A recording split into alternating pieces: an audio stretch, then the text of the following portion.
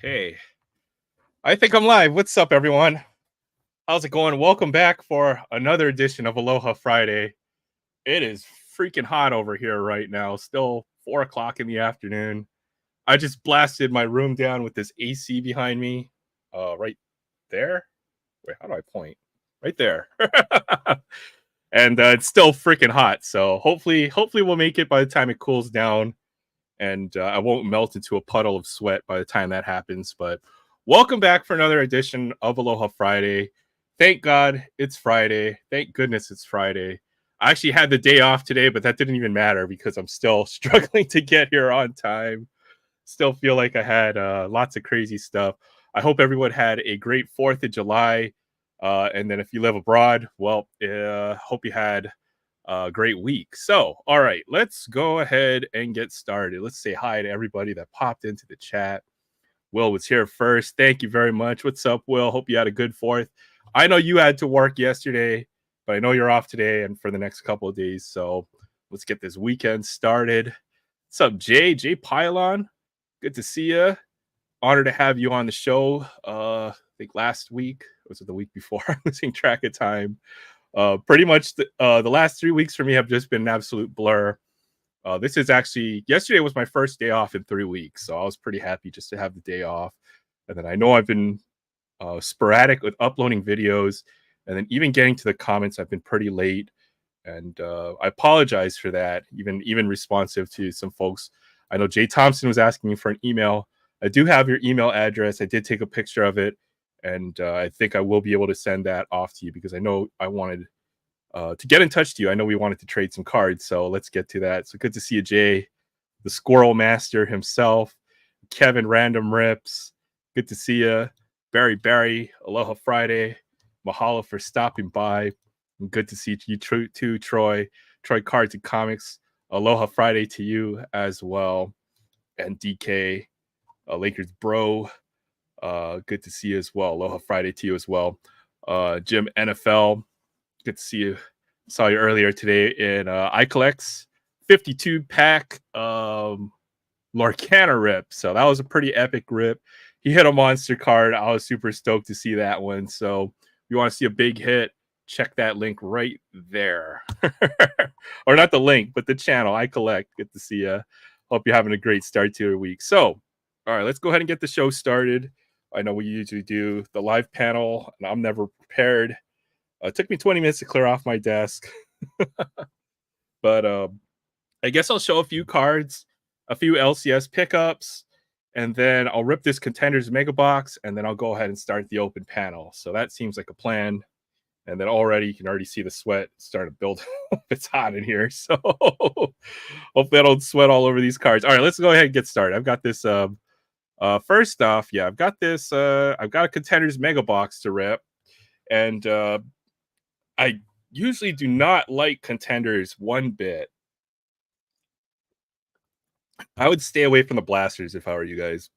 The Blasters do have one mem card, but that's actually about it. Seems actually pretty tough to hit the rookies, but these mega boxes are $45. One, they have one autograph and two memorabilia card, but honestly, for retail, one autograph often means you're just going to get some Panini points and then two manufactured patches. So that's kind of hit or miss, but it could be good. I mean, Contenders RPAs, probably the biggest rookie card. I think one of the best chases for the football collectors. Even I don't personally get the whole Contenders thing. These boxes also do have 108 cards inside, so not bad. If you can find these at retail for $45, I don't know. I feel like this might be a pretty decent rip. So that's the rip for tonight. We'll see what pops out of one tonight. I wanted to show some LCS pickups as well. I think this is probably going to be a segment I'll be doing fairly often, where I dig through my LCS boxes. I try to pick up from the 50-cent bin and try to highlight some of the cards that I try to pick up and pull. And let's go ahead and get started. Let's get back to the comments real quick. I collect nice enchanted you got there. I'm in South Dakota, way, way far from Hawaii. I know we got some folks from the Midwest. I think Jay Thompson, But we're all over the place here, United States, even some foreigners or people who live abroad, Canada, and then Titus God is great, Canada. I've got the AC off right now, so I'm gonna suffer. We'll see what happens. It's gonna get a Series 2 Super Box. Those things are $45 at Wally World. Yeah, you know what? If you can, I feel like hangers, if you can get them for $12. Or worst case, you go get the Mega Box, which I think is $60 and has 16 packs in them. Um, but I pass on the Series 2 Super Boxes as well. I think talking about the price of Chrome and packs of cards in general, that's going to be a recurring theme. We might get to that a little bit later on today. But check out Jim's channel. He's got some great videos as well. He does celebrity content. He has got some pretty nice cards. That Fran Tarkenton PC, I really enjoyed that one.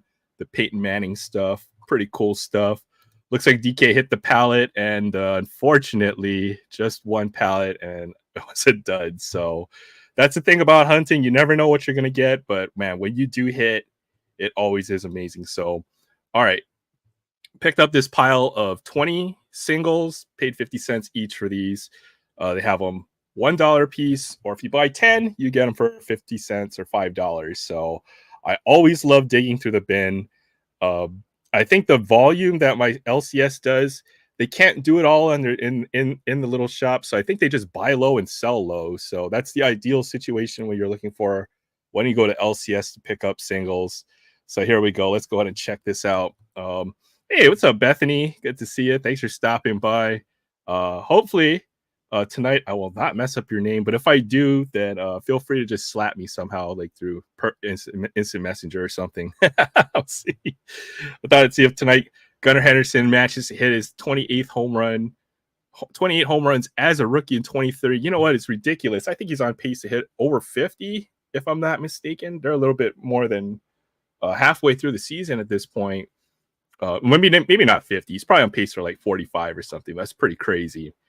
All right, yeah, it looks like just DK just found some other toys on the pallet. But here we go. Let's check out these pickups. Obviously, Tatum, right, fresh off of a championships win with the Celtics. Any cards you can find under $1, probably worth picking up. 50 cents each for these cards. Nice Jason Tatum Chronicles. Picked up this cool Joe Johnson rookie card. He was a good player. He was a Celtic at some point, probably for the draft, but he was more of a journeyman. I remember playing for the Hawks, a bunch of other teams, the Nets. Joe Johnson, nice rookie card there. Some more Tatum stuff. Jason Tatum, man, he's obviously one of the best players in the NBA. I'd say top 5 right now. Hey, what's up, Zach? Good to see you. Thanks for stopping by. Aloha Friday. Rook of all as well. Good to see you, Rook. Sorry, I haven't been able to stop by today. It's literally my first day off in 3 weeks. I've been working pretty much every day of the week for the last 3 weeks. So I feel like we missed each other in your chat a few times. So hoping to catch up with you a little later on. But thanks for stopping by tonight. Hope you have a great 4th of July. Hope everyone had a great 4th of July.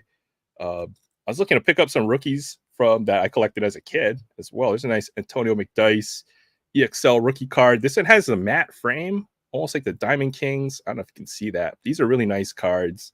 Antonio McDyess, former number 2 pick for the Nuggets.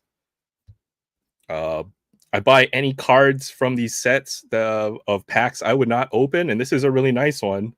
This is a Spencer Steer Inception rookie card. I think this is a green parallel as well. Great pickup for 50 cents there. It's a nice Buster Posey. This is obviously a blue parallel as well. So another great pickup. He's probably going to be a future Hall of Famer. Picked up some prospect stuff. Brock Wilkin. And then as much Bobby Witt Jr. stuff as I could find. So I really like Bobby Jr. Big part of my PC. I'm probably going to be trying to pick up as much Bobby Witt stuff as I can. He's probably going to become one of my PC players. Hope you're able to join in for tomorrow's premiere too as well. Today was fun. Yeah, today was an awesome premiere. If you don't know, check out iCollect. He hit a monster card today in an Lorcana rip. And I think tomorrow he'll probably be doing Yu-Gi-Oh! I think is what you said, right? So looking forward to that. Hey, John Burgess, thanks for stopping by. Part of the TTM crew. with Maiden and the Sensei Domino. I'll mod you up after just a bit, but thanks for stopping by. Mahalo and Aloha Friday to you. So just some Bobby Witt stuff. I probably grabbed 5 or 6 Bobby Witt cards. I think I really like this Bowman's Best. This is from a set I would not rip personally, but you know, if you can of these guys at a good price, 50 cents is a great card, great price for this card. So grab this nice Bobby Witt Jr. Chrome Bowman's Best. And I was intrigued by this card. I don't know what to make of this. This is a Upper Deck Young Guns Elijah Green. I'm guessing it came out of Goodwin Champions, but I guess I've been getting into the hockey world a little bit more. So to see a baseball player in a Young Guns and Upper Deck, obviously with no logo, that just looked really weird. So I had to pick up this card just as an oddity right here. I don't know. And then Vladdy Jr. I think I'm not sure if I had any of these, so I just picked up more to add to the ever-growing stack of Vladdy Jr. He's had a bit of a down season to start, but he's started to pick it up. And then there's big trade rumors. If he ends up as a Yankee and signs as a Yankee, that could be really big for Vladdy Jr. So I don't say speculate, but I think it's a good time to picking up Vladdy Jr. cards. That's just what I'm doing personally. But some select, as you know, this select product was ridiculously priced in retail. I think they wanted like $40 for a 4-pack blaster. It was just stupid in 2020. This what is this White Wave from Prism, a Stadium Club Chrome insert, Big League. I don't even know what this card, and then just a couple current rookies from this year: Junior Caminero, Evan Carter. Nice finds for 50 cents. So that was a 20 card pickup. I feel like I did pretty good on this pile. Happy to grab those. I picked up a few other singles. I might have shown these already. I think I showed these last week, if I wasn't mistaken. But yeah, happy that the T-Wolves did reach the Final Four. You know what? The T-Wolves are a young team. Same with the Thunder. I think they're going to have a great chance to be competitive over the next few years. And let's see, Young Gun baseball card. So yeah, I don't even understand that card, but it was a cool one. Books with Crazy Lady. Beth, I know that's you, Bethany. Thank you for clicking and adding another like to really appreciate it. I'm getting close. I'm hoping to hit 500. I think I'll be close to the 3,000 watch hours mark. And I might be able to click the monetization button just to say that I did. I don't expect to make money off this YouTube channel, but it's just more of a milestone, I think, when I get there. And it's all thanks to you guys. And the amount of time we spent here at Aloha Friday has really been a big help for me in that area. So thank you to everybody. I saw Collector Holic. Shout out to Collector Holic. Hope you had a great 4th of July and Aloha Friday to you as well. He's been ripping some good stuff. Does the mystery boxes, the Hot Wheels. He's been ripping Chrome Platinum. He's got some nice cards. I think the last one was not Prism Basketball, Optic Basketball, which is something I still got to check out. Missed that one. Love you too, Will. All right, let's get through these cards. I picked up another Vladdy Jr. rookie card here as well. Just a couple dollars on this one. Usually if I buy in a pile, my LCS will discount the pile by a few dollars. So I usually get these for slightly under the sticker price. This is a cool Michael Jordan card. I did show this last week, didn't I? This has Michael Jordan on one side. This has Dominique Wilkins on the other side. I think the milestone, 20,000 points on November 6, 1992. And 20,000 points for Michael Jordan on January 8th, 1993. So any Michael Jordan card, I am always looking to collect them. And some of them can be very reasonably priced. So in a $4 Michael Jordan. This is the 92-93 Fleer Ultra. I'm not sure. I think I might have actually not had this card, but there's one for a couple dollars. Still stacking the Michael Jordan cards. Kevin Garnett rookie card. A few dollars for this one. This is actually one of those harder to get rookie cards. This is again in that matte frame. So now I have the black version and the blue parallel. The Ant-Man, some color. JD Martinez is the number to 50. So I like low numbered stuff. I picked up a couple autographs. This is a pretty nice one. Goran Dragic, Ultraviolet. And, these guys are good veteran players. They had good NBA careers. I feel like these are some really nice ones to pick up. So, uh, if you're not chasing the big names in the hobby, oftentimes you can find some very underrated autographs at a very reasonable price. Um, but yeah, okay, all right. Let's do this contenders mega box. It should be a pretty fun rip. As I said, one autograph, two mem cards, but oftentimes with Panini, autograph can often mean Panini points, which is not what you want. You want an autograph. Uh, I don't know. Maybe the points, since oftentimes the autographs are going to be a lot of no name players. I won't say no name players, but lesser known players in the NFL, rookies who may not have even made. Let's go ahead and check this one out. 2023 Panini football. As you know, I don't rip a whole lot of football on the channel, so either I get to watch Chance with Collectibles do it, or some other folks out here on YouTube. So you guys keep me up to date on football. One, if I'm even able to find it locally, and then two, if it's not ridiculously overpriced. So these mega boxes, I think, run for $45, which is not bad at all, considering we do get 3 hits, technically, 1 autograph, 2 memorabilia cards. That's got to be good for retail, I think. I mean, any blaster, you're not guaranteed any kind of guaranteed hit. And then for this, we're guaranteed 3. So, and a good pile of cards as well to go along with it. So there's got to be some decent value in here, I'm guessing. I don't know. All right, let me go to the chat real quick. I know I was gonna before I miss some folks and forget about that. Let me do that real quick. I'll just leave some of these moderator. Yeah, everybody can be mod here. Maybe at some point I'll have to refresh all the mods, but for now it should be fine if we make everybody a mod in the channel here. All right, it's hot. I'm sweating. Let's go ahead and do this, and then we'll go ahead and start the panel. Looks like Jay's sipping on the Pepsi, chilling. And then looks like Troy, eventually you're going to get that super treasure hunt at some point. Man, I've never found one either. They're hard to find, so I feel your pain there. And what the heck? Jay just bought 24-pack of 24 Pepsis. So how much soda is that? That's like 4 gallons of soda or something like that. So are these lots of cards in these? $45, 3 guaranteed hits, 1 autograph, aka probably Panini points, but you never know. I think Anthony Richardson is in here. Some big RPA action.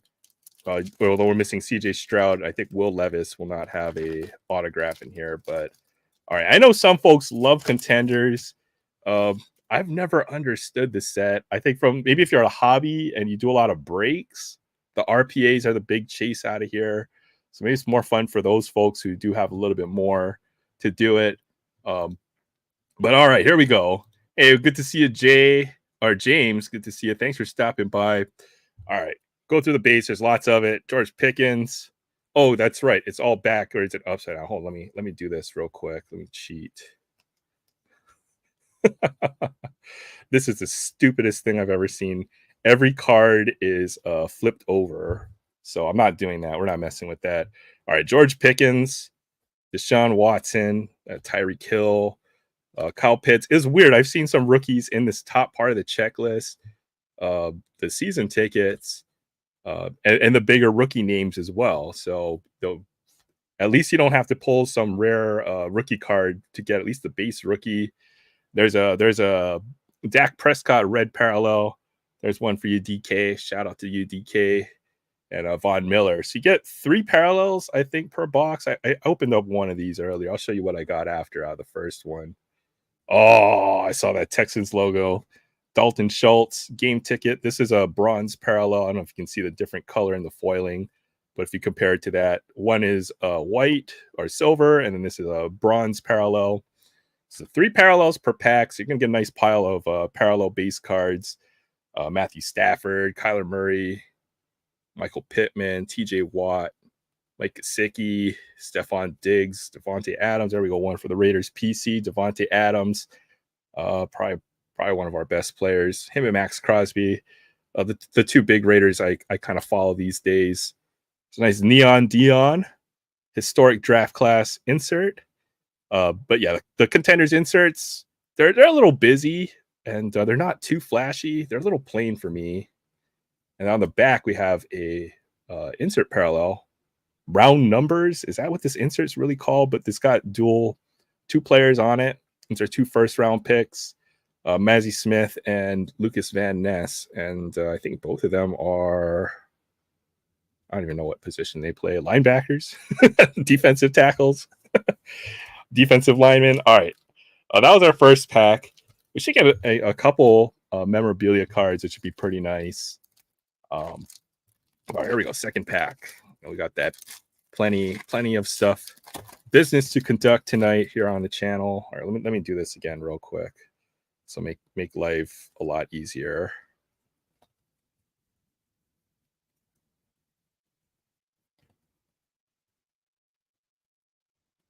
Try not to look. Second pack here.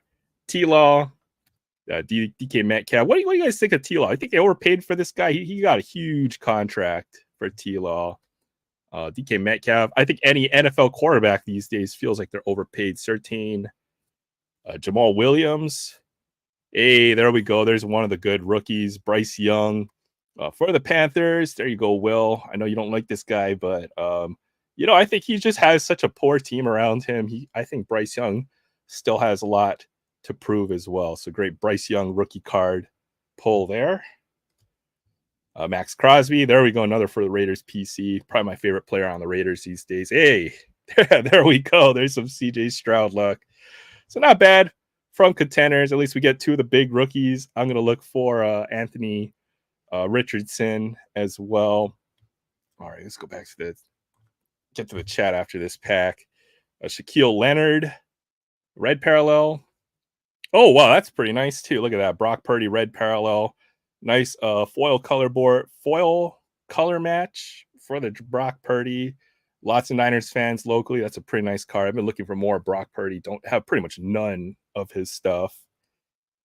Jahan Dotson game ticket. That's a bronze parallel. More base. Von Miller, Jimmy G, DeAndre Hopkins, Christian Watson, Devonta Smith, Jamar Chase.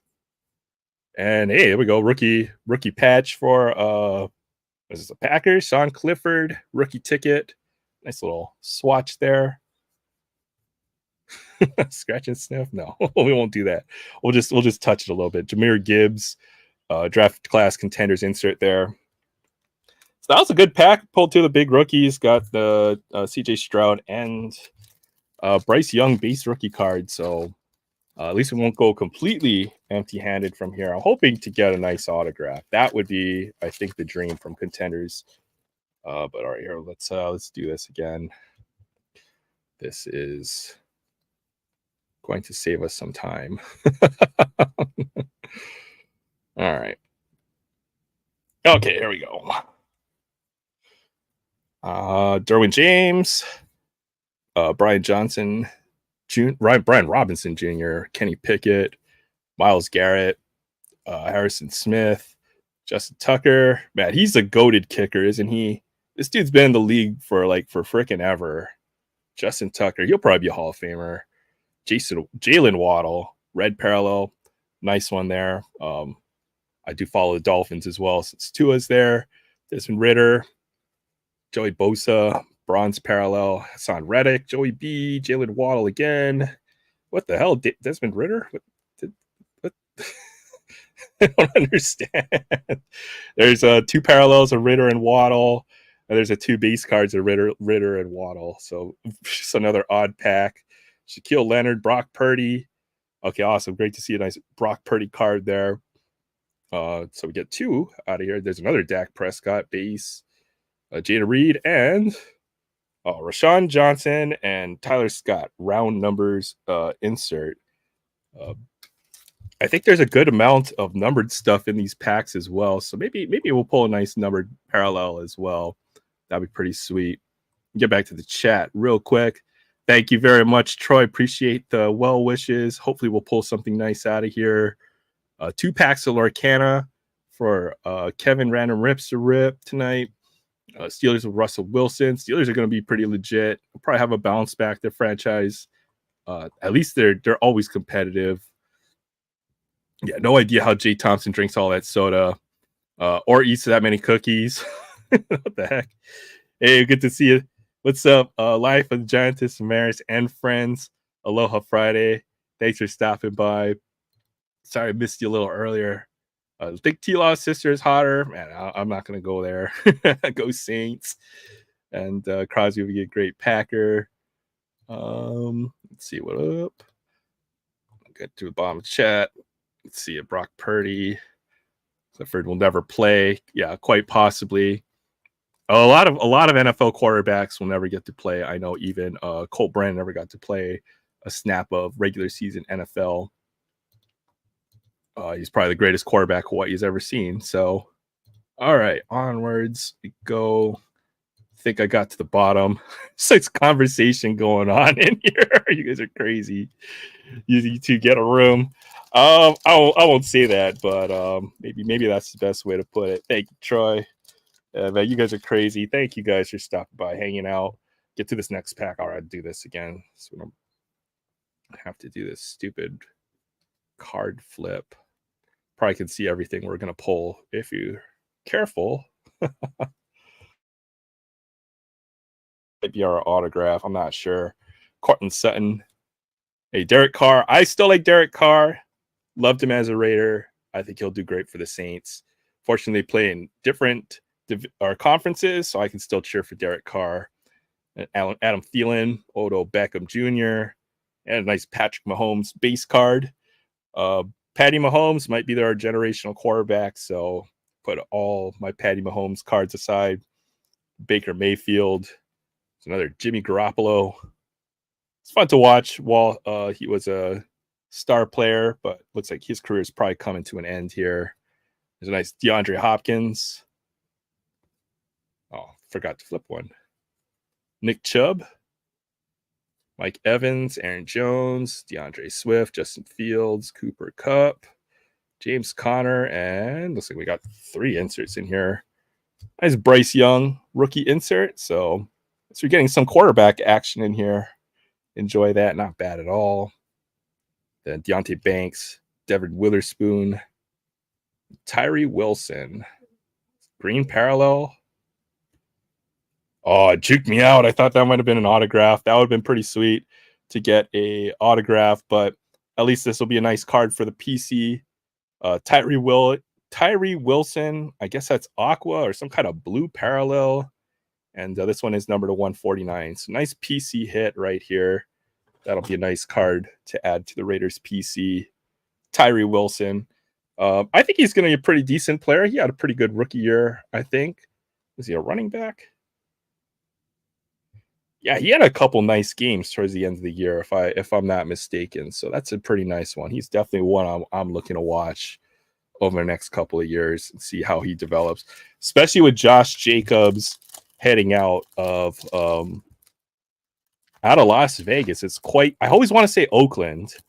It's just still getting used to it. I think with him heading out of Oakland, there might be a chance for Tyree Wilson to do some work next season. So I like that poll. Really nice card. All right, I'll just do this. Monra, St. Brown, Kayvon Thibodeau, DJ Moore, Justin Herbert, Sam Howell, John Mechie. Man, the Texans are going to be good next year.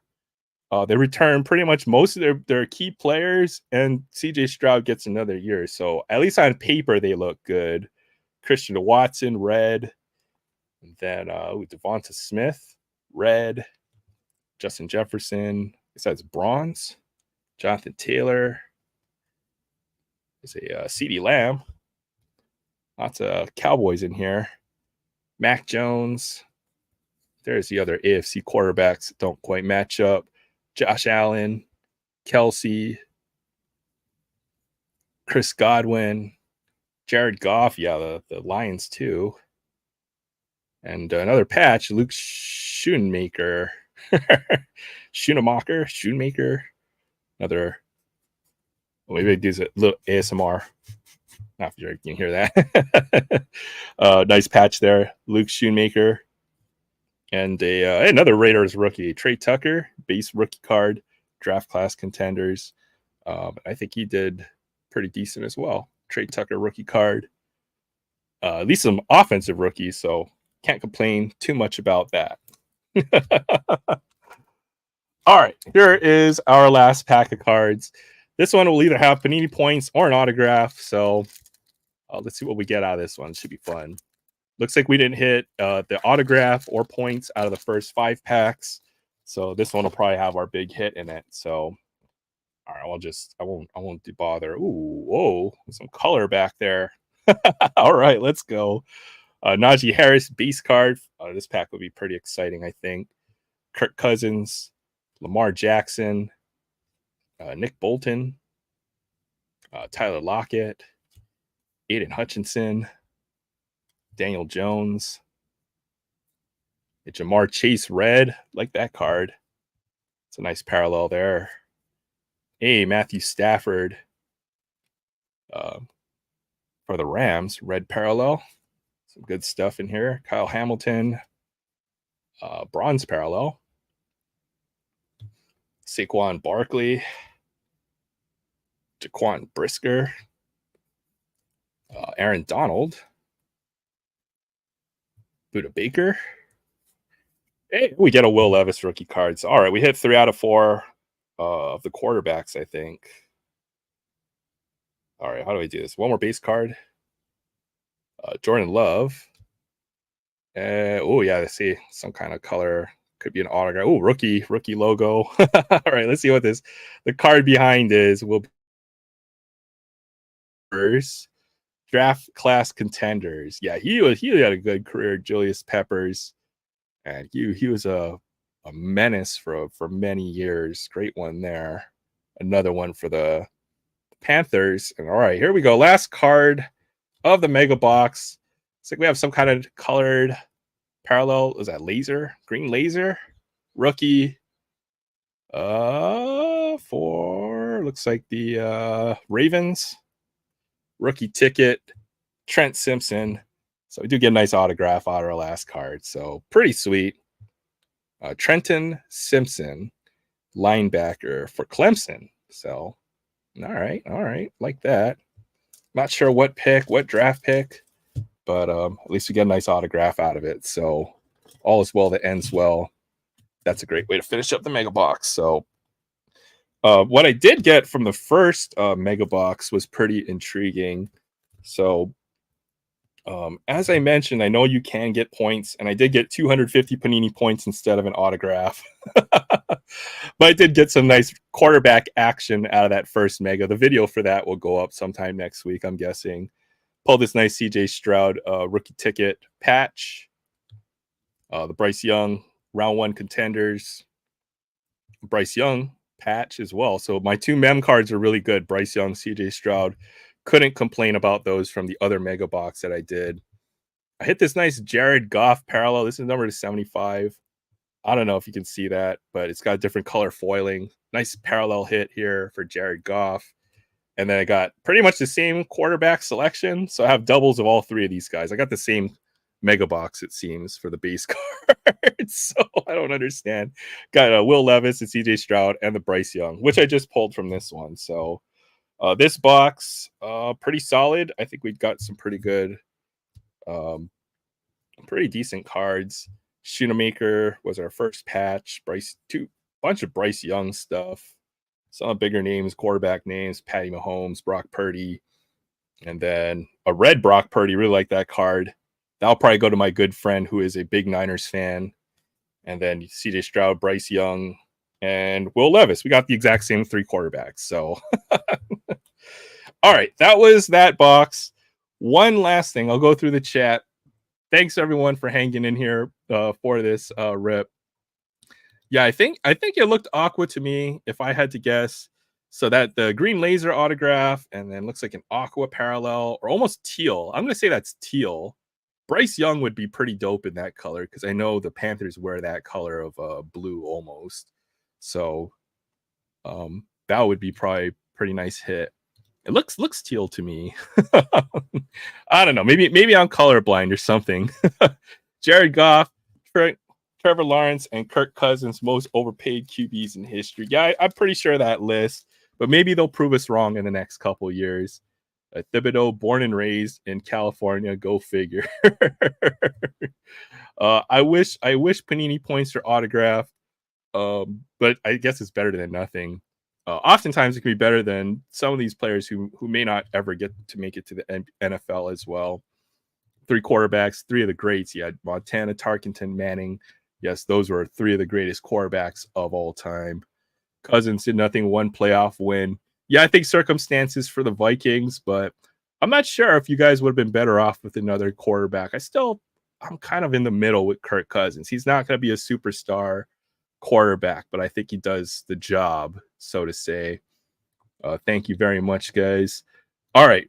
Last thing on the agenda is, and then I will start the panel. But I ripped some hockey cards too during the week. No, not that. What the heck is that? Let's see if I can find the box. All right, I'm an idiot. I ripped a box of Extended Series 23-24 hockey. So I'll show the hits out of that because it was pretty amazing. Might have been the best box of hockey I've ever done. So without further ado, go through these cards that I pulled out of here.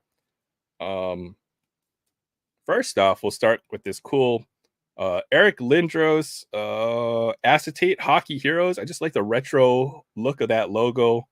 And Lindros, certainly a legend. It's a big E, or is it Easy E? I don't know. I can't remember the nicknames of everyone these days. I pulled this nice Black Diamond Matthew Nyes. So one of the bigger rookies. This one you can tell it's got 3 little diamonds on the bottom. So the more diamonds on the bottom of the card, the rarer the card is for this insert. It's a tiered insert set. So nice rookie gems. These are hard. This is probably like 1 in 50 packs or something like that. Something stupid. Yeah, they do the acetate, and I love acetate cards. So here's an acetate clear cut of Ryan Johansson. That's a really nice pull. These are 1 out of every 4 hobby boxes. So another acetate card there as well. And then the box got crazy and weird and awesome at the same time. So as I said, this was probably one of the best boxes of hockey I've ever seen. So first off, I pulled this nice silver outburst of Philip Zadina. Well, I didn't know too much about the player, but then the next parallel I pulled was the red outburst, and that's just weird. So back-to-back packs. I'll probably put this rip up as well next week. You guys get a little sneak peek of the polls. This one's numbered to 25. Yeah, I don't understand. It's hard enough just to get any of the outburst parallels. Just the silver is like 1 out of every 4 boxes, but to also get the matching red parallel of the same player, I don't even know what the odds are, and probably their machine was just malfunctioning. So some crazy stuff. And then so I finally got some Connor Bedard luck. The good thing about pulling these 2 cards in the Upper Deck Rainbow, thank you, Troy, is that there aren't too many parallels to collect in Upper Deck. So if you have the silver outburst, the red outburst, I think all you need is gold, which is the 1 of 1. You need the clear cut, the acetate, you need the high gloss, and then you need the Upper Deck exclusive. There's literally only like 7 or 8 parallels you need to collect to make the rainbow. So I'm seriously considering it. Now I've got the 10 of 25 and the silver outburst. So I don't even know. That's just stupid. It's crazy. So I pulled 1 Connor Bedard card. So I finally got a Connor Bedard rookie card. This is the Beehive rookie insert. So after all this time of striking out of Connor Bedard, we finally got one. This is the Beehive. So my first Connor Bedard rookie card from a pack of Upper Deck. Pretty happy to get this one. And yeah, I did get a second Connor Bedard card. This has just got a stupendous amount of red on it. So I don't even know what player. All I see is the face, to be honest. Just the uniform blends in with the card so much. But this is the Seeing Red Upper Deck insert of Connor Bedard. So I've been chasing this guy all year, so it was nice to pull 2 Connor Bedard cards out of this box. And then it keeps on going because I also pulled the Upper Deck Canvas Young Gun of Connor Bedard. So this was a big chase. Any Young Gun of Connor Bedard is considered, quote unquote, their rookie card. And this one has Connor Bedard and Adam Fantilli, and it's actually the checklist for the canvas set. So it's not really his Young Gun card, but it is. So cross this one off the list.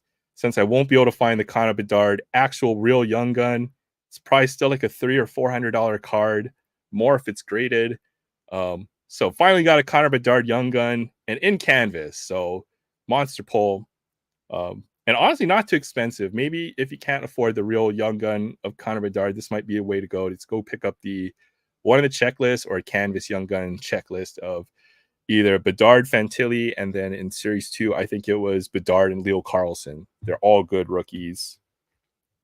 And I did pull a 4th Connor Bedard out of the box, which just made it stupid. So, I mean, there's only 12 packs in the box. This is probably the biggest Connor Bedard card I pulled. One, this is the Black Diamond, and as I mentioned earlier, with the little pips on the bottom, the more little diamonds you see on the card. This one has 4. The harder it is to pull this card. So this is your Connor Bedard Black Diamond Rookie Gems. This is an extremely hard card to pull. These are probably close to case hits. When you're looking for the 4-star, there might be 2 per case or something like that. So Connor Bedard Rookie Gems Quad Diamond. Yeah, it's monster card. So out of that box extended to hit 4 Connor Bedard cards is just pretty stupendous luck, I think. So I think folks are happy when they get just one. So to pull 4, pretty monster pull. So got the Young Guns and in canvas. So I crossed 2 things off the checklist there. And I did get one really nice chase insert, the Black Diamond, Quad Diamond Rookie Gems. So monster cards. And now I don't have to do any more extended for the rest of the year. So, all right. Sorry to hold everyone up. Appreciate you guys for holding on. Let's go ahead and I will drop the link to the panel. I know we've had some folks, and we'll go ahead and get started with that portion of the video or the live. Appreciate you guys stopping by. Hold on, got to do this. Okay, there's a link. Pin the message. Go back to the chat. Put my camera back on. Get me ready for StreamYard. And Quad Diamond. Yeah, thanks, Maiden. Yeah, those are pretty monster pull. I was like, this box is just crazy because these 2 cards came back to back. So it's just like all I was seeing was red for this this particular pack of cards. So there's a Dina on the top, and I pull the next card, which is a Connor Bedard. So I was like, oh my god, yeah, I really am seeing red, as the insert says. So all right, let's go ahead and introduce our guests to the panel. Thank you guys for stopping by. Appreciate you guys. Hope you guys are having a great start to your weekend. So, all right, first guest will be Kevin Random Rips. Thanks for stopping by. What's up, Kevin? How you doing? What's up, everybody? Nice Connor Bedard. Thank you. I've never seen that. Like, I feel like I would have been happy with just one out of the box, and then they just every pack I opened seemed to have another one. It was just pretty stupid. Funny too. I never saw any of the Upper Deck Series 2, but they had a box of that at my restock at Target this week. Oh, the extended series, Georgia. Yeah, it's not a bad set. I looked at it like, nah. Yeah, I got you. And now you got me thinking, dang. You never know, right? Right. What's up, Budget Rips? Brian, thanks for stopping by. Hope you had a great 4th, and Aloha Friday to you. All right, let's go ahead and add our next guest to the panel. Make sure he's ready. Don't want to catch him at a bad moment. What's up, Will? How you doing tonight, Will? Hi, James. What's up, everybody? Have fun at work. What is good, everybody? Hey, Will. Hey, Kevin. Not much. I actually had a day off, but it feels like I had to prepare a Nice. lot. So Yeah, I was supposed to work, what was it, yesterday? 10:30 to 8:15, and then my head cashier's like, You know what? The person who made the schedule wrong. I'm gonna have you work till 7." So I worked all day outside and I only had 1 hour break. And I know Arizona he's different, Bethany, but hear me out. It was a like 1 hour break. 1 hour break. Only 1 hour hour? That's it? Just 1 hour? for an 8 hour Are you shift. Yeah. serious? Yeah, but hear this. It was 96 degrees outside. I did the garden. I went through 7 bottles of water. A full 8 hour shift, Will? Are you serious? Yeah. Dang, What did bro. James just have a 10-minute lunch break? I'm messing with you, Will. I know. It's hot, and I know it's retail, so the combination of the two is pretty Oh, crazy. it was brutal. But luckily tomorrow I work 9:30 1:30, but I'm going to be on here for a while cuz I wasn't here last week. Yeah, thank you, Will. I know you were busy last week, so you had Oh, I was, man. a good last week. And I can't even I may be able to sneak in for like an hour next week. Maybe. We'll see. Awesome. But Awesome. I wanted to tell you the cool thing about Contenders is, yeah, I know it's a basic design, but you probably have caught the rhythm because we both have been collecting forever. The section goes by, I think, it goes The by, section is a draft pick, yeah. yeah, it goes by, I think it's like, it's like their height, their weight, and their jersey number. Oh yeah, I like that. That's pretty neat. I figured So that it's out kinda like cool. the It's second kinda year I was funny. collecting them. I was Mhm. looking at it going, oh, okay. They're like, what the heck is this number 15 and the row mean? Well, I it's thought their it was number. just meaningless numbers. Nope. Yeah, Nope. because when you get like row like 611, you're like, well, Yeah. that's a pretty freaking big stadium. Right. Iron Stadium. Like, But yeah, nosebleed seats. Oh, Oh, that's a great. Yeah, pretty this is big a guy. great ticket. dude, I've been in nosebleed seats like that before, man. Oof, Oh yeah. it's hilarious. Okay, bring your binoculars and then you bring your radio so you can hear the call on the the Yeah, Or the worst exactly, is right? when you're way up there and you're right behind a column. Oh, geez. Yeah. Obstructed view I was ticket. behind a column when I went to Fenway Park. I was like, great. Who the heck puts a column here? Yeah. I've heard Fenway is infamous just because it is one of the older parks. So there are a lot of Right. seats with obstructed views. Yeah. There Probably the is. old Yankee Stadium was like that, and then Mhm. even now the Oakland Coliseum has some really crappy seats. The way that There's it's two built. stadiums you would never see me in. Tampa looks like a garbage stadium. Tropicana Field looks terrible. And then Oakland Coliseum, yeah, I get it. It's historic and it's old. You'll never catch me going to a game there either. And Trop looks like like those like the outdoor like sections you shop in. It looks like a giant outdoor section for Lowe's or something. I can just Yeah, no, imagine it it's happening. terrible. Tropicana's garbage. It looks like a Tropicana's giant greenhouse. Yeah, well, I know you've been to a bunch of stadiums, and I've never been to a MLB game. Let's So see. Fenway, Old Yankee, New Yankee City, Shea. 5. okay, I've been to 5, but all of them were in Atlanta.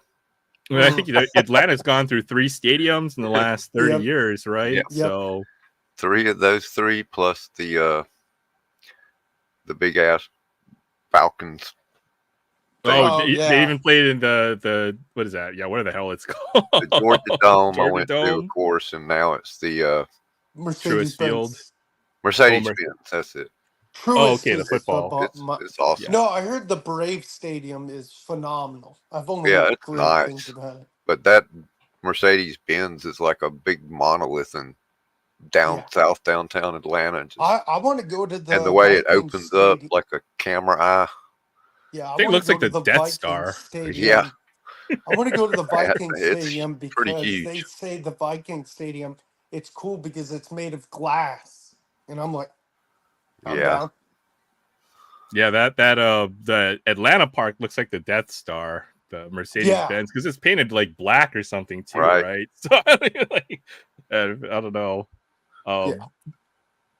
I know they're tearing down our local stadium, which would be Aloha Stadium. That thing's been there since like the early 70s. Yeah, So jeez, that stadium's been around for a while.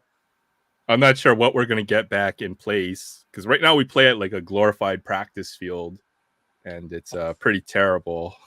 Yeah. Bethany wants Lorcana. I guess I should open it so Oh she can go no. to bed.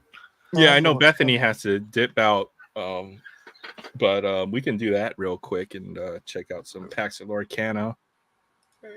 Yeah, I got. What do I have? Yeah, I went up to Walmart Um, earlier to get some ice cream and went ahead and picked up some Lorcana too. He just somehow I was gonna stumbled on buy some one of the. Lorcana. They got the super boxes of Series 2 tops with the big giant card and the pin and all the silver cards. Who's But in your black I was back thinking there, they were like Brad? 35. They're $45. Yeah, honestly, I would pass on those unless you want the collectible pin. And I think there's the foil board is in there as well, right? Yeah. So those might, if you're interested in those, the oversized and maybe, but I'll probably pass on those. Yeah. But go ahead. Stitch. That's dope. Oh, nice Raya. I think I got a different sequence. These don't look familiar. Okay, Gus looks familiar. I was actually a little bummed because I was hoping to make the full set of contenders, but at the same time, I'm happy because I got the good collation with all the rookie quarterbacks. So. Yeah, you did. Scuttle. Scuttle. Mulan. Well, there's my rare. Rapunzel. Nice. Rare or legendary, I think I collect said if it's gold. Yeah, it almost follows like the World of Warcraft or the MMO rarity now. Donald, there's a legendary. There you go. Do you have that one or no? I think I do, yeah. That's sick though. I was tempted to pick up some more. Oh, go ahead. Sorry. I forget which one I need. A Mickey, I think. Gunther. Yeah, I like that Donald Duck though. That's a nice card. Swashbuckling. Yeah, it wouldn't hurt to have two of those.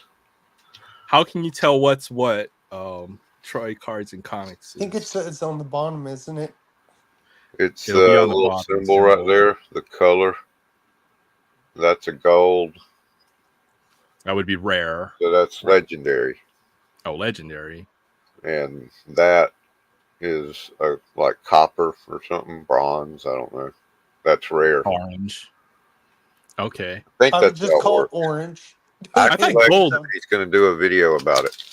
Yeah, I thought the gold was rare, and then the triangle is rare. Okay, I don't know. I haven't opened any Lorcana myself. Gold triangle is rare. Gotcha. I think. I don't know. I have to look it up. Or wait. You get one per pack. I collect that he's going to do a video about it. So about how you can tell what's what. That's good. So hopefully he'll do that soon. Speaking of videos, I got a premiere at 1 p.m. Eastern tomorrow. I did my Bob Horner video, his career in cards. Got some clips. I get off at 1:30. Okay, that's cool. Yeah, I've been thinking of doing more videos other than just pack rips. I just haven't. Yeah, I need to do around more some videos. ideas. Yeah, that's what I'm trying to get around to doing at least one 30-minute or so. Like this one is 30-minute long form. Okay. Yeah. Okay. I show every single Bob Horner card I've got, which is pretty much all of them according to the database. I think. Okay, that'll be a nice video. Cards. Yeah, there's another Mickey. Yeah. Is he supposed to be a squirrel? Oh, it looked like a squirrel. I'm sorry. That looked like a tail of a squirrel. It is. It's the tails of his coat. Or his coat flotsam. God, yeah, I'm going to be posting videos again soon. See, I guess that's a rare miracle candle. I want that bell. Mystical Rose. So see, I didn't get a legendary in that one, just two Tomorrow night's gonna be fun rares. though with your stream again. I love your Saturday streams. There we go. There you Oh, go. a Troy's rare got the foil. whole. What the heck? Dang who? Oh, I'm I guessing was from like, what the Mulan. hell? Mulan? I don't know. I don't know. Bethany can tell us. Chinese there, name. I just can't think of too Troy's many telling. other with that kind of name. Yeah, I So. couldn't either. So yeah, the one I got was 5 sides. Yeah. And the Yeah, hunt big for side the is card enchanted. continues. So this is the legendary. Yep. Got it. So the One hunt more for side, it would be an enchanted. The hunt continues. You wouldn't need to look at the symbol to tell that, though. Yeah, for sure, for sure. Maybe one day. Hey, I did get some mail today. Ooh, Got some more of these art cards. John Lennon. John Lennon. This one's cool. The Big Lebowski. Yeah. And there you go, Jay. I got it. Who was it? Roscoe P. Coltrane and his dog Flash. The Dukes of nice. Hazzard's nemesis. The sheriff.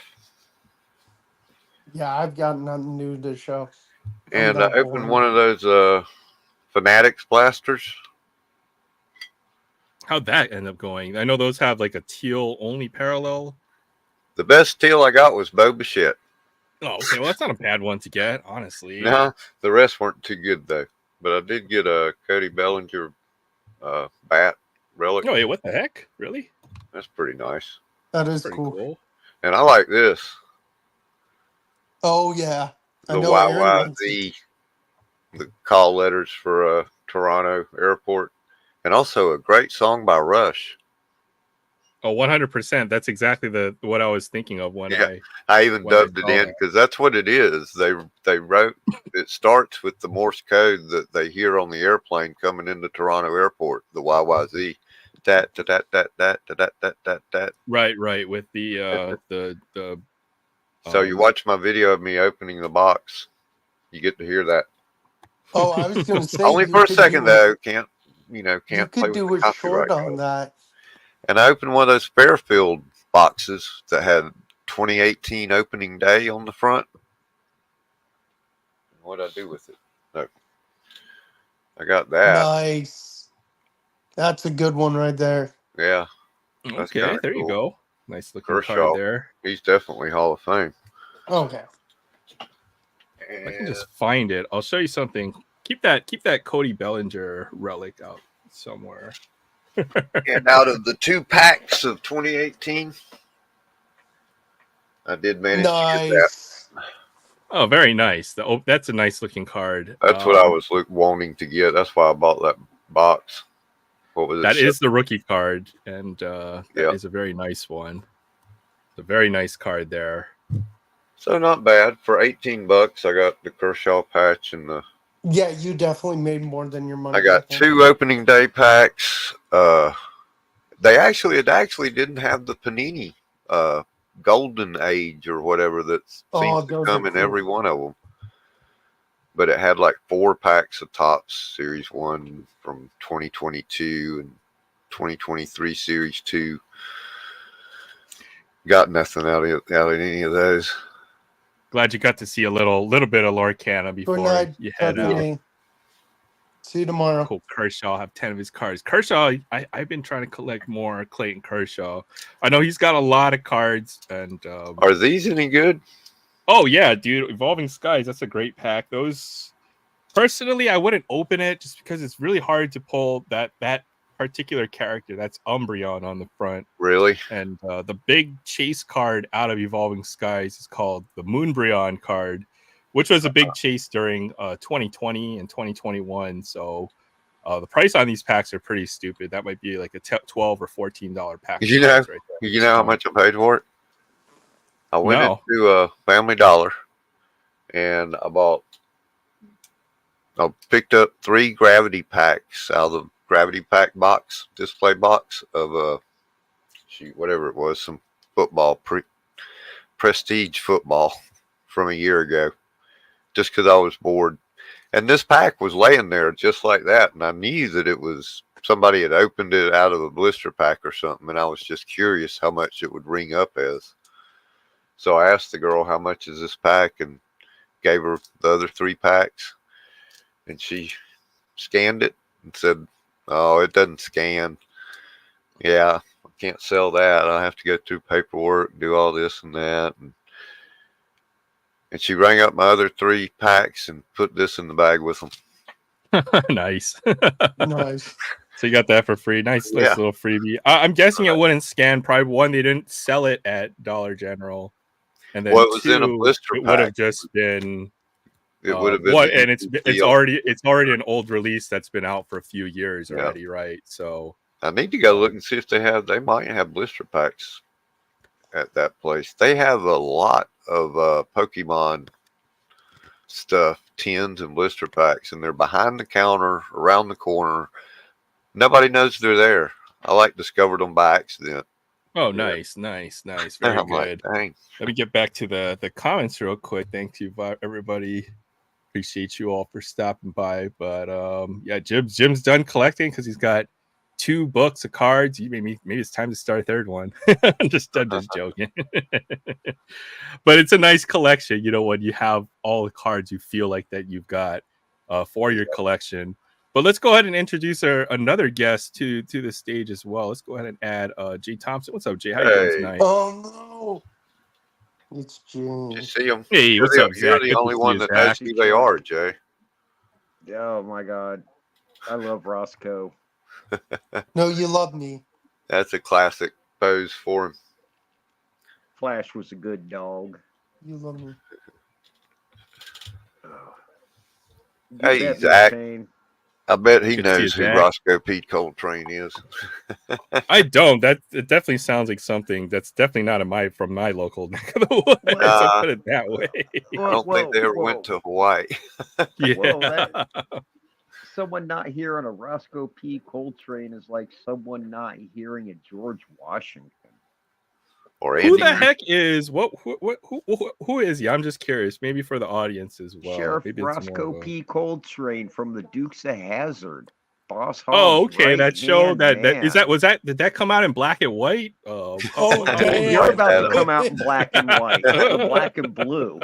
That was Andy Griffith. Now I know you just Andy Griffith. Come on. Okay, thank you very much. Why they show Andy Griffith?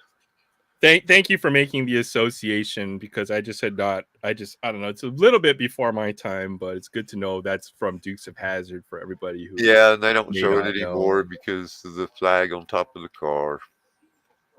Well, it still is a great show. They did make a movie of that, like a remake, sometime in the early 2000s, right? David did a really good episode, and this will be one of the things on my show tomorrow night, guys. So think of your favorite 3 sitcoms.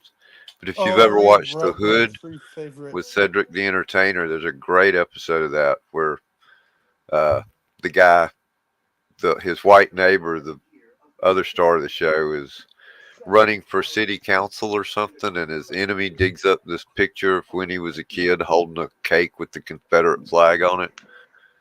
And it ends up, it's a cropped picture. It was a Dukes of Hazzard cake. That's hilarious. And all of them were like, wow, that show's cool, man. We like that show. I already have my list for tomorrow. I think even though, those week. I think even though, it certainly wouldn't be made, that the show doesn't cater to the modern audience. It certainly was historical and great for its time, right? So we need to look at things, I guess, suppose from the lens. Absolutely. I wish more people could do that through the lens of the time it was written or created. Yeah.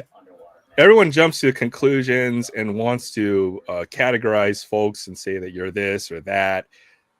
Even though it's disingenuous, because they do it in such a manner in which you obviously know that person is not like that. Or how can you just make that one determination without actually knowing the person? Right. So it's just it's unfortunate. That's something I feel like we need to learn.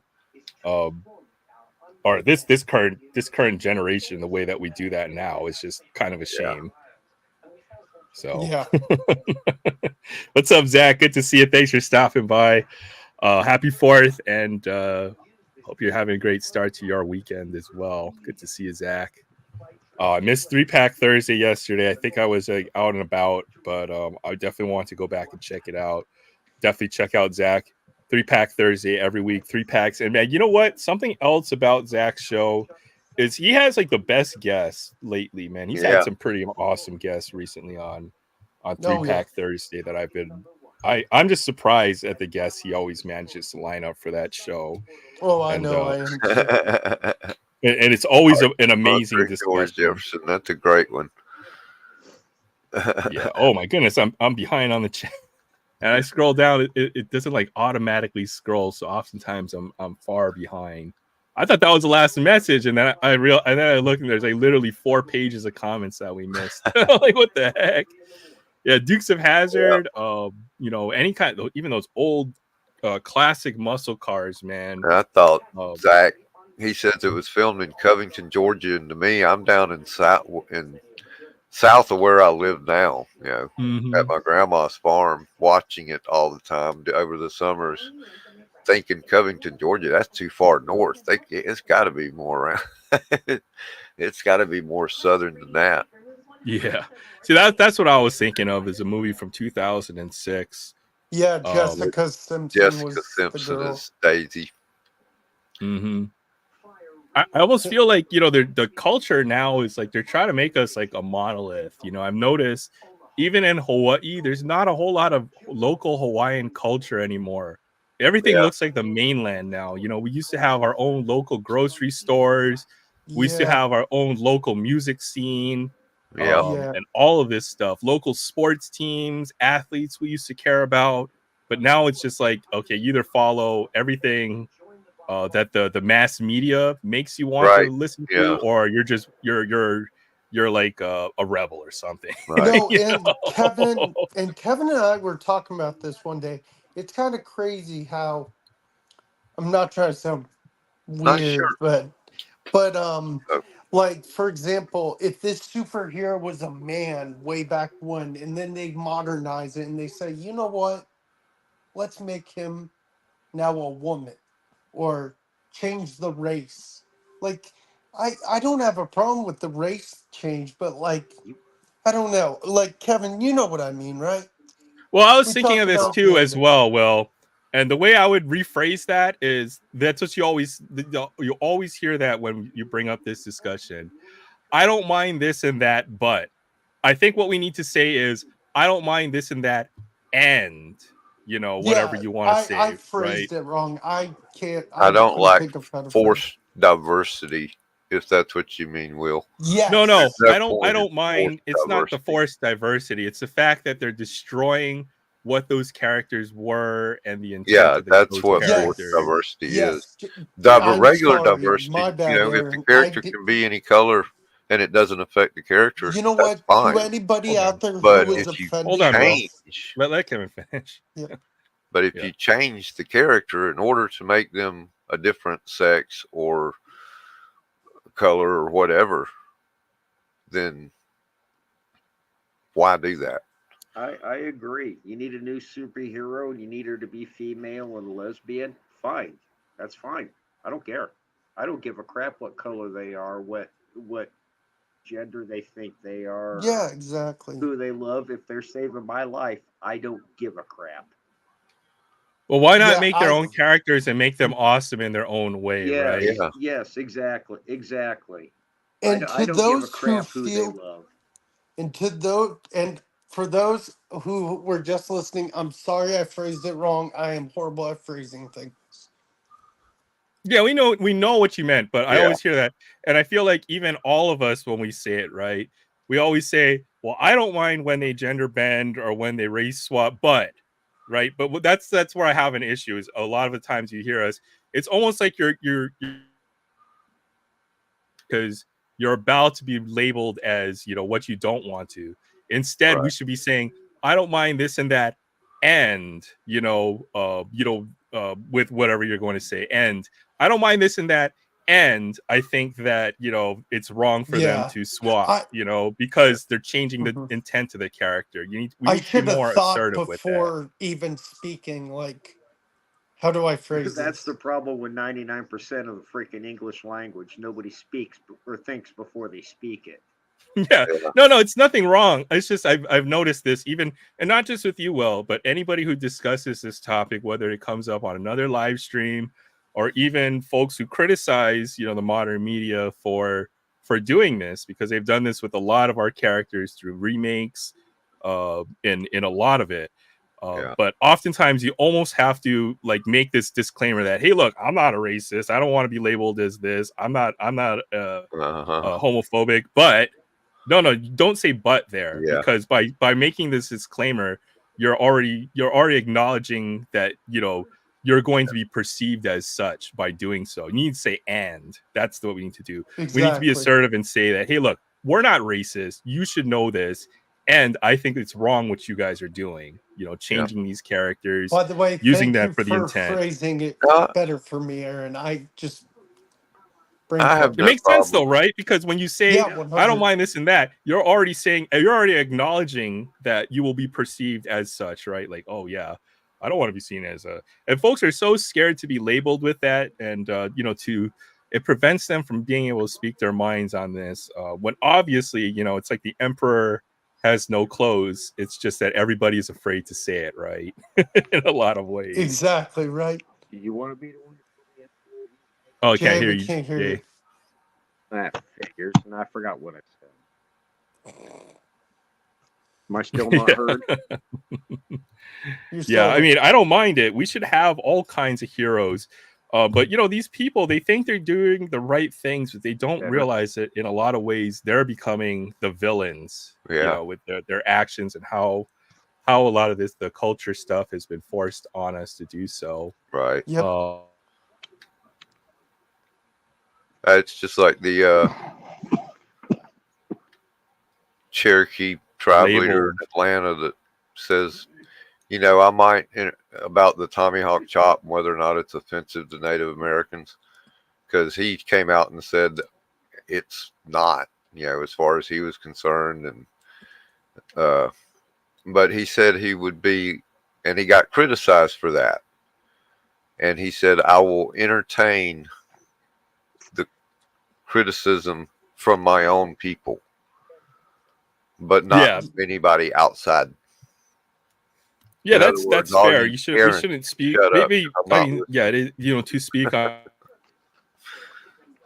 who quote unquote has less power. That's kind of the dynamic these days. But we can't use their pain for political gain or such. Right. That is wrong. It's same for even and of course Hawaii. That's who it was. It was politicians, white politicians speaking out and putting their words in the Native Americans' mouths. And he said, no, stop that. It's a big problem for even in Hawaii, because there is what's called the sovereignty movement for Hawaii, right? So as you know, the state of Hawaii was an independent country at one point, and then was eventually taken over and annexed by the United States. But I've seen videos on the topic, right? And it's always it is quite interesting. The history of Hawaii is pretty interesting. I thought it wasn't Dole pineapple. Yeah, Dole and all these, they've got names on all the businesses here. Certain families, there are like 7 families in Hawaii that own like pretty much everything. And I see a lot of comments in these videos saying that, hey, look, Hawaii would have been better off without the United States. And that quite possibly would be true. But would you realistically think that Hawaii would be its own independent nation in 2024? It just wouldn't be possible. If not the United States, it would have been another country. But I see Japan, probably. Yeah, it was owned by Japan first, wasn't it? No. Japan, Russia, Britain, likely Britain. We would probably be playing lacrosse. Yeah, they did pretty much take over everything out there. I do want to. They did give Hong Kong back though. Mm-hmm. Although the Um, Chinese government has broken the deal. Yeah, but I'm just saying that the comments a lot of folks make these videos making even though the folks of Hawaii who were horribly they're forced to sell all of their land, and they don't have recognition as a Native American tribe. Like otherwise we'd see a casino in Hawaii if there was like a Hawaiian reservation. So clearly the Hawaiian people have been wronged, but I just feel it would have been inevitable. And, the folks that do live in Hawaii do enjoy a pretty good standard of life, as a result of. So you have to look at it from multiple different lenses, right? It's not just always as black and white. Yeah, so it's good and bad. And it's good and bad. Yeah. Absolutely. And same with like some of the tomahawk chop. And yeah, I think perhaps even as time continues, I feel like it's going to be viewed upon as derogatory over time. So maybe it should stop, Maybe the Braves do need to find a new way to cheer for their team. I can tell you this. They don't do it near as much as they used to. Oh yeah, anyway. Sure. I mean, when I went and saw them a few months ago, once or twice is all I remember it going on. Of course, there were no big scores in the game. It was a pitching battle. People really obsessively overuse it is Florida State Seminoles. Because after every touchdown, I'm a Clemson fan, they do the tomahawk chop. Now, what like about the big drum in the outfield? You just see thousands of students go. Oh yeah, the Seminoles. So yeah, they're worse about it than the Braves. Actually, they are way worse about it. But that's because they're all college students and it's football. They don't know better. And anyway, where I was set at, there's this big giant drum, Indian style, but it's huge. You have to climb a little ladder and pick up the two mallets, and you can sit there and boom, boom, boom, boom. That's pretty cool, though. It's kind of That's pretty cool how all these college teams have their own traditions, Like Hawaii, we have a couple, right? It's not the same level as some of these mainland Florida schools, State's that's for sure. Oh, sorry. Oh, go ahead. The Florida State one I like. Go ahead, Jay. What? Sunshine and endless beaches. You don't need Florida State's a cool one because it's the top. Supposedly the tradition is it's a senior who becomes Chief Asawoa or whatever his name is, rides the horse and plants the burning stake into the middle of the field. And then for Southern Cal, University of Southern California, it's a senior who rides the Trojan horse and stabs with the dagger into the middle of the fields. Yeah. Yeah, the college teams have a lot of traditions. I'm a Clemson fan. Our tradition is my favorite. I'm biased because one of the announcers says it's one of the best 15 seconds in sports. Yes, I know Notre Dame does hit the play it like a winner side. Clemson, the funny thing is they have a rock they touch and then they run down a hill. Everyone's like, oh, it's just a stupid rock. The funny thing is Clemson's old, I think it was president or coach. I think it was coach Frank Howard. He was sitting in his office one day and someone comes in. It says, hey, coach, I got a present for you. It's a rock from Death Valley, California. That's why our stadium's called Death Valley or Memorial Stadium at Clemson University, mainly Death Valley. He's like, what am I going to have use for this? A doorstop? No, he actually put it in. If you drive by Clemson University during a non-football game, it's on a stand covered by a glass box, and it says, I think it says like property of Frank Howard, Clemson Tigers rock, and like they touch it, it's good luck, and then they run down the hill. But V Tech has Enter Sandman, so that's a cool one too. Yeah, I think even colleges, they're just like becoming bland these days. Georgia Tech has. I know Georgia Tech has the old car. Okay. Georgia just has Ugga just sit there. I know. That's what I was saying. Did you ever guys see a few years ago? It's funny because Bevo from Texas is a herbivore, and Texas played Georgia in a bowl game, and they tried to get a picture of Uga and Bevo sitting next to each other. Dude, that dog looked scared out of its mind. It was looking up and it's like, please Yeah, I He don't don't want to probably be eat me. wanted here. Please back don't in eat his me. air Please conditioned don't eat me. doghouse that they take him. Yeah, Place Yeah, for and like there's sure. that been in. like, how many Ugas? Like 10? No, There's there's been been so many I Ugas. think It's there's insane. almost 20 now. It's a He whole lives in family. Savannah. Have you ever seen that Midnight in the Garden of Good and Evil? I think that was Uga number 10 or something like that. That guest starred in that movie. That was the actual owner of the dog, the breed, because they're all Yeah. related. Apparently, I don't Yeah, believe they there's a broke lot the of bloodline. cool college football traditions. Like a lot of cool ones. For So yeah, sure. the dog There's a is lot a of history in tradition. football, Yeah. period, right? Oh yeah. Yeah, for sure. Sorry, you were going to say something, Kevin? My bad. I was gonna say yeah. I mean, the dog is a tradition. It's the Yeah. bloodline. Yeah, The that's bloodline. yeah. It's What the is this, same Roman Reigns now? dog Acknowledged dog. family, I guess. Yeah. CME there are. Yeah, I was watching some old Hawaii football games. You know, we used to pack out Aloha Stadium in the 80s, Oh yeah. you know. We weren't even a good team in the 80s. Well, we were. We had our years, you know, and even through the 90s, you know, but that generation of fans is no longer there, and Hawaii is more of a commuter campus, so to say. You know, it's not Mhm. really like a university, you know, how where it's built around this like a university town or anything like that, and everything's built for this school. It's just we've become another plain college these days, as far as Hawaii sports is concerned. So it's a little unfortunate to Oh, see Yeah, the that. cool thing they that you got a have new. going for Sorry, Wolf. you, They the got a cool new thing UGA that you could, this year or last year. hmm? Number 11. Oh, that's crazy. The cool thing about University of Hawaii is they kill it in volleyball every damn year. Hawaii volleyball has always been big. Even in the 90s, we had the biggest program in the country.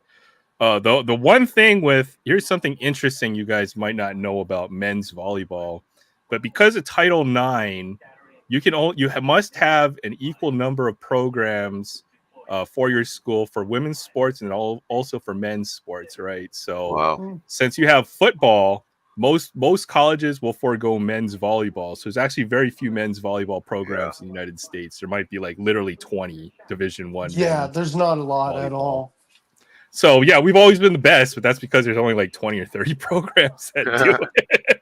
Did So you? bet there's a few I in don't know if you California. guys knew this, but for the college I worked at, the last year I worked there was the year they went D1 after going D2 for so many years. And there is a 4-year waiting period for you can play in your conference tournament. No matter, even if you win your conference tournament, pretend you're like, we're Queens University Shaw. Pretend our first year we win our conference tournament in X sport. You have to wait, no matter if you win the conference tournament, you have to wait 4 years. I think it's 3 to 4 years before you can play in the NCAA tournament. well, there's probably a probationary period where you Oh, it transition is. from a Yep. lower division to a higher division. So maybe that's normal, but Oh, it is normal. Yep. yeah, yeah, for sure. Yeah. With college volleyball, the powerhouses are usually the West Coast Cal teams. So you have your traditional powerhouses, which would be like UCLA, Long Beach State, and a few Yeah. others, San Diego, Hawaii, That's what I think. BYU, That's and probably then where there's most of them are, California and Hawaii. and then there's also a few other mainland powerhouses. Penn State is known; they have a big volleyball Florida's program. pretty good, right? And then also Nebraska is very well known for their volleyball Yes. program as Wow. well. I So, would never have expected that. Yeah, Nebraska women are crazy good. mhm. But as I mentioned, you know, because football is an extra sport for the men's, usually volleyball kind of goes by the wayside. So there aren't there aren't that many mainland schools that have volleyball programs. Also, men's Mhm. volleyball as an organized sport, I guess, since there's no professional scene around it. Well, there's a pro beach circuit, and then there's an international pro volleyball. You never know. Maybe it'll become something bigger. But if you recall, Wilt Chamberlain, tried to do volleyball for a few years after his NBA career was over. So they've tried in the past to make volleyball a more mainstream sport. It just hasn't quite caught on like the other 4 major sports have. So pretty interesting. The UH volleyball team has drawn in thousands, big crowds, usually 6 to 10. The stadium holds maybe 11 or 12,000. They'll often get close to selling out. But it's pretty big locally. I will say that. A few players that I know from our program, you can probably name a few, but you guys You're wouldn't know who decent they at are. baseball too, right? We were really good in the 80s. Les Murakami, who is the manager of that UH baseball team, we made several College World Baseball, College World Series, and I think we were runner-up one year, somewhere in the early 80s. So yeah, I know you had fallen out of favor, but at some point we were good. Yeah, you had Benny Agbayani. You at one No, we point didn't. Agbayani went to another smaller school here locally in Hawaii, which is I Hawaii thought he went to Pacific UH. University.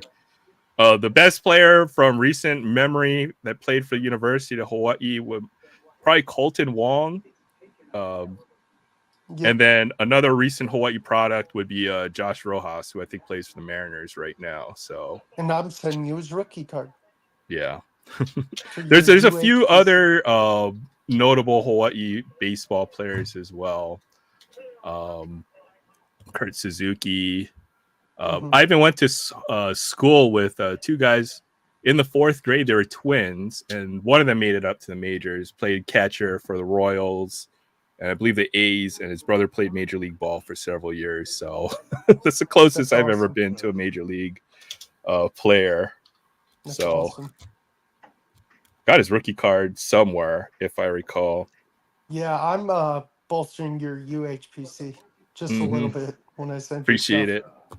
Let's maybe we'll talk about the happenings in major sports over the last few days, man. There's been some crazy stuff going on. You're telling me NBA free agency? Jeez. NBA free agency is the big one. Did you see that trade that the Hawks made? They trade away Dejounte Murray for like a bag of peanuts. So stupid. I thought they were going to trade Trae Young before they would trade DeJounte Murray, to be honest. Let me go look up what that trade was. It was pretty terrible. There's a new rumor out there that DeMar DeRozan's played his last game as a Bull, and the Kings want to do a sign and trade with the Bulls, but the Bulls want to add a third party to it. It makes sense because the Bulls they're not quite there, right? They need like 2 or 3 more pieces to be competitive, in my opinion. So It doesn't make sense to keep a high priced free agent unless they plan on signing him and then trading him away for more draft or possibly a couple young players, right? That's the way I would look at it for them. And then one of my favorite NBA players just retired. Yeah, who was that? Kemba. Oh yeah, Kemba Walker finally retired as well. He was kind of overseas though, right? So he's been unofficially retired for the last couple of years. I know he caught on with who did he catch on with last year? Just he went Charlotte, Boston, Dallas, New York. Yeah, that sounds right. But I think Kemba was kind of on the downside of his career. I think once he left Charlotte, that was the end of his. I was so mad when we traded him. I was so mad. He kind of didn't do all that great for. Who did he go to? Did he play for the Celtics for a little bit? Yeah, he didn't do much. Obviously, was towards the end of his deal. So maybe you guys dodged a bullet by not re-signing him. I'm not sure. Hey, I gotta let's see what I'm else. about to pass out, guys. Good night, Jay. I'm old. All right, Jay. Thanks for stopping by. I hope you have a great weekend. Night, Jay. See you tomorrow. Yeah. Anything you want to say before you head off? Later, and just for Christina Payne. Yes. Hold on. I love it. Interesting. Good night, Jay. behave. See you tomorrow. Good night, Jay. Yeah. But then Klay Thompson goes to the Mavericks. Jeez, Kyrie, Doncic, and Klay. Yeah. Dang. That'll be loaded. Yeah, budget rev for a washing machine, or was it the copier that one NBA team threw in as part of a trade back in the day? Yeah. The copy they did machine that. and like cash, like office equipment. Oh man, but the Pelicans acquired Dejounte Murray, blockbuster trade with the Hawks. So the rumor was that the Lakers were offering 3 first-round picks for Dejounte Murray, which have been pretty crazy. And Dejounte Murray ended up getting traded for A bag of chips. Oh, Dyson Daniels and Larry Nance Jr., which is God, Larry Nance Jr. hasn't done anything in his career. He's been a serviceable NBA. What is he, like, a backup? Yeah, he's not a bad player. But Dyson Daniels is a young player, but I'm not sure that's a young player you would want for a guy who's probably borderline all-star talent, if I would say. Did you hear the nickname of the Knicks? It even got more memeier when they traded for who did they Mikal Bridges from the Nets. They said, now it's all complete. We got the Villanova Knicks. Oh yeah. Thanks, because Christina. They got Dante DiVincenzo, they got Josh Hart, they got Bridges, they got someone else I can't remember. But Paul George going to the Well, hold on. Sixers. We'll finish up with the Hawks still, right? Yeah. Go ahead. My So bad. Zach says rumor is Trey asked the Hawks to trade Murray, which is interesting because you know what? If you're gonna be, that's almost borderline cancerous for like team cancer, right? If you're asking to trade away other star players, you're not looking out for the interest of your team. You're looking out for the interest of yourself. So maybe they should have traded Trey Young instead in that situation. Even if Trey's a great player. I would have. Yeah. Hawks need to improve soon or Trey is out. Yeah. I'm not sure if they can win with Trey. Maybe Trey will gain a little bit of wisdom over the next couple of years, but the Hawks seem like they're a couple of years away as well. They needed pieces, and I don't think they got any of that with that trade. Right? No, they didn't. Their team's not better off with Dyson Daniels and Larry Nance, right? They're going to still suck.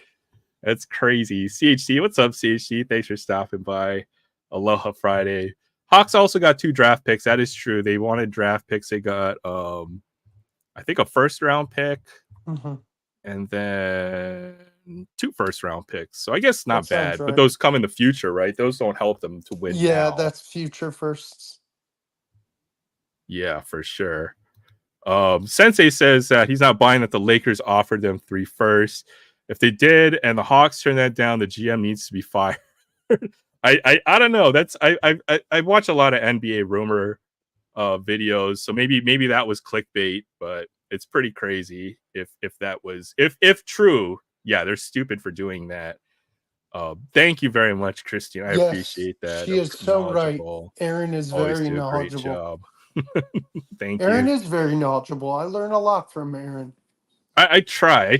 Sometimes I'll say some stupid things. That's what I got you guys. That's me every day on everyone's stream. So don't do that. Well, we keep each other in check, right?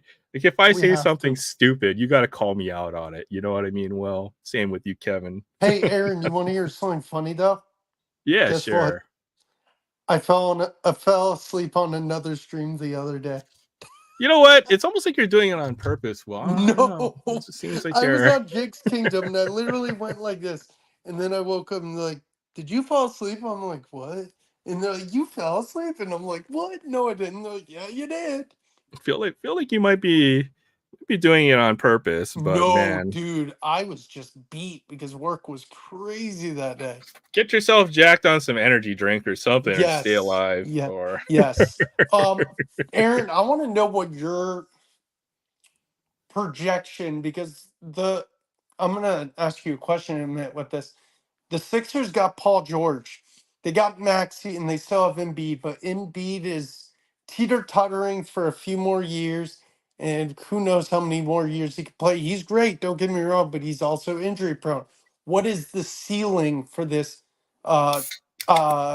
Sixers team? I think Eastern Conference Finals but I don't know. Maybe Eastern semifinals in the playoffs. Now, the ceiling is always going to be a championship team if they ever put it together, because they obviously have all the talent in the world with Embiid, PG-13, and Tyrese Maxey. But as you know, they're always hurt. So that's what I was thinking too.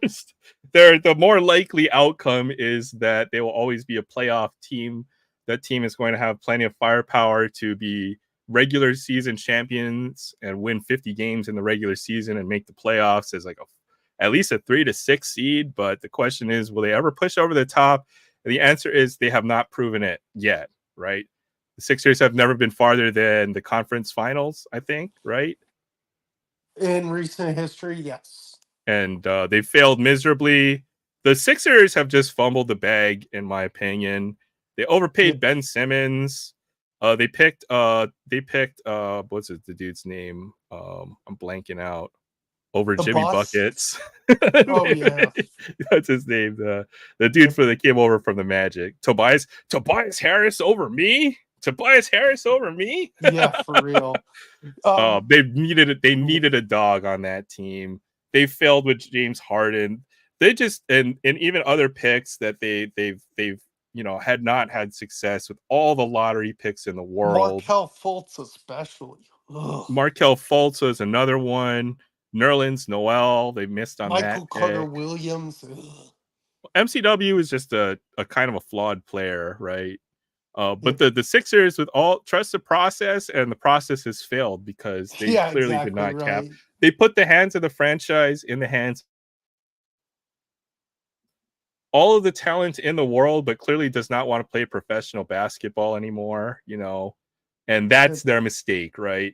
You do everything right, you get all the talent on the team, and then you put it into the hands of a 22-year-old or 23-year-old player, and they clearly did not have the right mindset, right, to take advantage of that talent. You know what I'm really keeping an eye on is Chris Paul with Wemby is going to be really interesting this year. CP3 and Wemby. Yeah, because Chris Paul got released by the Warriors. Oh, that's right. They picked him up. The Spurs are a few pieces away as well. They need at least 2 or 3 players to step up to really make a good rotation for them to be competitive, right? They can't do it with just Wemby alone, right? You know what's an under the radar signing? Just happened, I think, yesterday. Buddy Hield to the Warriors. Buddy Hield, when he shoots, he can shoot lights out sometimes. Well, the Buddy Hield signing, I think, is actually an upgrade over Klay Thompson in a lot of ways, right? Oh, yeah. Now, Klay is always going to have that intangible where this guy, Klay Thompson, is like, when he is hot, he is hot. Like, you cannot stop Klay Thompson, at least in his prime, right? Like that one time he dropped like 40 points in one quarter. It was stupid. I've never seen anything like that, right? No, I haven't either. But then, you go 0 for 10 in your elimination game in the playoffs. I forgot about that. Some big issues, right? So yeah, maybe Klay's on the wrong side of his career. He certainly is aging. He's had a lot of injuries in the past years. He might not be the same player that he was. He's not. He looked very frustrated. Like, I know what I need to do, but my body isn't letting me do it. In a lot of games, the Warriors, but the Warriors have chemistry issues, right? I mean, just you have to manage a lot of ego with Draymond Green, and then they can't just rely on their talent anymore. They're all aging. Even Steph Curry's starting to get old. And in where these newer players fit in, like Kuminga wants a bigger piece or a bigger role on that team. And then you have Wiggins. Yes, you have a lot of veterans ahead of them. Wiggins, obviously a down year. So I think it's good for the Warriors, right? They pick up a player who's a great shooter and is arguably at this point of his career maybe just as good as Klay Thompson and cheaper. That was also another big thing. They couldn't pay Klay Thompson $20 million. No. They pay Buddy Hield less. Yeah. And now they can go out and sign another free agent, that's not going to be minimum salary kind of guy, right?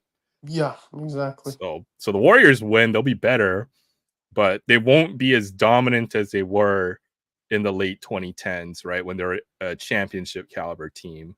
Their I best agree. players are past their prime. They'll agree. be a playoff team at best, I think, next year. Yeah.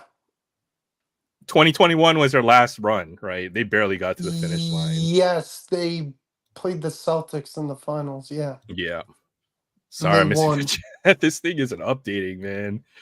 Oh my goodness.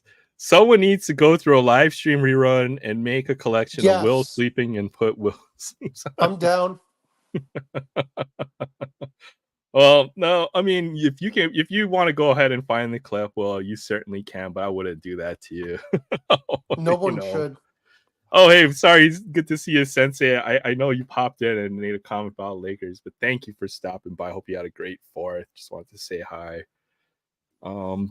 Zach Electables. Thompson led the league last year in off the pick threes. He still has, Clay will still be a very valuable piece. You know, with the Mavericks, even if he comes He'll off be the bench, third option.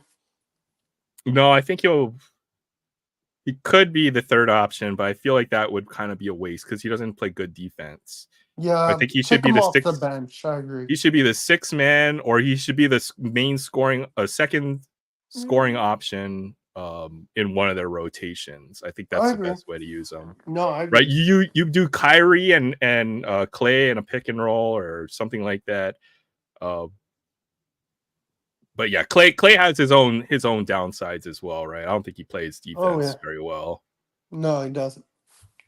Yeah, that 60-point game where with Clay, he only had like 15 after halftime, and after the third quarter, he had like 39 points or something stupid in that third quarter.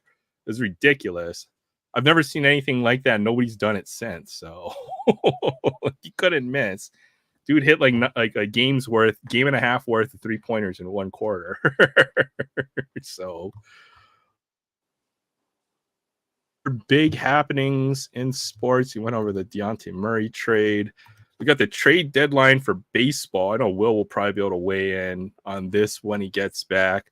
A lot of big rumors regarding the Blue Jays, whether they're just going to blow it up, which seems pretty weird. It seems like they have a good core, but have they done a manager change? Tried that yet? I don't know.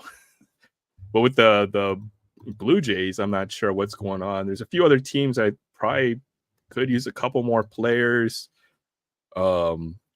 Some teams have gotten pretty hot recently, which have made things pretty interesting. Right now, they're probably the front runners to make the wild card. You've got the Padres, who got pretty hot for a while.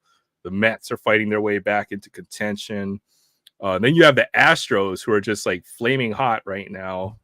They're probably over 500 at this point. They can't stop winning. So interesting times in baseball. The time running up to the All-Star and the couple of weeks after is going to decide the fate for a few teams in the league, which would probably be last year's NL team, the Diamondbacks, and then the AL. You have the Rangers, I think. I forgot I was muted. Oh, sorry.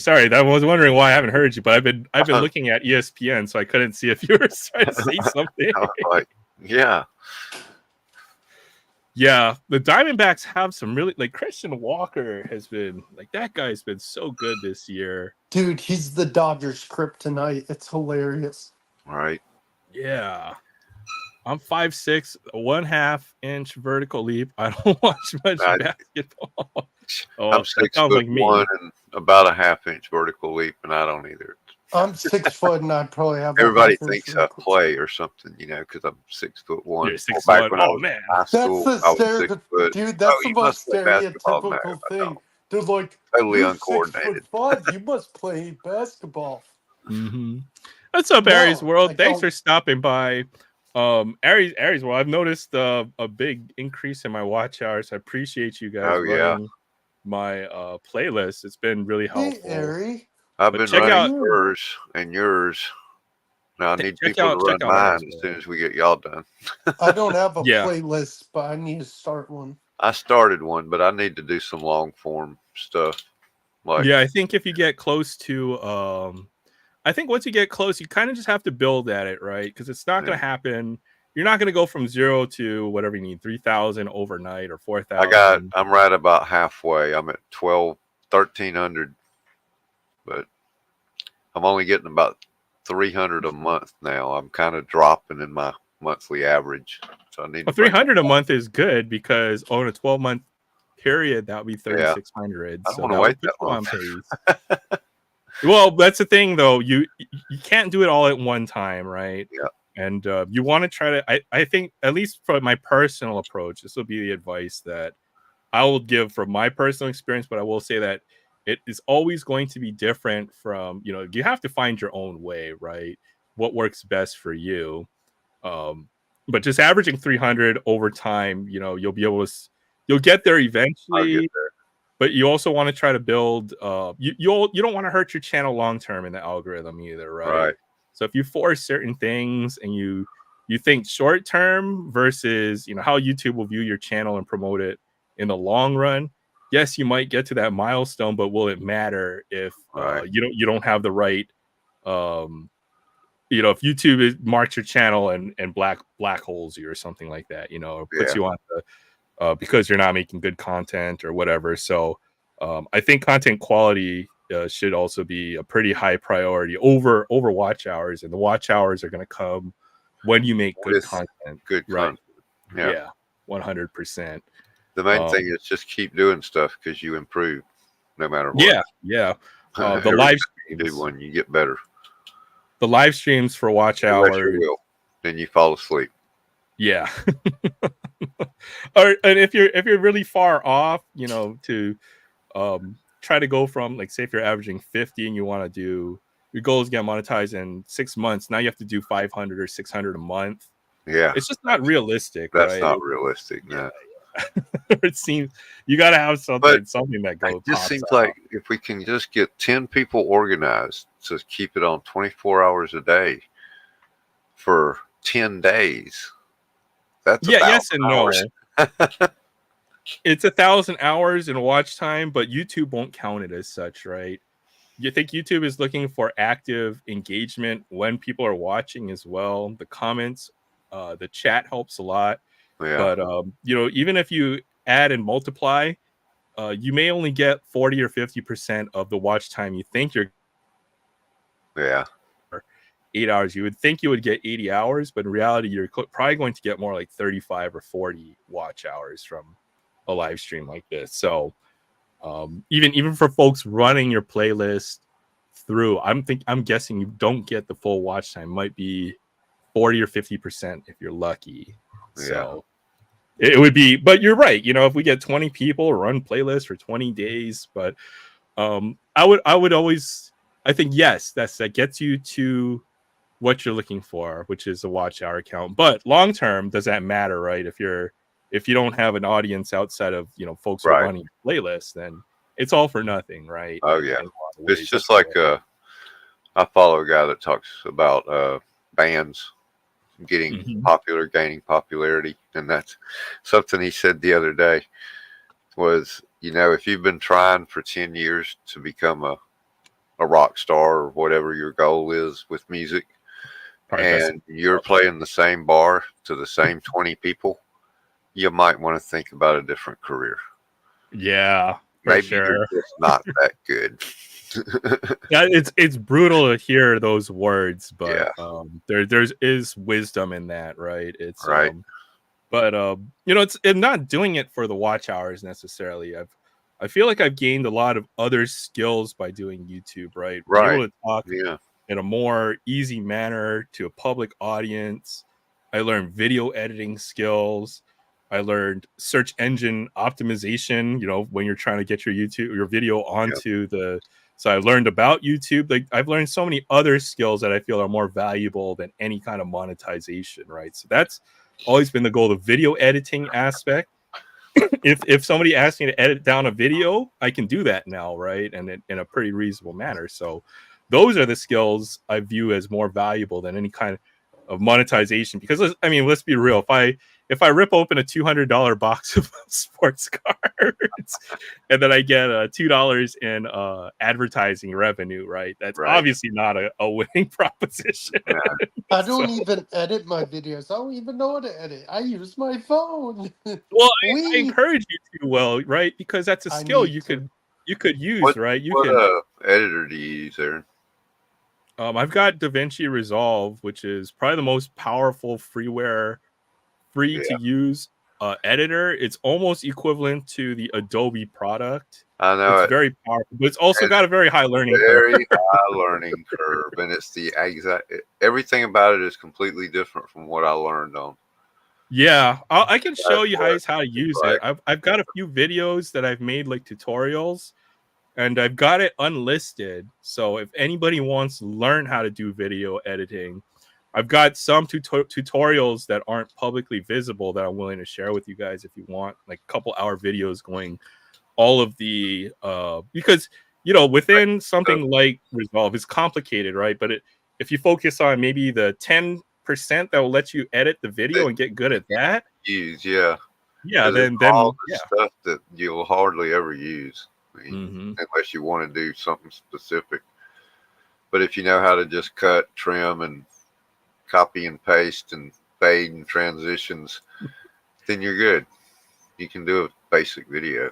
I mean, that's really all I use anyway. And there's a lot of other editors that are a lot easier to use, right? Keyframes and being able to make stuff move around the screen and stuff like that. I'm more interested in learning the OBS plugins and how to make those things get up and dance. Oh yeah. At some point, I'll work on the live stream. Obviously, we still got just a plain black background. Yeah, we've got no intro. We've got no clips.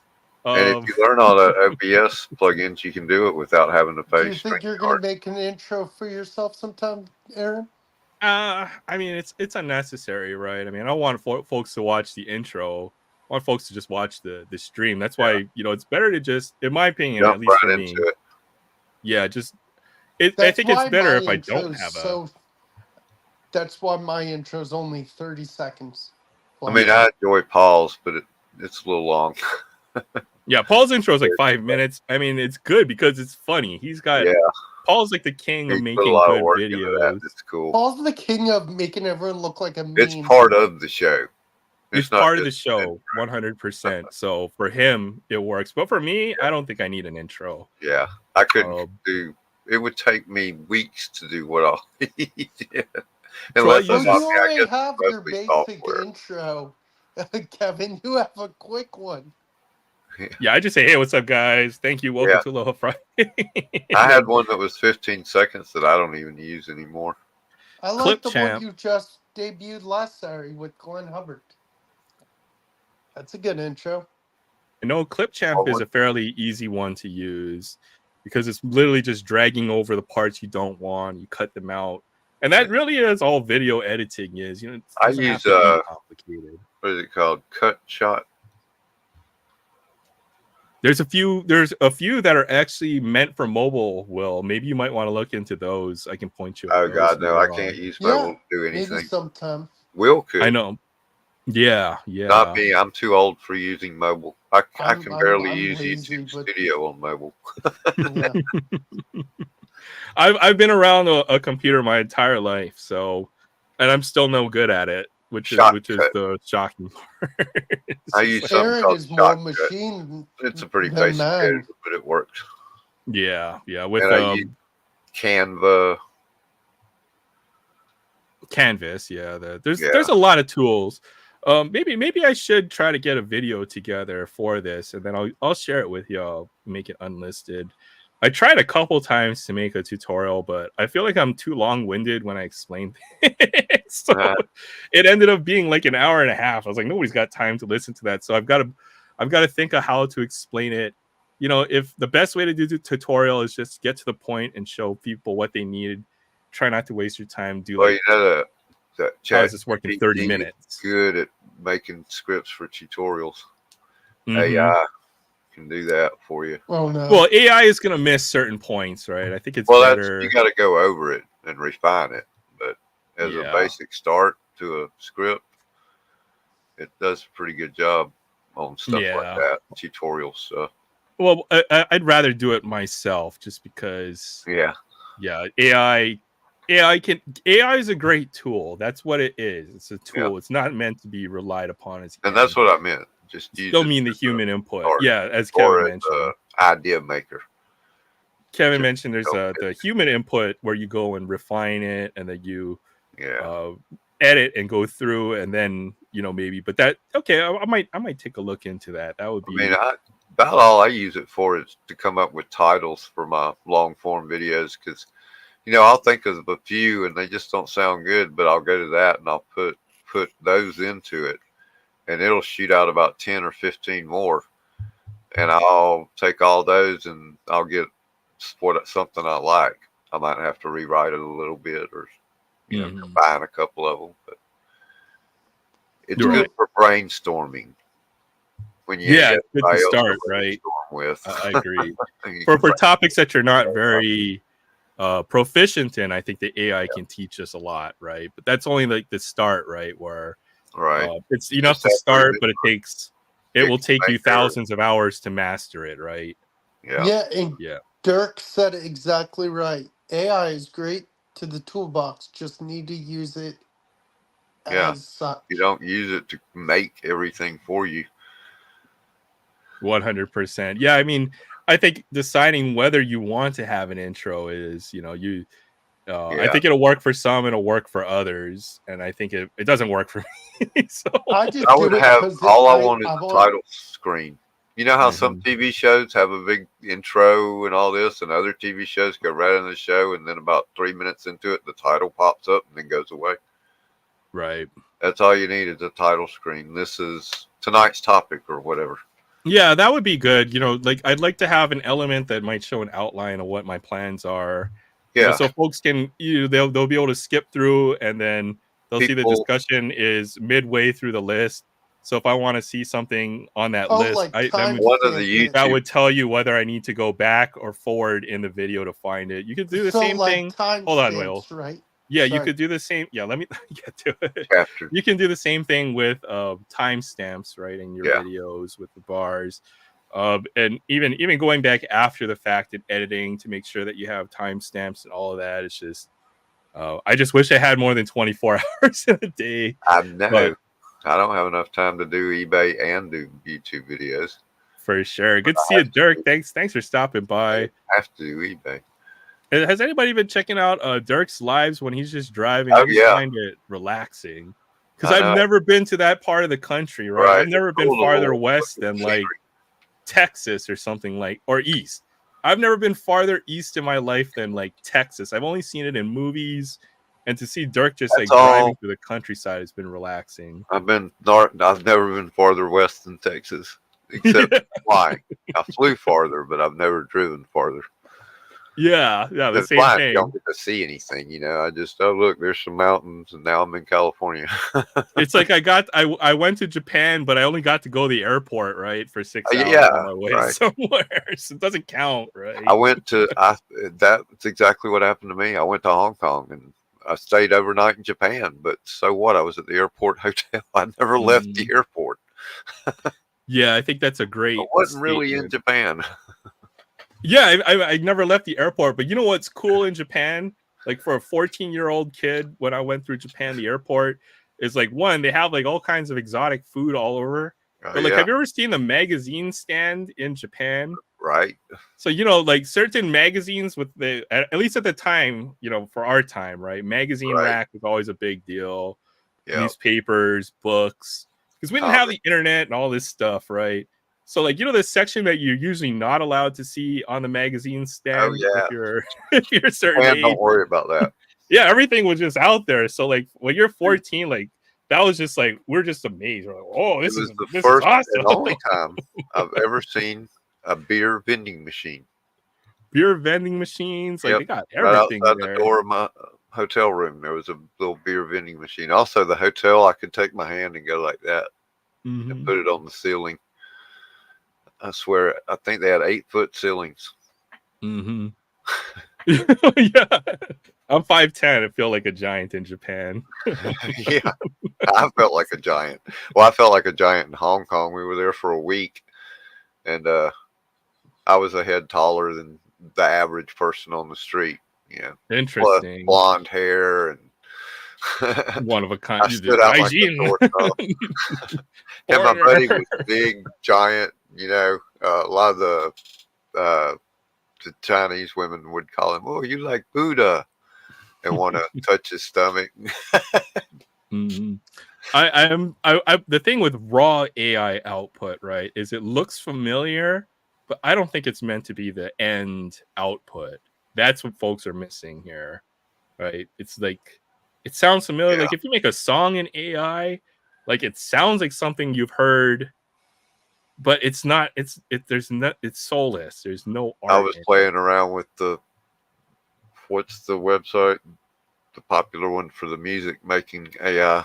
I was playing around. Suno. Suno, Suno. yeah. I was playing around with that the other night.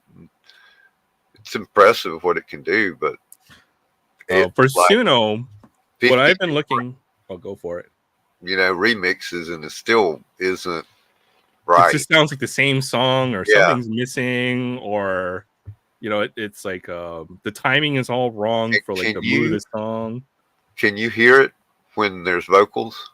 No, or you can, yeah. Kids can. No, most older people cannot, but a younger person, it seems that they can identify that AI voice instantly. They're like, yeah, I can hear it. AI? How the I can hear it when it's an AI voice. You can tell certain things are just slightly off, right? Yeah, and that's the thing. They can't explain it. They just say something ain't right. And what I would use Suno for, and I think this would be the best application, is royalty-free background music. Yeah. You know? That would be the only application, because it's meant to be generic. It's meant to just be sound over just like versus like if I just put a generic Suno loop, it would be just like me taking a beat from a beat maker, right, and looping it a few times. So which is just automating just the most rudimentary work. Yeah. But for making like something and claim it as being an artist and saying I created it, it's just like there's a lot of a bit of a stretch.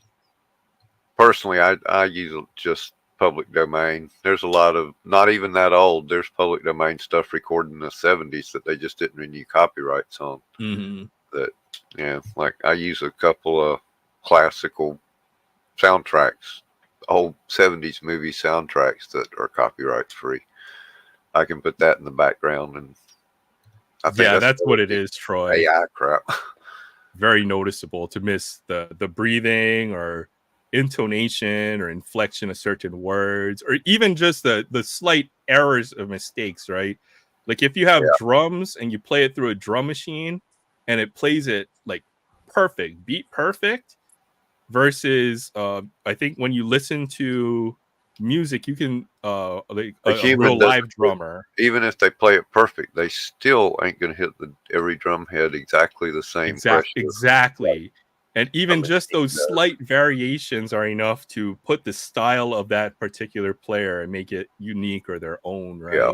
Whether you're a powered drummer, you're somebody who is literally beat perfect or technical, or even the John Bonham, the creativity, John Bonham's power. Mm-hmm.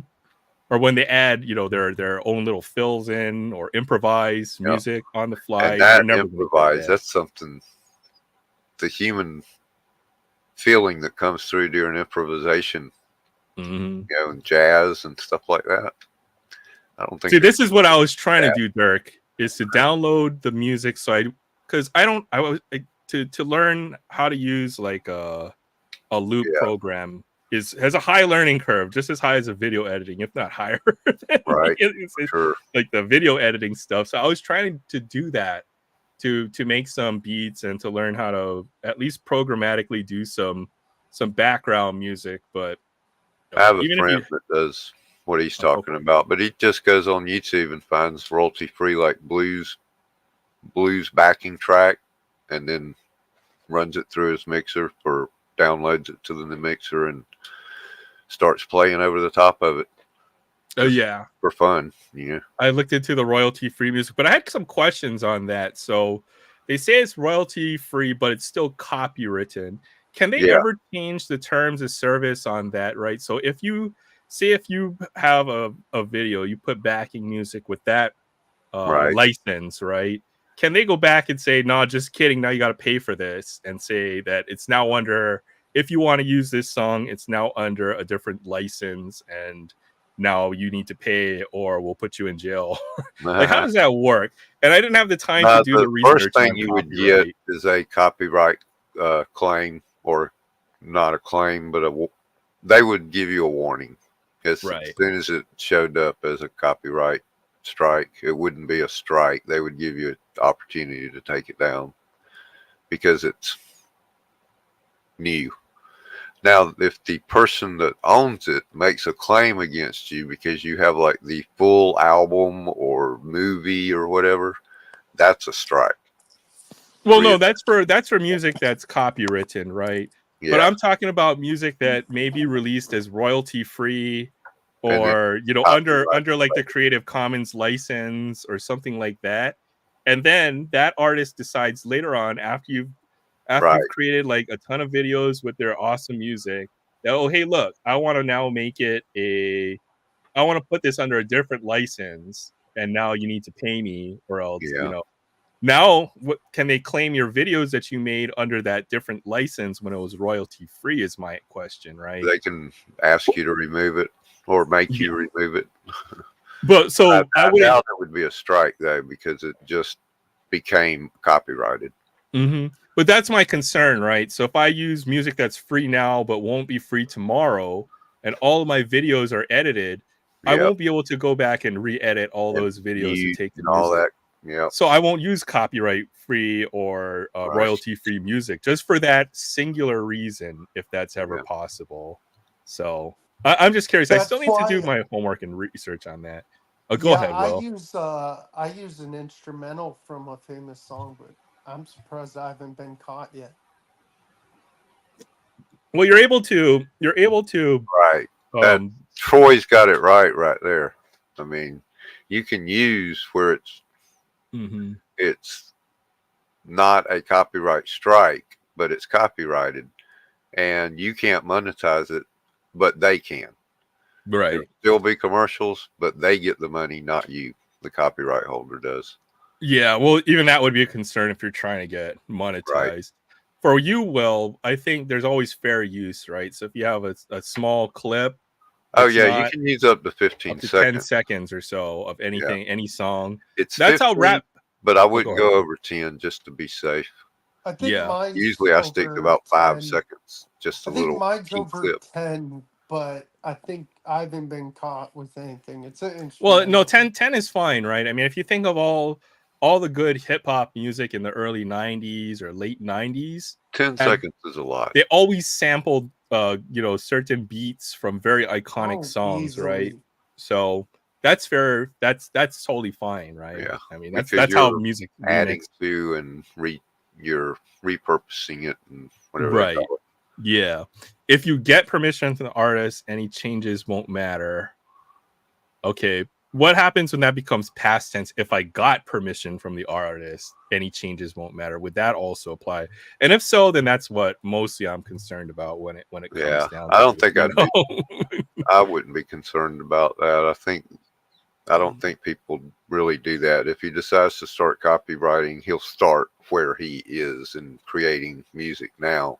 I don't think they'd go back and try to copyright their old stuff that they provided for free already. That would be kind of shitty. Okay, interesting. Well, all right, we got another guest in the background. Well, Will is finding the new Kleenex box to show us for Christina, same thing. I get a couple every now and then. Like when I used the Pokemon theme song, it said you're allowed to use it, but it's copyrighted. Yeah, the guy, that's fine, but so what? All right, let's go ahead and introduce our next panelist to our stage. Let's welcome Troy, Cards Comics, or Cards and Collectibles. Hey, man. Troy, how's it going? There you go. Hey, Will.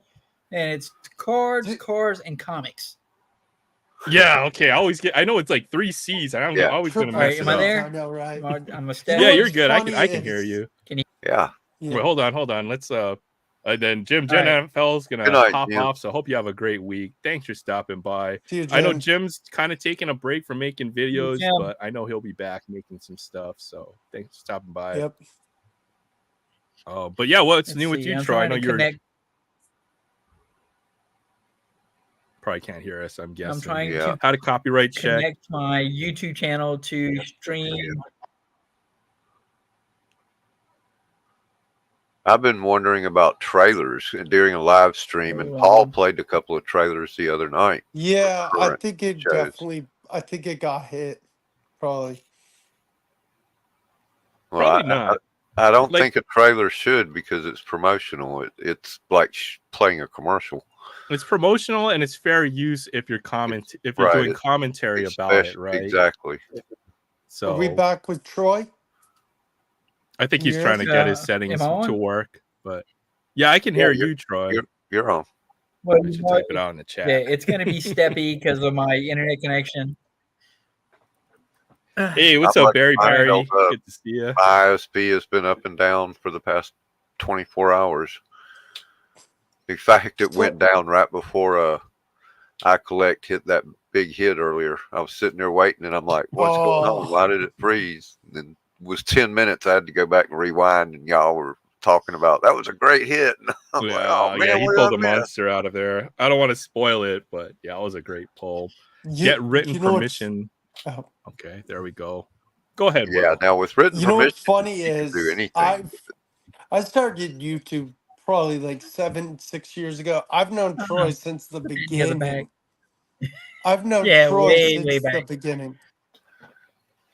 It's been what, 5 years I've been doing YouTube stuff. I sent you and Edison a package. I remember rewatching. I'm talking to Aaron in Hawaii. And it's good to have all the old. So my son is pouring a glass of orange juice. We got we're Hawaii, the old hands. Georgia. What are you, Will? South Carolina. North Carolina. Where are you? North Carolina. And where are you at, Troy? Okay. Mississippi. Mississippi. So we got 3 Southerners and a Hawaiian. We're out of What is this, a joke now? Yeah, 3 Southerners and a Hawaiian walk into a bar. Well, we're barely part of the United Well, yeah, States, man. We're always excluded from everything. Any kind of promotion, everything, it's valid everywhere except for Alaska and Hawaii. So we're like the stepchildren here. Nope, I love my Hawaiians. Good to see you, Barry. Thanks for stopping by. I see Barry in the chat. Good to see you, Barry. But congratulations to Christina Payne for one of my 3 picks for YouTuber of the year. Yeah, Christina's awesome. Nice. That's a good pick. Yeah, here we go with all the jokes. 3 Southerners and a Hawaiian and a Canadian and a pear tree. What's up, Frank? God, Frank's so funny, dude. I love that guy. Oh man, Frank, I don't know if you saw earlier, but I had some Connor Bedard luck I showed a little earlier. yeah. So I'll probably bring that up a little later on. But... Amazing luck. How much was that box? Actually, that's probably. I have a mail day. Let's go. Yeah. You want to take a look? Yeah. We'll get to that. We'll do that right after. Right. I think I paid $125 for the box, which was a good price. I think it's a little higher. Yeah. But man, it feels like my LCS here is blowing out their hockey cards for cheap, and I'm just trying to take advantage of it. What was it? A hobby box? Yeah, that was a extended series hobby box, and I know they've been going for around 140. I guess it wasn't a blaster. It was bigger than a blaster at Target. So they probably had the mega box then. Yeah, those I think are $60, which is crazy.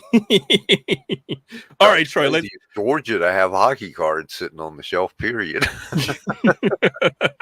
You guys don't even have a hockey team that's all anymore. we have on the shelf here.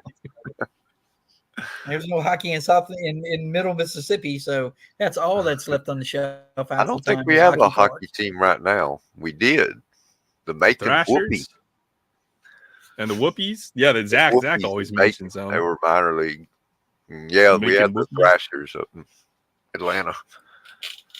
All right, yeah, let's check out that mail, Troy. I know you got some mail. Let's go ahead and take a look, see what you well, got. it's and Aaron knows because I've already talked to Aaron about trying to fill some sets. I'm real big on the 87 border. So I already have these. These are from the 2017 National. It's the 1987 cards from, see if I can get that glare out of it. Yeah, that's the Ryan. And see at the bottom, it's got. It says national stamp on it. Oh, okay. Yeah, it's got the national. It's from the. Nice. That's cool. Right, it's from the NSCC.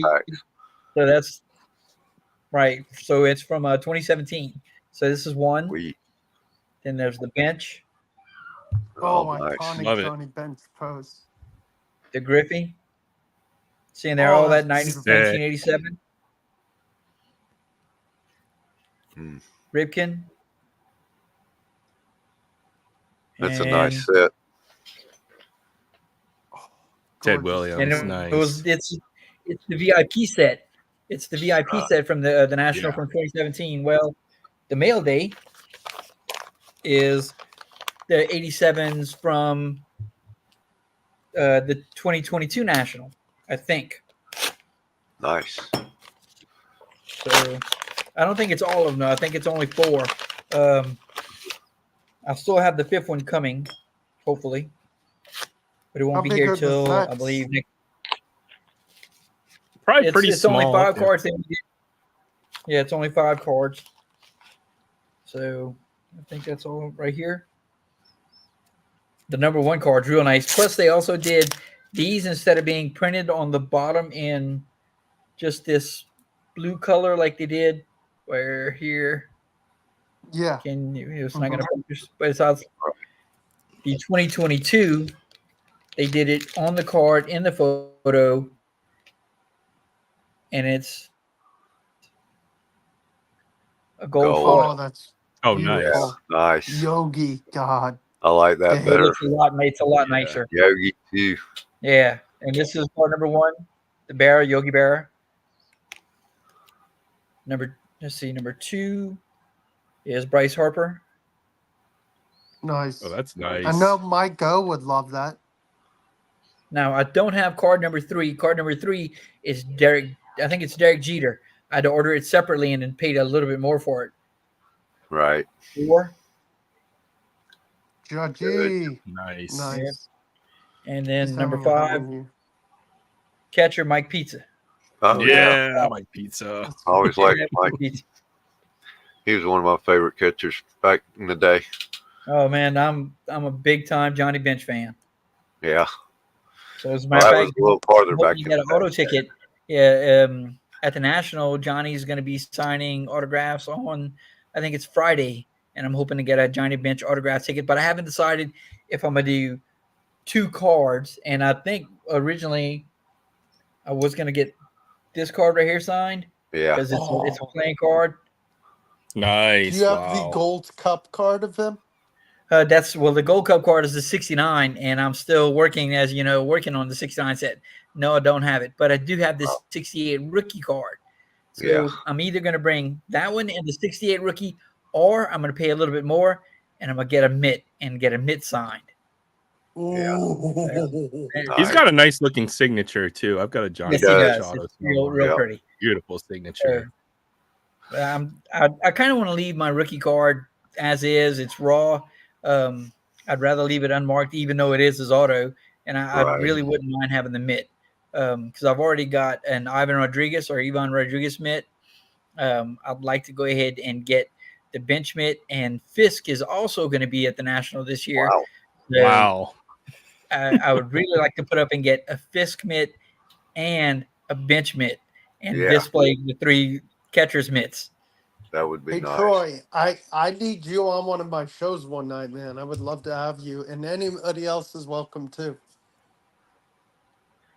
Yeah, for sure. I actually haven't been out to watch that, so I've been meaning to try to catch that. Will.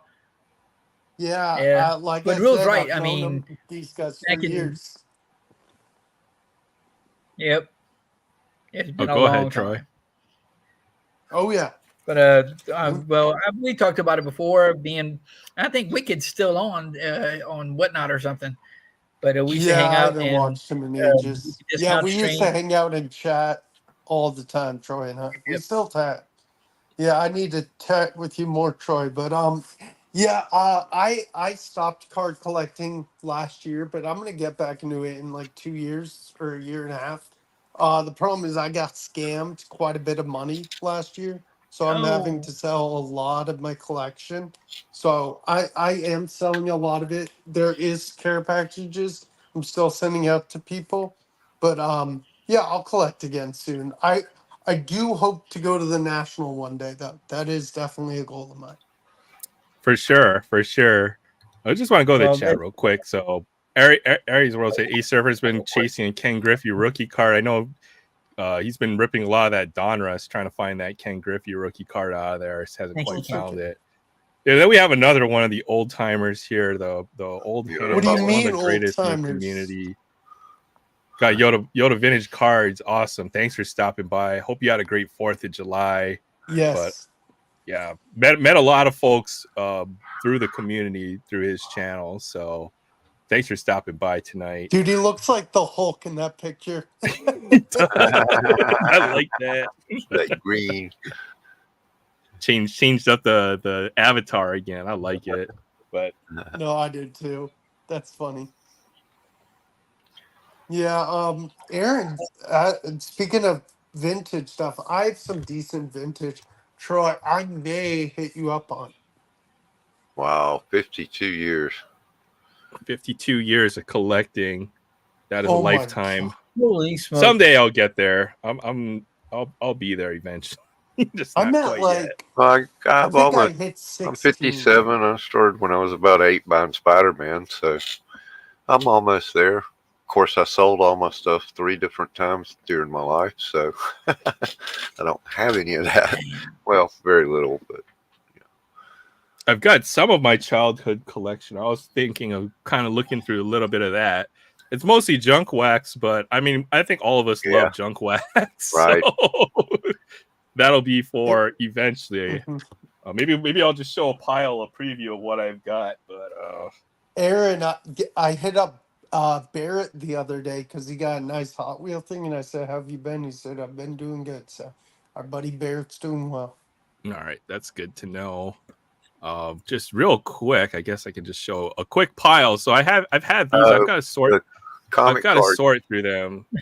I got a set of those in a binder and everything. All these were the first cards that I ever owned. Wow. Were some of the first. I've had these since I was like 6 or 7 years old. But my old comic ball, and look, they're even kind of sorted. There's another That's awesome. I love card those. here. Those are fun. We got just there's a lot of cool stuff in here, and I was figuring just grabbing a pile here or there and kind of looking through it. There's Batman. I think that's Catwoman. Yeah. I'm not sure which movie that's from. Michelle Pfeiffer. Batman Returns. I got. Who is Catwoman in that? I'm trying to think. Is that Michelle Pfeiffer? Michael Keaton. Michelle Pfeiffer. Yeah, so there's a lot of stuff. I've got a whole tub of this. There's probably like 3,000 or 4,000 cards that I've got to look through Troy here. has a whole box. Was it Keaton? Maybe definitely some comic stuff, some classic Force Sport, and then even some hockey cards. So there's just a hodgepodge of stuff. Yeah, and I don't even know where to start. Oh, there's a cup. I think that's Ron Francis. But a lot of this would be the cards from my childhood, which I've got a big tub of, so we'll go through those eventually at some point. But that's what I figured would be. We'll do later on. I don't know. You just reminded me. I picked some up at the antique mall the other day. Mm-hmm. Picked up what? Cards? Speaking of those Looney Tune cards, I remember this very distinct moment. I think it was when I was in 3rd grade. But we were talking about, other kids collecting, and I told them, "Oh yeah, I collect those comic ball cards." And that was the first collecting experience where somebody told me my cards were worthless and I should collect something else. It's something that people have done to each other. All of them. It's something Which that one people I have done bought, to each speaking other of verses. pretty much throughout the entire history of the hobby. That's gone on for. That's been my experience, my lifetime When experience. it comes down to it, The it only whopping- matters what it's worth to you. That's, I Right. mean, that's the way I've always thought Exactly. about it. Ooh, Exactly. Fedorov. A whopping 50 cents. Nice. What a legend. But I have very few hockey, so I figured, I know Fedorov's all about it. Oh, And that's nice. This is one of the one I'm trying to put together a whole set of these Denny's. And this is one the Tony Gwynn I did not have. They Those actually are cool because they have the motion flicks. They're always like the yeah, and they're pretty Yeah, decent. that's real nice. Yeah. They were one of the first ones that actually looked cool. Is that Smoltz. Smoltz rookie? Smoltz. It's a classic 91. 50-cent Smoltz. I like those Lavin. studios. I always like the studio ones. Oh yeah. And I've never seen Chipper. that, whatever set that's from. Oh, I wonder if Adam has one of those. That's funny. Yeah, it's kind of a different, it's Yeah. Fleer. Fleer. Yeah. I'd send you the Excellent. cup, but I'll have to pay shipping. I don't know if I can afford that. 2003 Fleer. Nice little retro design. I don't think I've ever seen that design. Yeah. Okay. And that's All what I right. did last Saturday. What's I got a up? couple autographs. Did you get those in What's up? person or did you buy those? Yeah, I gotta go run an errand. See you, All right, Troy. sounds good, Troy. All Thanks right, for stopping Troy. by. It's good to All see right, you, man. thanks a lot, guys. I'll Good to be see watching you. as soon as I come back. All right, Yeah, take man. care. Much love. Yeah, picked up the Hubbards. Got to meet him. Ooh. Got a little drop for my channel. Hey, what's up, Fabian? Good to see you. Thanks for stopping by. And I Did you just get got those that in person or did you get Yeah, it those? was in person. Oh, nice. got Even a- better. I got a cool little drop for my channel too. Awesome. That's awesome. And He I got looks that in the evil. mail today. He looks That's the evil. I'm evil scared. Uncle Scrooge variant, the bad guy in the comic, Just gonna because say. he's fighting himself, the ultimate bad Scrooge versus the ultimate good Scrooge. Is that a new comic books? Because I This know is- you're a big Yeah, this is a one shot that just came out with 12 variant covers, and this How is many number do you 10, have? 10 of them. I can't afford the 1 in 50 or the 1 in 100. This is the 1 in 10. And the 1 in 25 is on its way. okay. But I cannot afford the 1 in 50 and the 1 in 100. They're just too much. Yeah, those super limited print runs. Yeah. Guru says those are from the Revco Fleer set from a small box set. So that's good information. I'll have to cool. remember that. Okay. Because, yeah, I'd never seen that before. So it looks almost like a retro. Fleer Platinum. Probably towards Yeah. the end of the Fleer being Fleer. Right. Probably so. 2003. I liked Fleer. Fleer was my second favorite after Upper Deck when I was I like a kid. Donruss. yeah.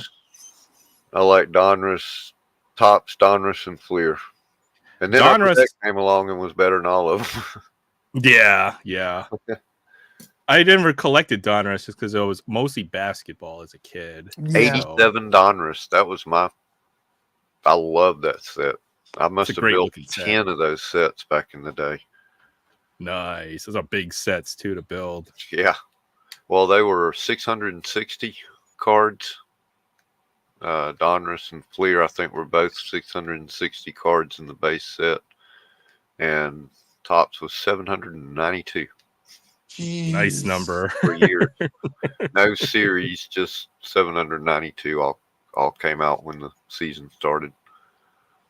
Interesting. I know the top sets have been 330 cards because it has to do it because it's a multiple of the size of the sheet. Of the sheet, yeah. And that's the same thing with 792. That's a multiple of how many came out when Cards they you put on the sheet.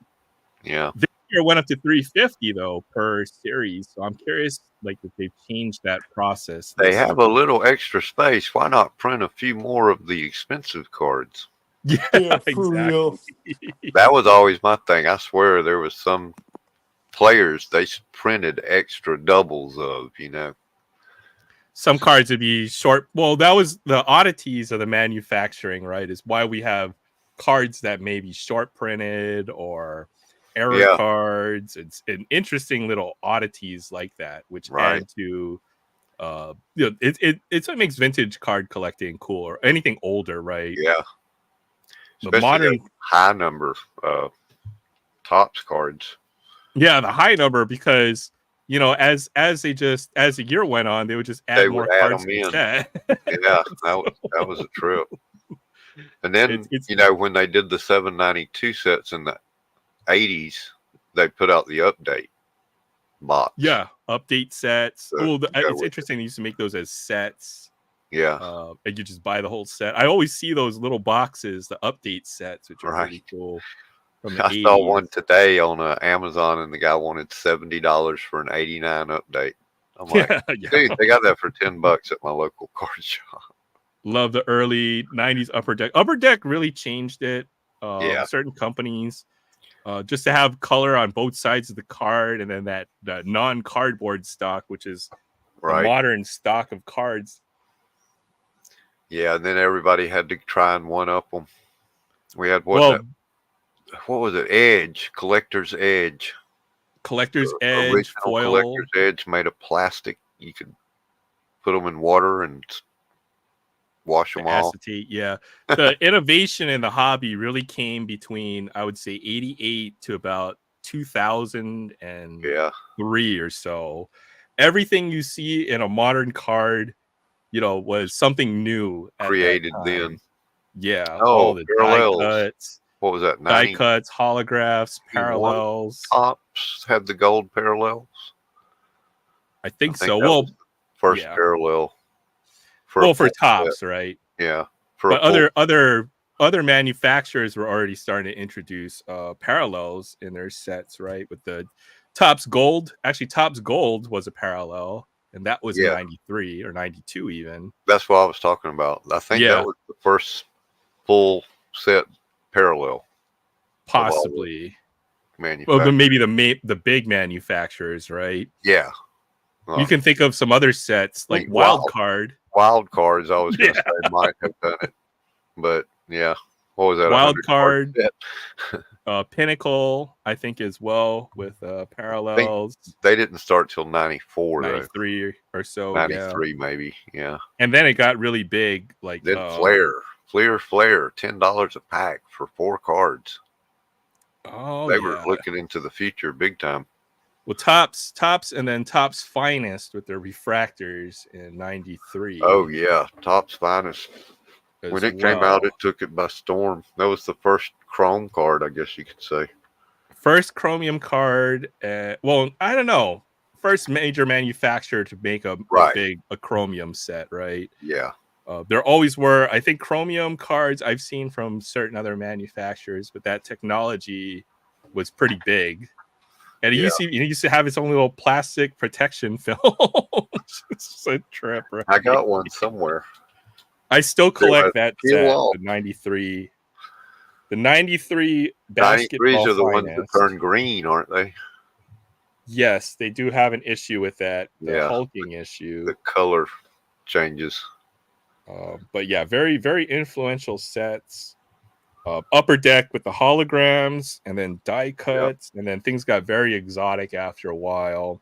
Manufacturers started doing the patches. Even memorabilia cards were very big in the hobby at some point. At the very late 90s. I was going to say late 90s is when they appeared.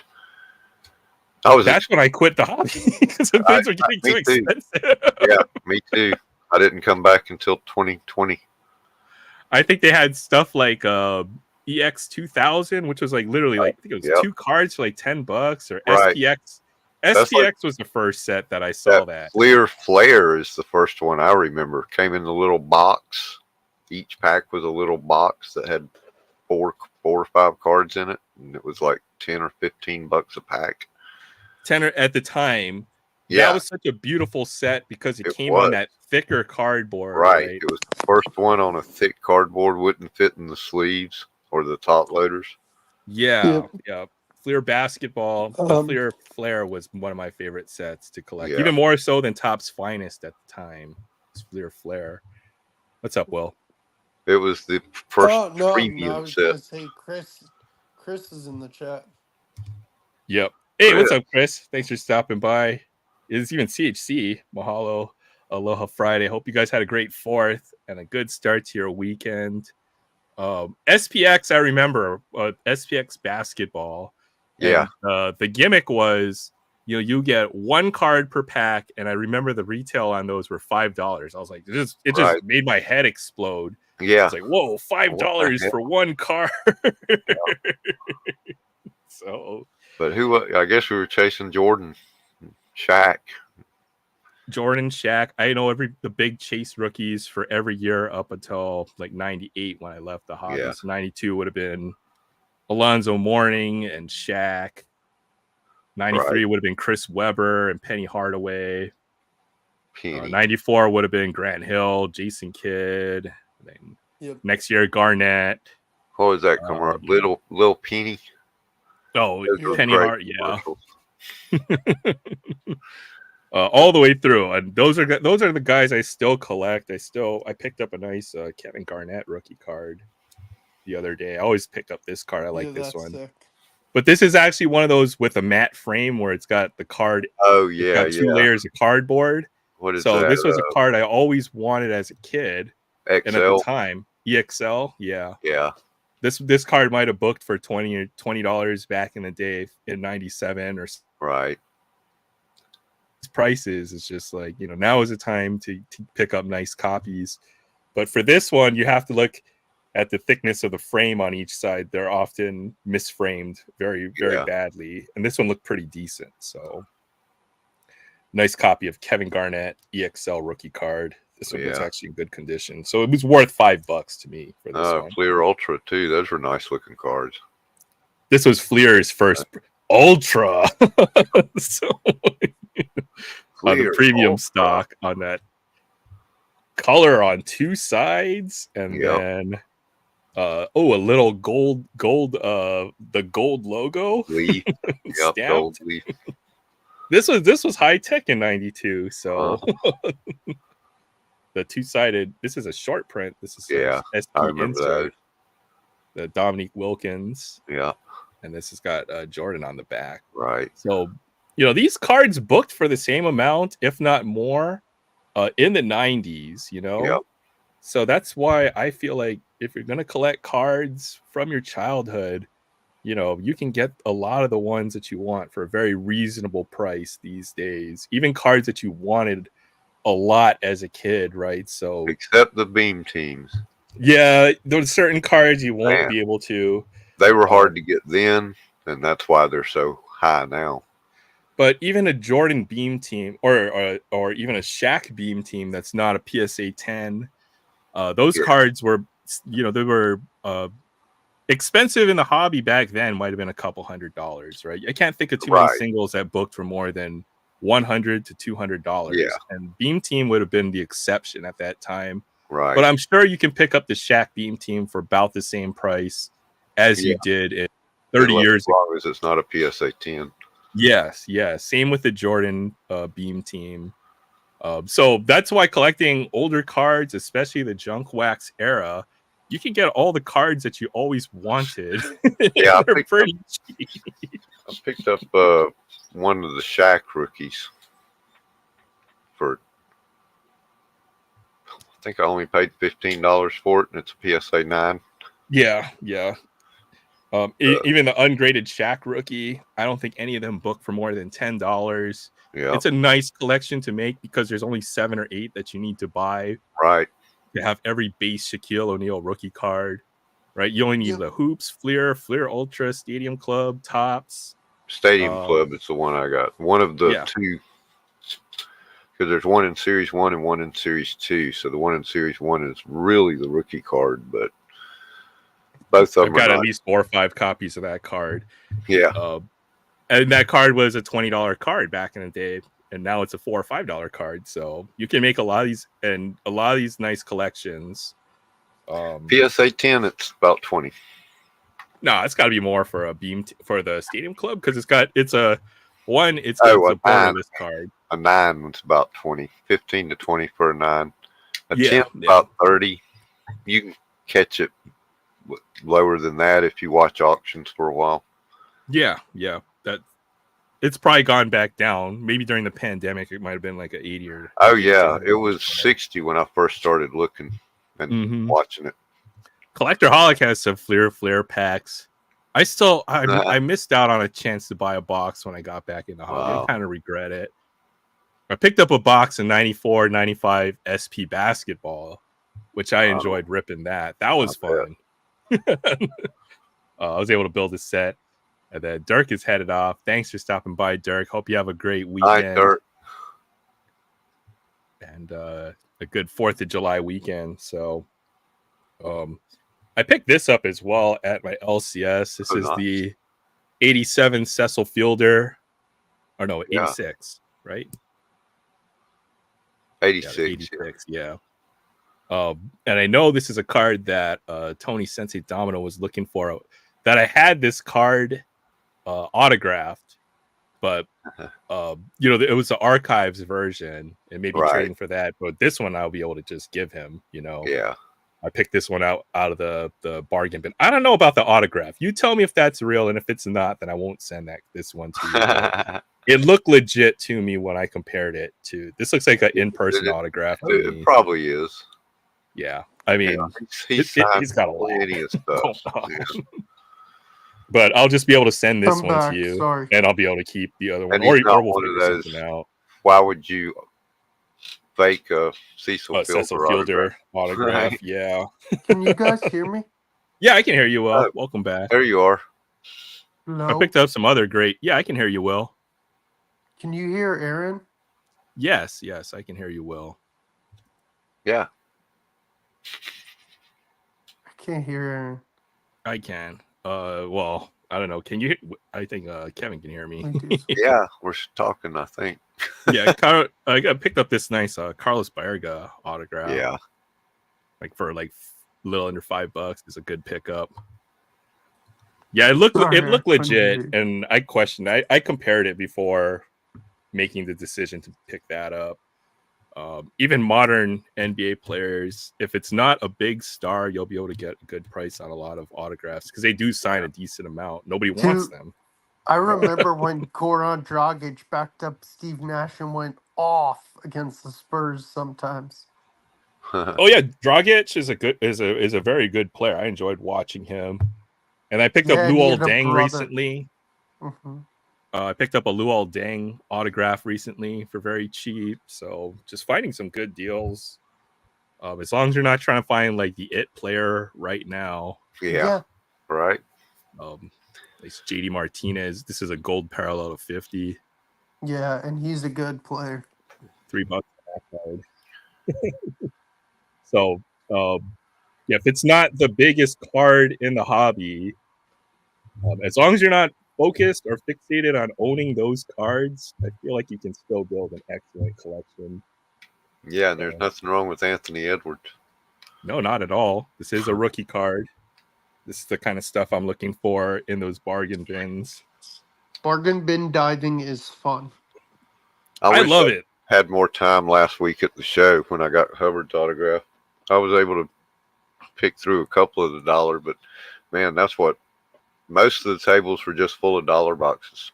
That seems to be mostly what they sell at the show. That's where all the good cards are, though, to me. Yeah. Even if maybe sometimes it's worth it to go and buy a big ticket single if it's something that you feel like you absolutely need to own in your collection. But otherwise, if I have a choice to buy 100 cards that I want for my collection or one card, I'm probably going to go and buy 100 cards for my collection to add to my collection. Oh, easily. I agree.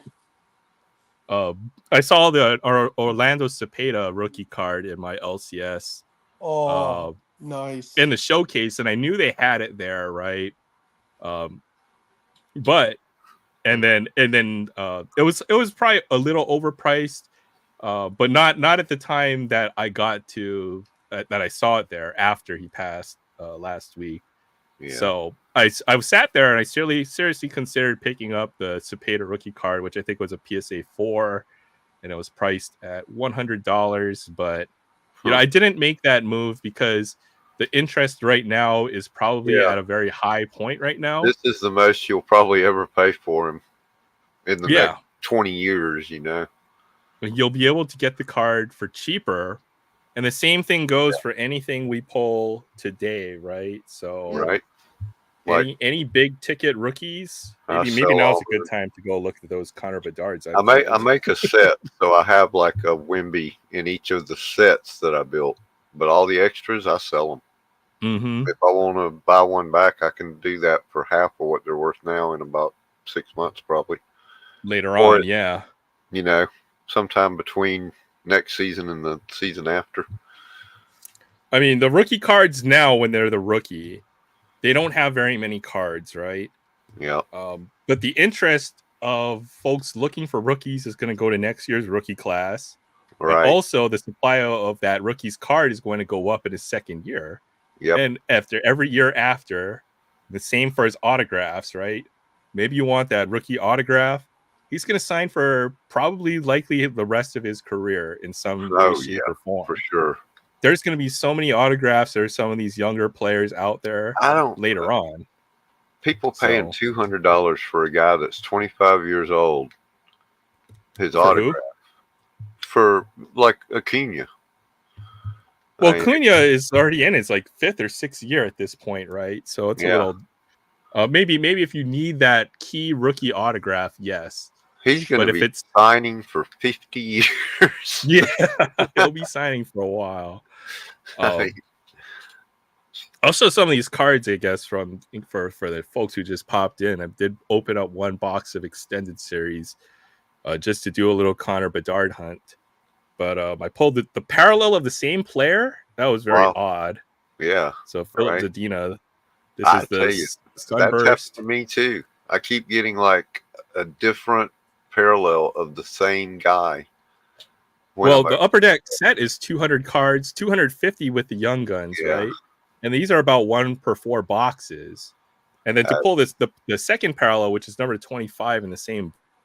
Highly unlikely. No, it's just how they packaged it. It's their collation. The way it's randomly packaged, but it's not truly random. That's the takeaway from this. They've never been random, because if they were random, there would be instances where you end up with 3 or 4 in the same pack of the same card. Yes. It's not truly random. It's always pseudo random. They have a decollation sequence. Yeah. There's a clear cut. These are like also pretty hard to pull, like 1 4 boxes. Those are cool. So those would be like a box hit. So basically, I got 3 box hits in 1 box, which is nice. Nice. And then these Black Diamond rookie cards, you only get 2 per box, but I feel like I got 2 of the best. I definitely got the best one. Yeah. This is Matthew Nyes. This is another one of the bigger rookies.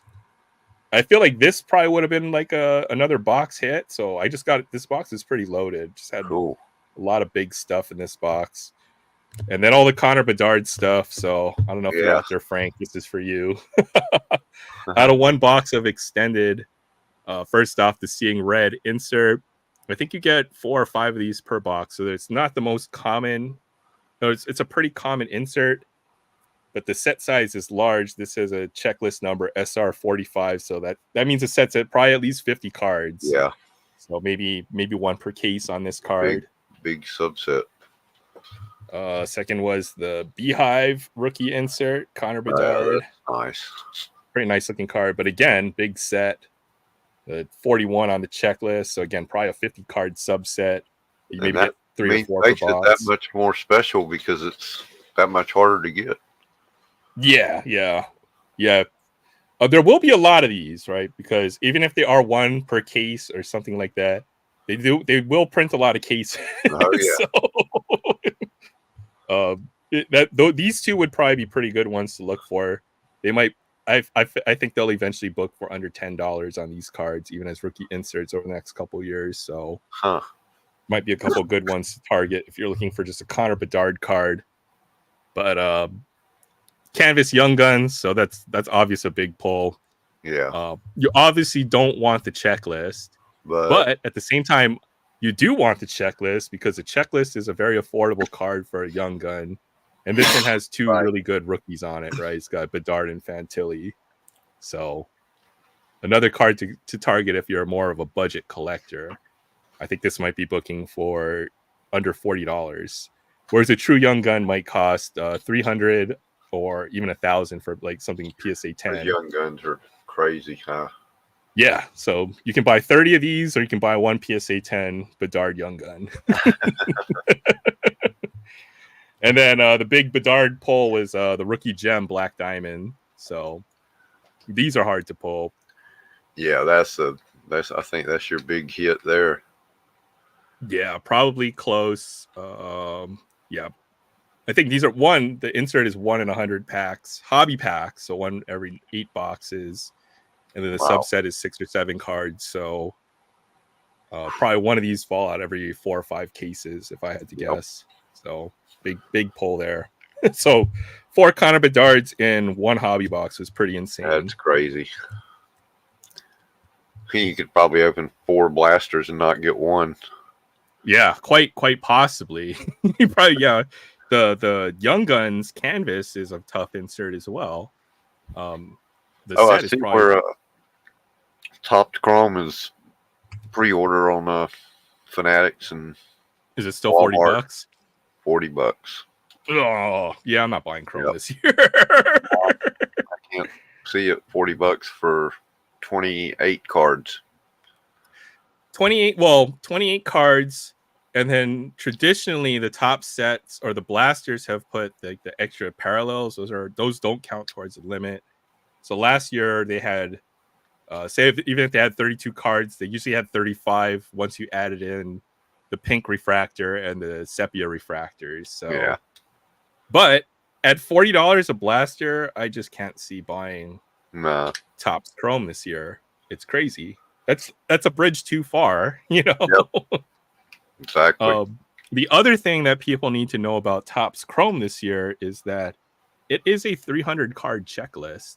Yep. And that is ridiculous. That's 100 more than last year. Last year was 220. 220. Okay. Let's look at this blaster. I think it was a 200 card set. And yeah, I was thinking there were a 200 card set a couple years back. Traditionally, Chrome has been a 200 card set. Right.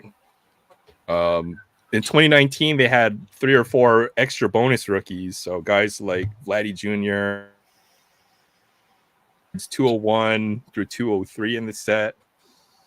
And then this year, going up to 300 cards, it doesn't matter if you pull a parallel in every blaster now, because one, they've added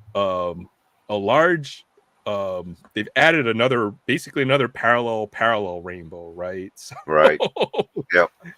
They add 1 or 2 every year. I think they're up to about 15 different colors or more. Well, it's not just the color, but now it's the pattern of the color. Oh, right? Yeah.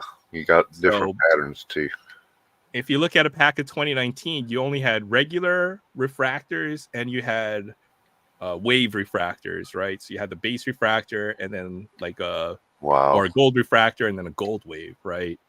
And then you're looking at it this year, you'll probably have a gold refractor, you'll have a gold wave, you'll have a gold sparkle, you'll have a glow, you'll have a gold. Yeah, it's gonna be ridiculous. No, I think that's mean. But either way. Even Topps didn't have that many parallels either. Yeah. They only had Independence Day, Mother's Day, Father's Day. What are you doing, Will? And the gold. Yeah. Now there's like 15 of them.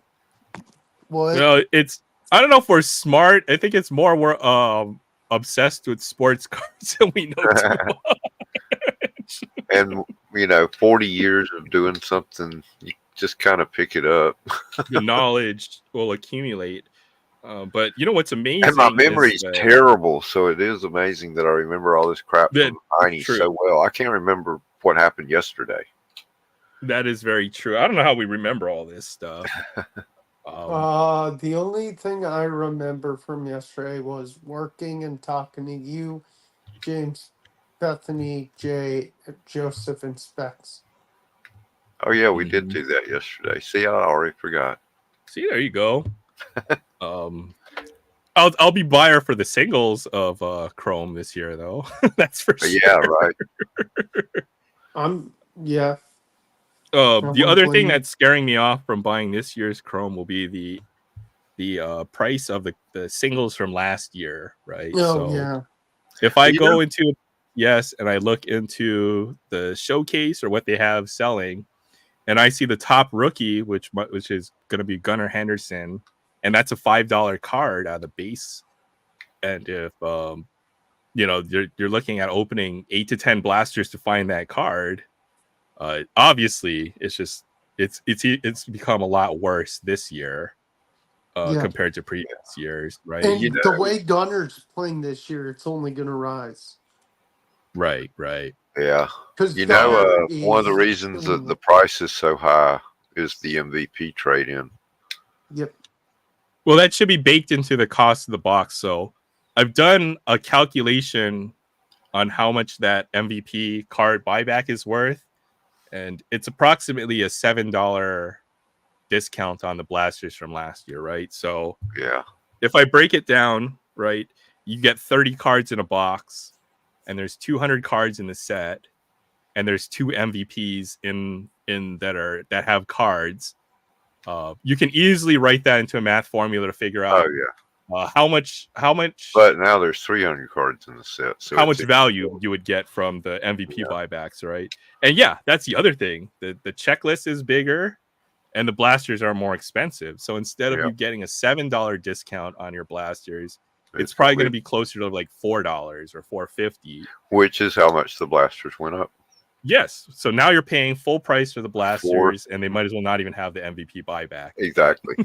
Do away with the MVP buyback and go back to $35 a blaster. Yeah. They could just do that. Right. Here's another thing I'm curious. But that MVP buyback is incentive to a lot of people to buy them. It is. I was about to ask your opinion on this. How do you feel about the MVP buyback? Because I've seen people rip blasters just to find the buyback cards, which is literally the same thing as spending scratching off to get 20. Well, scratching off a scratch ticket to see if you get. Well, you can pull the refractor, which was like a $40 buyback, or numbered parallel. How do you feel about that? Where folks are buying it just for? It's just like you said. It's like the lottery. I mean, I agree. You're not going to come out ahead in the long run. You can't. You're taking, but you do it anyway. You're taking a chance. Because you think you're going to hit that big one. Mm-hmm. Go ahead, Will. Sorry. What are your thoughts on it? Like Kevin said, I agree. Like you guys said, it's the lottery. You're taking a chance. You're either going to hit it or you're going to get skunked. It's the same idea with auctioning stuff. People love an auction. They think they're going to get a deal. Then they bid against each other and end up paying more than what they would if they had looked at the other buy it now. It's true. Auctions have that mentality. Well, on the other hand, auctions work in your favor when there's no attention on whatever is being auctioned, right? Right. Sometimes you can get some great deals on auctions. Yeah, that's the other side of it. But do you feel like they're circumventing the law in a lot of ways by, it's almost like Japan, right? Where if you go to gamble at a pachinko hall, you can't get monetary prizes. Yeah. But you can go around the corner and then trade your. Well, they do that here too. I mean, they've got the cherry machines at all the convenience stores, and they're only supposed to give out, coupons for gas, and they trade them in, and they bust them all the time, put them in prison, and then their cousin opens the store back up and does the same thing.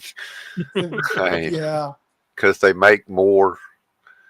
So they make enough money to pay their lawyers and all that stuff and still have plenty. I know I talked to a guy that runs one of them stores, and he said they make about $5,000 to $6,000 a week per machine. That's crazy. How's that even legal? And I know people that have sat there and played them and won, $3,000. That's why they keep playing them. Yeah, I feel like the balance. $5 in, $5 in. Right. Trying to win something that they could just buy easier if they. Yeah.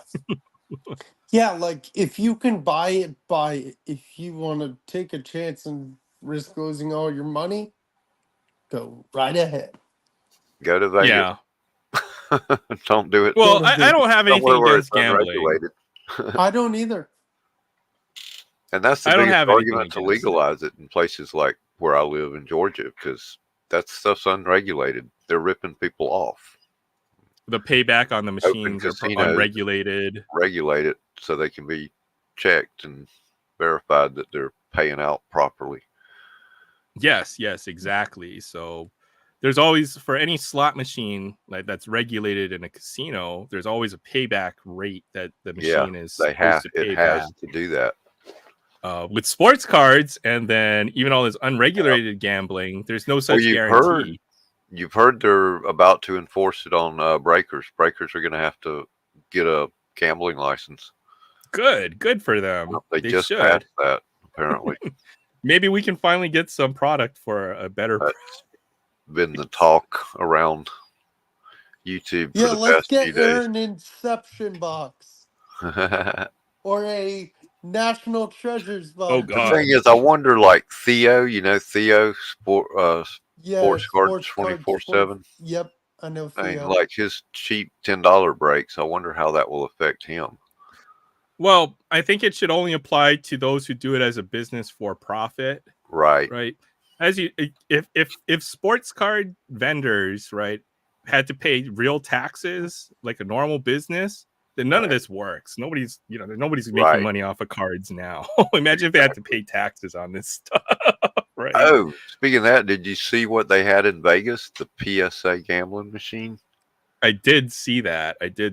Machine. But I think that's just somebody putting up like a vending machine and just labeling it. Yeah, PSA already got onto them and wants it removed.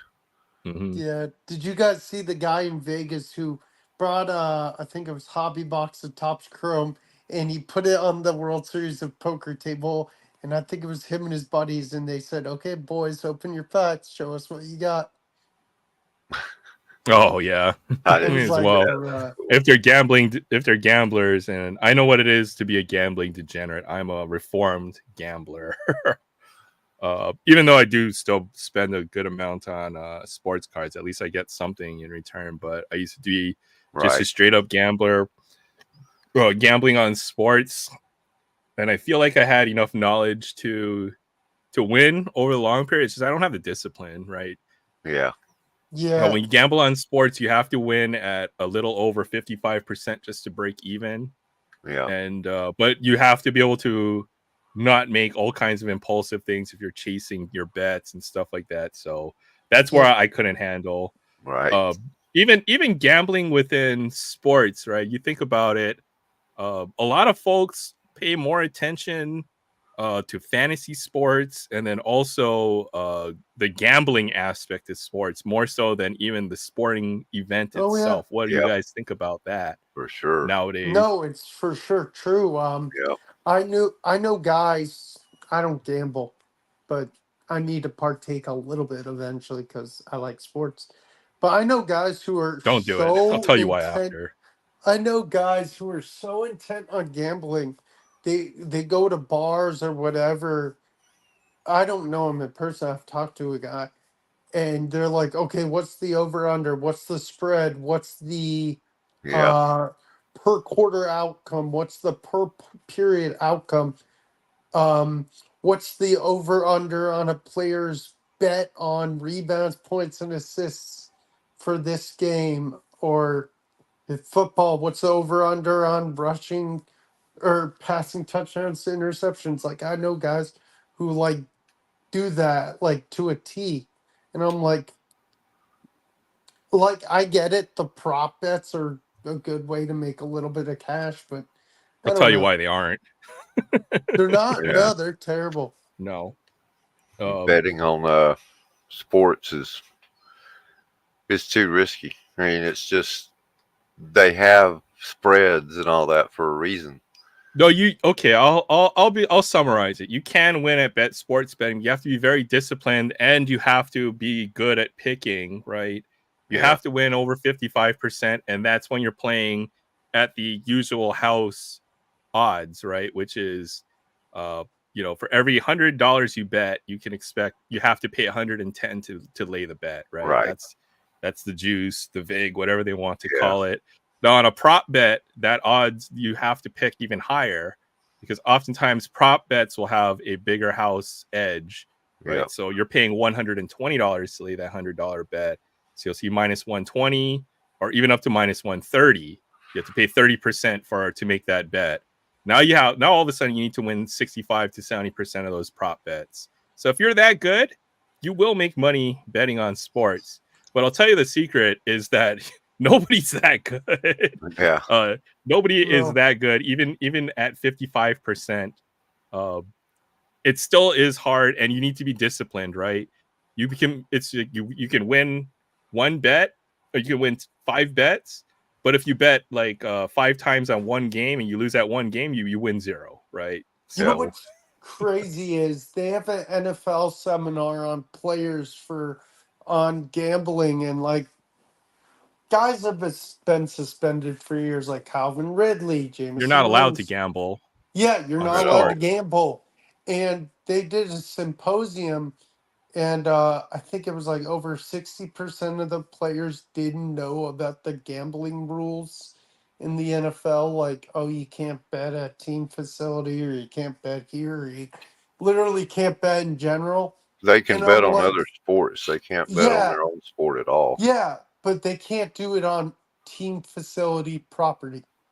Well, a lot of the times But these players are very and young, that and, right? and yeah, and it's young That's guys it. You got to mainly. remember And how young they are when they start. I personally think, yeah, and it's young guys. I personally think the NFL needs to do a symposium for everyone.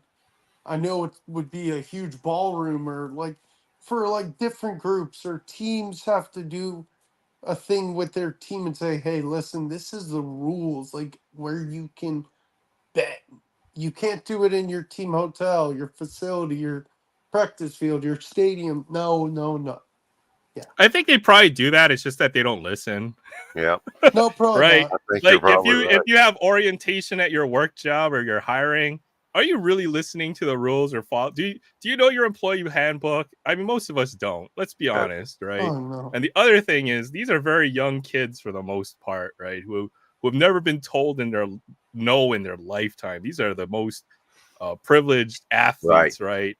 These guys don't care if they're being told they have rules because for their entire life they've been told they can break the rules because of how special of an athlete they are. So I don't know, man. It just I feel like and that's why you see a lot of professional athletes, make millions, tens of millions of dollars, hundreds of millions of dollars in their career, and they're still broke at the end, is because they have no discipline, right? Yep. So It's like that ESPN special called Broke. And you know what makes me sad? And I tell people this: I didn't go to college, but I know this part. For example, if you're a guy who's a great player in your sport in college, you should always have a backup plan. Like Yeah.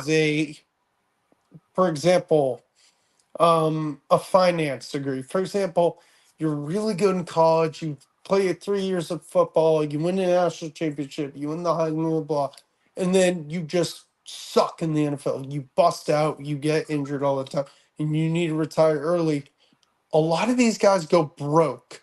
You should have a backup plan and say, hey, I could put my finance degree to use, or whatever your backup plan is. Yes, most athletes probably don't care about a backup plan, but I've known a few that do, I but think they should start to care, because if you can't do good in your profession as an athlete and then you bust out, you're probably gonna go broke, and you're probably gonna make dumb decisions to try yeah. to get your way back onto the football field or whatever. Have a backup plan. Always. Hey guys, I gotta go. all Yeah, right, go. Kevin, thanks for stopping by. Hope It you have was a great fun, man. weekend. Yeah, All I'm right, take probably gonna care. have to go in 30 And minutes. see you I'll tomorrow see you night. tomorrow. I'll Yep. see you tomorrow, Kevin. All right. See you, Kevin. Oh, Kevin's got a show tomorrow, by the way. Check it Yeah. out. It's gonna 8 be o'clock tomorrow night. afternoon. I got a Yeah. 1 o'clock premiere on Bob Horner, so be sure to watch that with me. Yeah, if you're not subbed up, definitely check him out. Put your notifications on so you can see when he goes live and stuff. But Good yeah, night, Undrafted, and Good Artie's night, World, Kevin. Center Hill. Y'all have a great night. You too, sir. And then there But were two. there were 2 of us, right? you know, going back to pro athletes going broke, I you know what? There's better awareness on this now, right? They tell the Way agents, better awareness. they tell them now, but let's be real, right? Most people have no fiscal discipline. It's not even Heck just like no. not even just a pro Heck athlete no. thing, right? No, they're just focused on being an athlete first, in school second. No, they don't. I don't think they have any idea. You know, they're thinking in that financial manner. Even for us looking at these pro athletes, we can tell them, hey, look, you guys are blessed. You guys make more money than most people see in a lifetime. But to them, I don't think they see it that way, right? They're just like, I can make next season, I'll make just the same. My contract's guaranteed. The money will always be there. But it's just something human in not being able to manage your finances. It's not just limited to pro athletes, right? Yeah, no, So I agree. I agree. it, it's I it's agree. um it's It's hard. human nature. It totally is. You know, it's like, oh, I can buy this now. Oh, I can buy this car that's worth what, blah blah blah. I can always sell it later on and get my money back. You know, but they're just folks are not playing chess. They're Stuff playing goes down. Stuff goes down, people. Sometimes the price of things goes down. They're like, right, or oh, most of I us are thought I playing could sell it checkers. for this amount of price again. Nope. Yeah, most of us are playing checkers where we really need to be playing chess and be thinking moves ahead. Our Dude, financial dude, so, thank you. You used my favorite analogy. People are playing checkers when we should be playing chess. or Exactly. something like that, right? We should be Nope, thinking a little bit it's more. my dude, it's my favorite analogy. I was gonna say because in checkers you can actually look, you know, as many moves ahead on the board to figure out your best. So it's not the best analogy, but it's one that folks understand, right? It Hmm. applies when it comes to yeah, the under ultimately we it's more of thinking a little bit more and making good decisions, which is also another life skill that's hard to come by, you know, to make good decisions, Yeah. have good No, discipline. exactly. I agree. So I wouldn't necessarily I wouldn't necessarily fault them completely for making bad No, financial I'm not. decisions. I'm not. No, I'm not. I wish if I made a couple $1,000,000, I would be pretty happy about that. Wouldn't we Um, all, brother? there it is. That's a good point. In past, former players didn't make as much money as the current players. The current contracts are crazy, and yes, for at least the Oh yeah. top players in the league, right? The top players who make the max contracts, your Oh NFL yeah. quarterbacks, Mhm. uh, your top NBA stars who get max contracts are be close to 60 million a year, which after taxes is still 30 million a year, or even over 150 million dollars over the life of that contract. Some players, by the time they're done in the NBA, in a couple of decades, will probably be close to $1 billion in career earnings. Just freaking crazy, Yeah, it's crazy as heck. $500 million. You're talking after taxes, and it's kind of hard to wait to piss away that much money. Sorry for the use that word, but I think Nope, it's nope. fitting. I agree. It's hard to. Yeah, nope. I would have said the exact same one. But for your average NBA player who only is going to make uh, $10 million a year, or who only may have a couple years in the league on a non-guaranteed contract, they may only have a few $1,000,000 in career earnings, and it's very at that amount of money they're making. We're talking maybe the rest of the bottom half. I think the Yeah. financial advice applies more to them, right? Oh yeah. Yeah.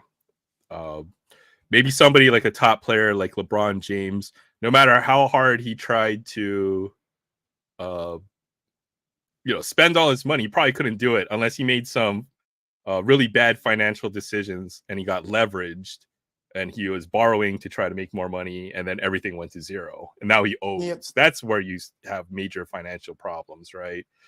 But Yep. if it's more of a player trying to spend their money making bad decisions to buy items, then yeah, that's probably a place you could improve. But it'll be interesting to see how these guys with big contracts how that's going to change, because some of these guys are going to make enough money to actually, put themselves in that, not just I get paid a lot of money and I can buy whatever I want, but I get paid enough money and I can buy things that have serious financial consequences, right? And Like, you could be set for life. well, they could be buying the franchise, right? That much money. You see players. Like Patrick Mahomes has a share in the Royals. Yeah, what I'm saying is you're seeing a lot of players. They could plausibly get together 10 or 15 of these guys, and they could buy their own NBA franchise or something like that. So very much possible. Very, very much possible. Ownership groups, Derek Jeter, it's pretty interesting. Yeah. Ownership groups are very interesting. Oh no, I'm talking about the amount of money they make now, right? Yeah. Because I understand. Yep. Well, let's say like 20 years ago, right? What was the biggest contract in baseball? You think of like Barry Bonds, Alex Rodriguez had a monster contract, right? Yep. But his contract, I think at the time was 12 years for $200 million. That was only 20 years ago. But now you're talking NBA players who get the same amount of money for 3 years, possibly, right? Yep. And possibly we'll have 3 or 4 contracts of that amount, right? So like the scale of money that they're making is ridiculous compared to past years. Yep. Or Michael Jordan at the time, with the 96 Bulls or 97 Bulls, I think he had the biggest contract in the NBA, and that was for $25 million in 1 year. And the next guy who made the second most money in the league wasn't even close. It was like Jordan makes 25 million and the second highest player makes like 5 million. I don't know the exact number. I know what you mean. Else. Yeah, it's crazy. But those guys, like at the time, yeah, that's a lot of money, but that's not like the kind of generational money they're making now, right? Exactly. Like it's like, it's those guys are getting paid. The players from the past are getting paid peanuts almost compared to these guys now. So it's kind of crazy. But all right. Maybe we'll get off of that. Was a good discussion. I really appreciate that. Well, that was interesting. No, I love discussing whatever you want to bring up. Because you went straight into the how much money these guys are getting paid. I thought that was a great one. Oh, dude, I love talking financial stuff. No, you don't. I hate it. No, I'm kidding. That's I know exactly. Yeah, exactly. I don't. You read through the lie. Ha! You lie. You yeah, lie. I totally love talking about money too all the time. Yeah, it's my favorite topic. I don't know. Speaking of money, I found out how much the woman owes me for hitting my car. It's probably thousands of dollars, right? It's ridiculous, right? Dude, it was a new car. She owes us $7,000. Damn. Holy cow. So bad. Yeah, dude. And my car's still not out of the shop. I think it's going to be one more week because she, I think, knocked off the sensor bars and other stuff with this car. I'm assuming that she has insurance, but that's how much the repair costed, right? Which is ridiculous. Yeah. Oh, yeah. Mm-hmm. That's just silly. Who can afford that? Dude, I'm sure the insurance companies won't even be able to afford that at some point, right? Probably not. I have no idea. Yeah, Anunoby. Yeah, OG Anunoby gets like a $200 million contract. That's just silly, right? Like Jordan never made that much money throughout his entire exactly career. Right. So these guys are overpaid. I'll put it that way. Oh, totally overpaid. It's crazy. Dude, like you said, Lawrence, what do you think about Lawrence's contract?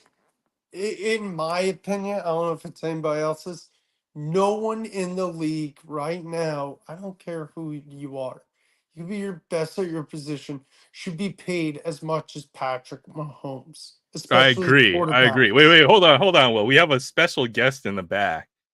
I'll let you guess who it is. Tony. No, you're wrong. Chance. No. What's up, Hector? How you doing, brother? What's going on, guys? No way, dude. Good to see you, Hector. I found some good internet, so I'm like, hey, why not? Oh, hell Dude, yeah. How's you life, are bro? fan as heck. Where the heck are you? I know you've been traveling the world lately, right? It's worldwide. Istanbul, Turkey. Dang, no way, man. Yeah. Ballin'. Holy crap, man. Oh, It's been man. forever. Good to see you, brother. How you been, man? Oh man, I'm hanging in here, dude. Just I don't know, just having fun, enjoying the cities and stuff. They're pretty cool, some of them. Dude, look at that holy- view, dude. You're like you're living the life right now. That's Dude, ballin' that right is there. awesome. Istanbul, I hear, is gorgeous. My brother's been, my parents have been. Yeah, it's beautiful, man. They have some good food and stuff. A lot of good restaurants and well, not that much beer, but you know. Well, Holy this crap. is special, man. If you don't know who Hector is probably the person who started the Monster live stream. We would all hang out on his channel, X-Ray Heck Collectibles, and then we would just go until like whenever. So if you want to know the It would origin be of Aloha me. Friday, It would be me, you. that guy right there. Yeah, Tony. exactly. It would be me, you, Rex, Chris, Barrett. Oh yeah. Heck yeah. Man, The I OG miss squad. it, dude. But like I said, traveling, a lot of the hotels, they don't have good internet, so like I You'll can't be get back through. soon enough, hanging out with us again soon. Nah, dude, don't, man. Dude, it looks like you're having, Kidding. you know, Yeah, a living pretty your good best time life. just like living life right now. So how you been, man? Yeah. I'm doing good. I'm doing good, man. The only and I can't find any sports cards down here, man. The only thing I found, I think I found some soccer cards or something, but other than that, nothing too special out here. Yo, you still Dang. talk to Rex? Haven't seen him in a while. Yeah, Oh, I've geez. seen Yeah, Rex has been busy too That's it. lately. So Soccer, that's all they Oh, have those here. are soccer cards. Panini That's cool. Soccer, dang, Yeah. top class. I never even heard of that before. That's cool. Me neither. Football, nice. Wish I had a stand so I can open it up, but I don't know. So you do this? Way. You've been just mostly just traveling and working and stuff the last few months, or? Yeah, traveling and just working. It's, I don't know. Sometimes it gets boring. Where's your favorite place you've been so far? I mean, I don't know. There's a lot of nice places. They all have like every city has a ghetto. Every city has a rich place. Every city has a restaurant place. Every city has. It's just learning about the new culture. That's awesome.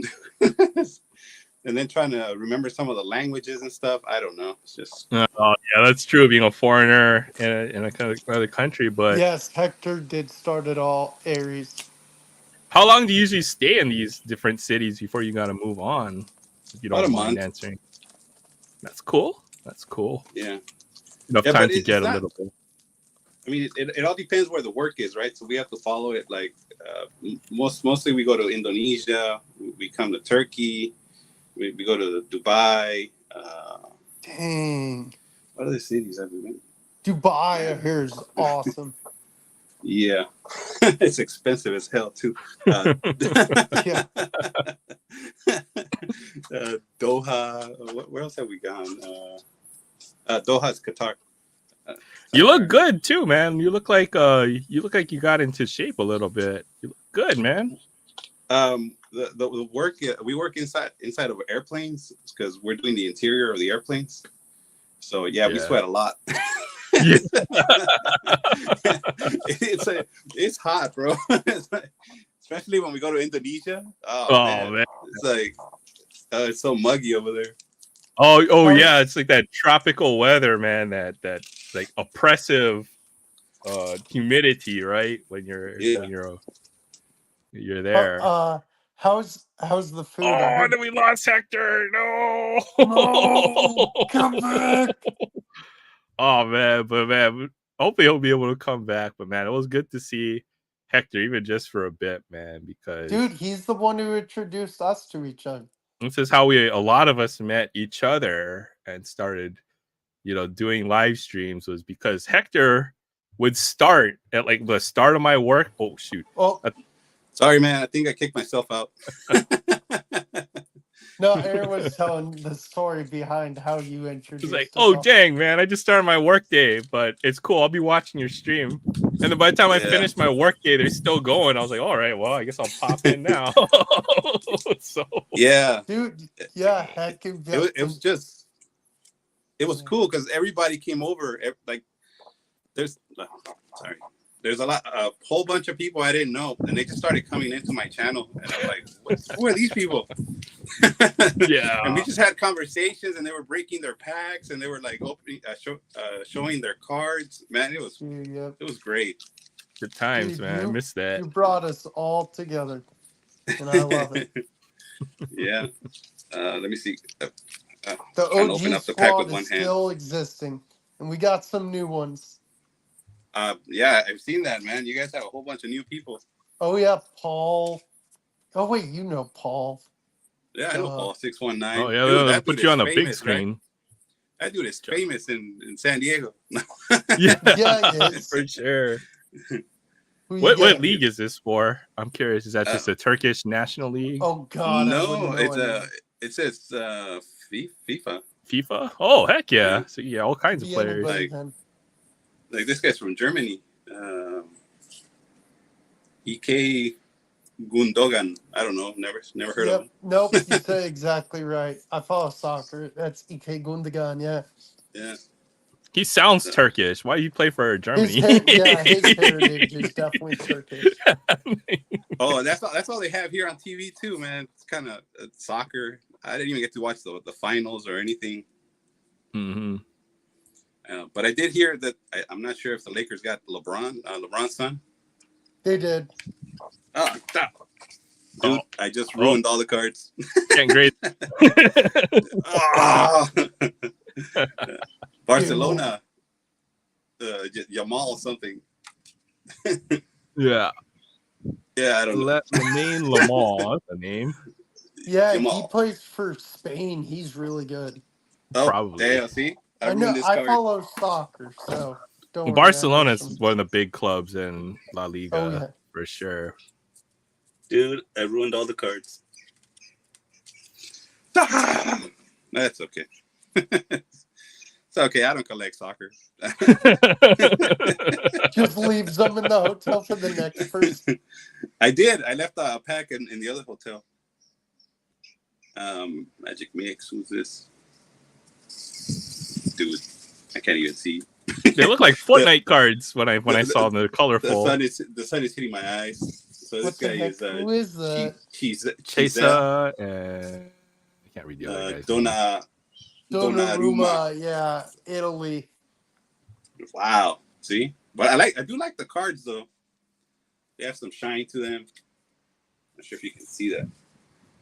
Yep. Like holograms. They're pretty nice. Yeah, look almost like they look like they were made by Panini, so they are made by Panini.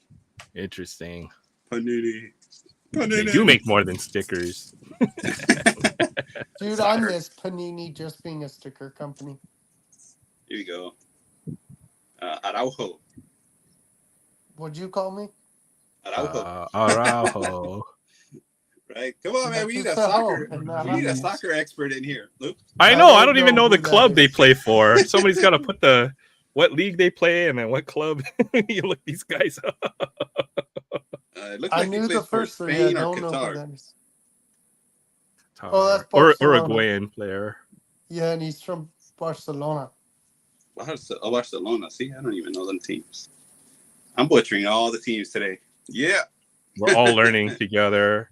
Hey, what's up, Titus? See, Titus is even here. Look at we got Hector here. Yeah. Titus says hi. Alaba and Vinicius Jr. Vinicius. That's Real Madrid. Real Madrid, yeah. That's cool. He's doing the bicycle kick on the photo there. Yeah. Dude, those are so hard to do. And then Phil Foden. Yep, Manchester City, Phil Foden. Woo. How many packs is it? Is it just one? I had 7, dude, but I don't think I'm gonna open all of them. Because save some for yourself. I'm butchering the names first of all, and like I don't even know what team they play for. I'm here to help. Okay, Donnarumma plays for Paris Saint-Germain. Yep. Yeah. They're the big club in the French I guess league. that's it on this one. Donnarumma again. Donnarumma. Yeah, no. So the food's good, Hector? The food's delicious, man. Dude, Turkish food would be freaking amazing. You must get like all the kebab where they have the Yeah. Oh yeah. Oh heck yeah, dude, that's good stuff right there. The only thing I miss over here is some tortillas and some hot sauce. Yeah, Any salsa would do, man. It's like that's true. I love that You got- Mediterranean food though. That stuff's Yeah. delicious. Gabriel Jesus, Arsenal. Yeah. Yep. Do you know where you guys are going next or no? We're going back to Indonesia. Yeah, How Fabian long do you- said Vinicius, Oh, go on. great pull, one of the best players in the Daniel world right Carvajal. now. Yep, he's Spanish. Carvajal. Spanish. What's it called? Hector, how often do you get to go home? Do you ever get to go home for a few days back in the US? Yeah, I mean, as soon as we finish the work, I can go. No, I've been up here 3 months and I haven't gone home. He's been on that same porch for 3 months. You guys hear that? Hell no, not here. I really don't know what happened here, man. I wish I knew a little bit more about the city because if you can see in front of me here, there's like an empty lot, right? There's like an empty lot, and there's a lot of buildings that randomly disappeared. Oh dang, you're in like the suburbs, and yeah. A lot of the homes look like they've been destroyed by an earthquake or a flood. I don't know what's going on over here. Oh yeah, Turkey's got some economic issues right now, so they're having some difficulties. Go ahead. Yeah, I heard Sorry, Will. Istanbul is very fun, very walkable. Oh yeah, the people are really nice. You can go anywhere. Nobody says anything. What time is it there? Right now it's in the morning. It's like 8 o'clock in the morning. Good night, Aries World. Thanks for stopping by. I hope you have a great weekend. Check out their channel as well, Airy Bear. That's silly dog. It's got a mind of its own. Aries World, isn't she the little girl that collects the Florida football player? I forgot his name. Yeah, Jalen Waddle. Yeah. Aries World from A Surfer's channel. Yep. There you go. So you know. Yeah. I follow them. Hector's still in the loop. I love it. Hector knows what's up. Yeah, I follow a lot of people. It sucks I have to go to bed soon because I have work tomorrow, but I'm happy to be able to catch up with Hector and, of course, catch up with you, Aaron, because I wasn't on last week. Yeah, man. It's Aloha Friday. You can't go to bed today, man. I have to go to bed in 30 minutes. I have work tomorrow, man. It's already Saturday where Hector's at, so. It's Saturday here, too. Oh, yeah. Saturday. Dude, I can't open up the cards with one hand. I don't know how people do it. Oh. You know what I do like about the packs, though? Is that the paper, it's not like the American. Paper. Yeah. So it rips plastic really easy. Packs. Yeah. You know, unlike American ones, they're freaking impossible to open. America. We just use plastic and we pollute the world, and that's being an American. Oh no. Oh, by the way, guys, if you guys are single, this is the place to be for women. Lots of beautiful women here. Hey. Plug it. What am I doing in my life right now? Lautaro Martinez. Inter Milan. FC. Yeah, dude. Wait, I think I have them backwards, man. That's why. Jeez. I don't know anything about soccer. Me neither. All I know is America got their asses kicked. Barcelona. No, I love soccer. I played it when I was younger, and I lived in Europe, so that's a plus. Thank God. Lived in Europe. Yeah. Let me see. Okay, come on. Don't ruin them. And then the names are really hard to see, man. Domaris? Yeah, I think that's Saint Inter. I can't tell. A lot of teams are almost the same colors. It's annoying. Check it out, though. It says electric. Oh, that's pretty dope looking. I like that. Nice cards. See, she's acting if you have a couch you can crash on. Oh, I bet he Goretzka. has a whole bit. Goretzka, yeah, German national team. Leon back. Goretzka. On the back it says winner. Winner. Winner. What do you win? I don't know. I'm gonna carry this in my wallet. I'm gonna carry it in my wallet. So you could just show your ID and be like, Master I'm a class. winner. Jorginho.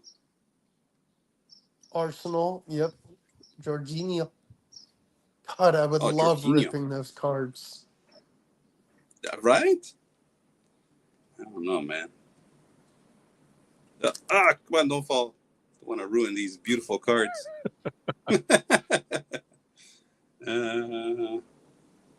What's this? Not sure what it says. It might say Ronaldinho. No. No way. Oh, Rodrigo. My bad. Rodrigo. You're all excited. But Rodrigo. I know who Rodrigo Ronaldinho is. Rodrigo. Yeah, I know who that is. Rodrigo for Real Madrid. It says master. Yeah. I know like Master. 10 names of soccer players. So that's about my Right? knowledge. It's like Ronaldo, Messi, Beckham. Who's the other one? I forgot the other 9. 8, whatever. Kimmich. Kimmich, he's German. Mbappe.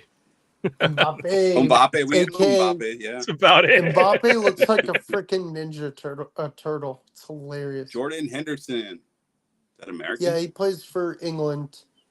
Yeah, he looks like he's The American. screaming and yelling. Oh, darn. If anybody And ever has any soccer questions, feel free to ask. Neymar. The- Yeah, Lautaro Martinez again. yeah, I think that's Inter. Yep. I don't know, man. I don't know. Let's see.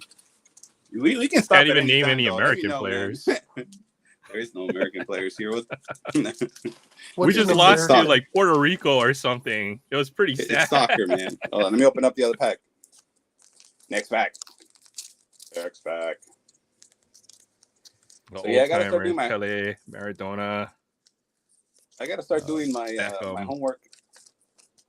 Homework on soccer. That way I can. Hey, Tony, look who it is. It's Hector. What's Pulisic, your there's an name? Hey, there we go, Sensei. Here you go, Sergio Dest. Dest. That might be an American, bro. Yeah, he's American. Yes. Yeah, Yes, we it got is. one. I An saw American. Pulisic at the beginning. 4th of July, Pulisic, baby. Yeah. Late 4th of July. Who's this? Landon Donovan. Well, who's Barry Kane? Barry Kane. Harry Kane, Harry England. Kane, British player, English player, British. one of the British. Well, there you go. See, now I have something to send to PSA to grade. Here we go. Rodrigo again. Why would they put 2 of his cards in my pack? Because they best. like It was meant for you. They made that Rodrigo. pack just for you. Rodrigo. Dude, did I just open this pack? This guy came out on the last one, right? Martinez? Yeah. No. He did. Well, maybe He it's like did. a parallel, a foil card or something, I different think color. they- Yeah. Where is that other guy, man? The Messi. Bernardo Silva. Manchester City. Yeah, Manchester. Man, how do you know this? How Well, do you Will know is our this, Boggs? soccer expert. He watches all kinds of sports. Boggs equals ratings. That's what I say. So it That's is. what Paul says So too. you know it. Yeah. Oh man, I can't even read this name. I'm not even gonna try. Oh, it's that Donnarumma. Donnarumma. That's a guy. You can keep her. Or Fabian says. Oh, go ahead. His first name is really hard. Yeah, I'm not It's going like to try. Giannini. Sorry, I can't even say it. Yeah. Fabian Ruiz. He's from España. Yeah, Fabian Ruiz. It's like cielos, man. What's that? Right? There you go. Another American. We have Christian Pulisic. Yeah, there we go. He's probably one of the best American players. He is the Is he? best American player because of Yeah. No, really? He's really the best American player, this guy. One of Yeah. them, He is the best. Pulisic. He's actually Icelandic. He's not even like real American, right? Is it? I think his That's mom pack. is Czech Republic. Sounds Hold like it. Gotta open up the other pack. Stay tuned for these messages. Blah, blah, blah, blah. We're running. Do you know?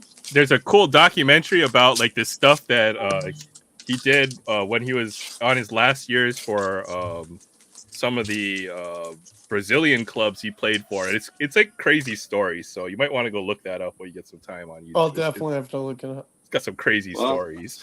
They have a whole channel devoted to soccer over here, so I might stop by and check that out. Yeah. Vinicius Jr. again. See, I'm telling you, they keep putting the same cards. Yeah. Well, those are all the big names, I think, like the who's who of soccer these days. Yeah, these are definitely big names. So give me an Mbappe, man. Yeah, there you go, Mbappe. That was he's a big player. Another Paris Saint-Germain player. Oh, the same guy, Vinicius Jr., but on a hologram. What's it called? I think Mbappe just went to Real. Yeah, they trade like he got transferred right recently. Yep. Yeah. Yep. If anybody ever has any soccer questions, DM me. Please. Slide in my DMs. I need help. I only keep up with like the absolute biggest names. Okay, so here I have a guy named Gundogan and Romeo. Yeah. Mm-hmm. Romeo. Romeo. Romeo. And that guy must get all the chicks. Best American soccer player as a winner.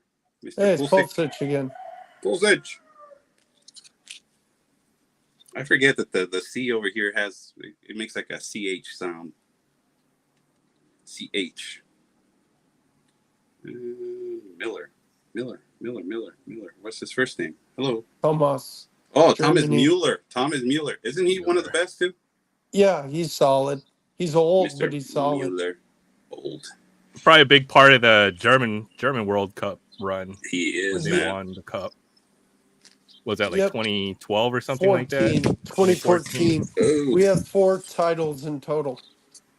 Brazil has 5 or 6. Theo Henderson.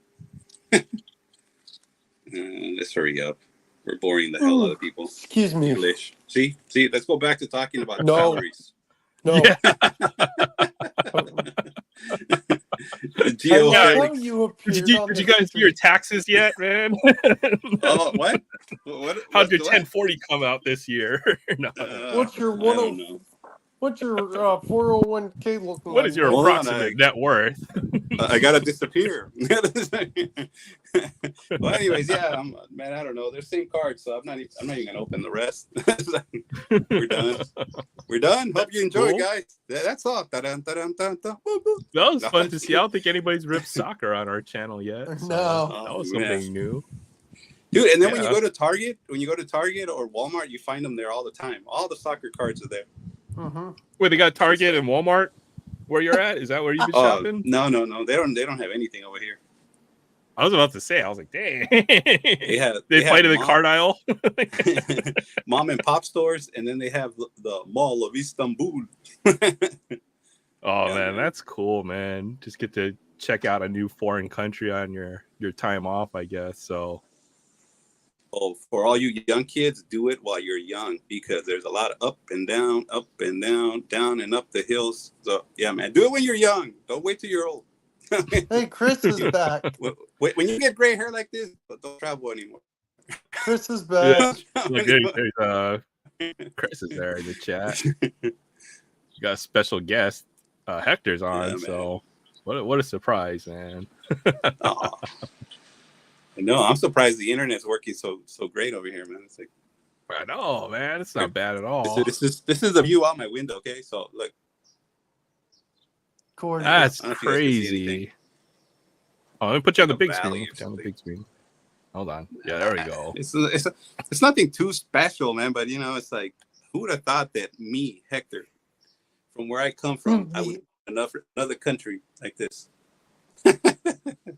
I don't know. Crazy. What a view, dude. What can I say, man?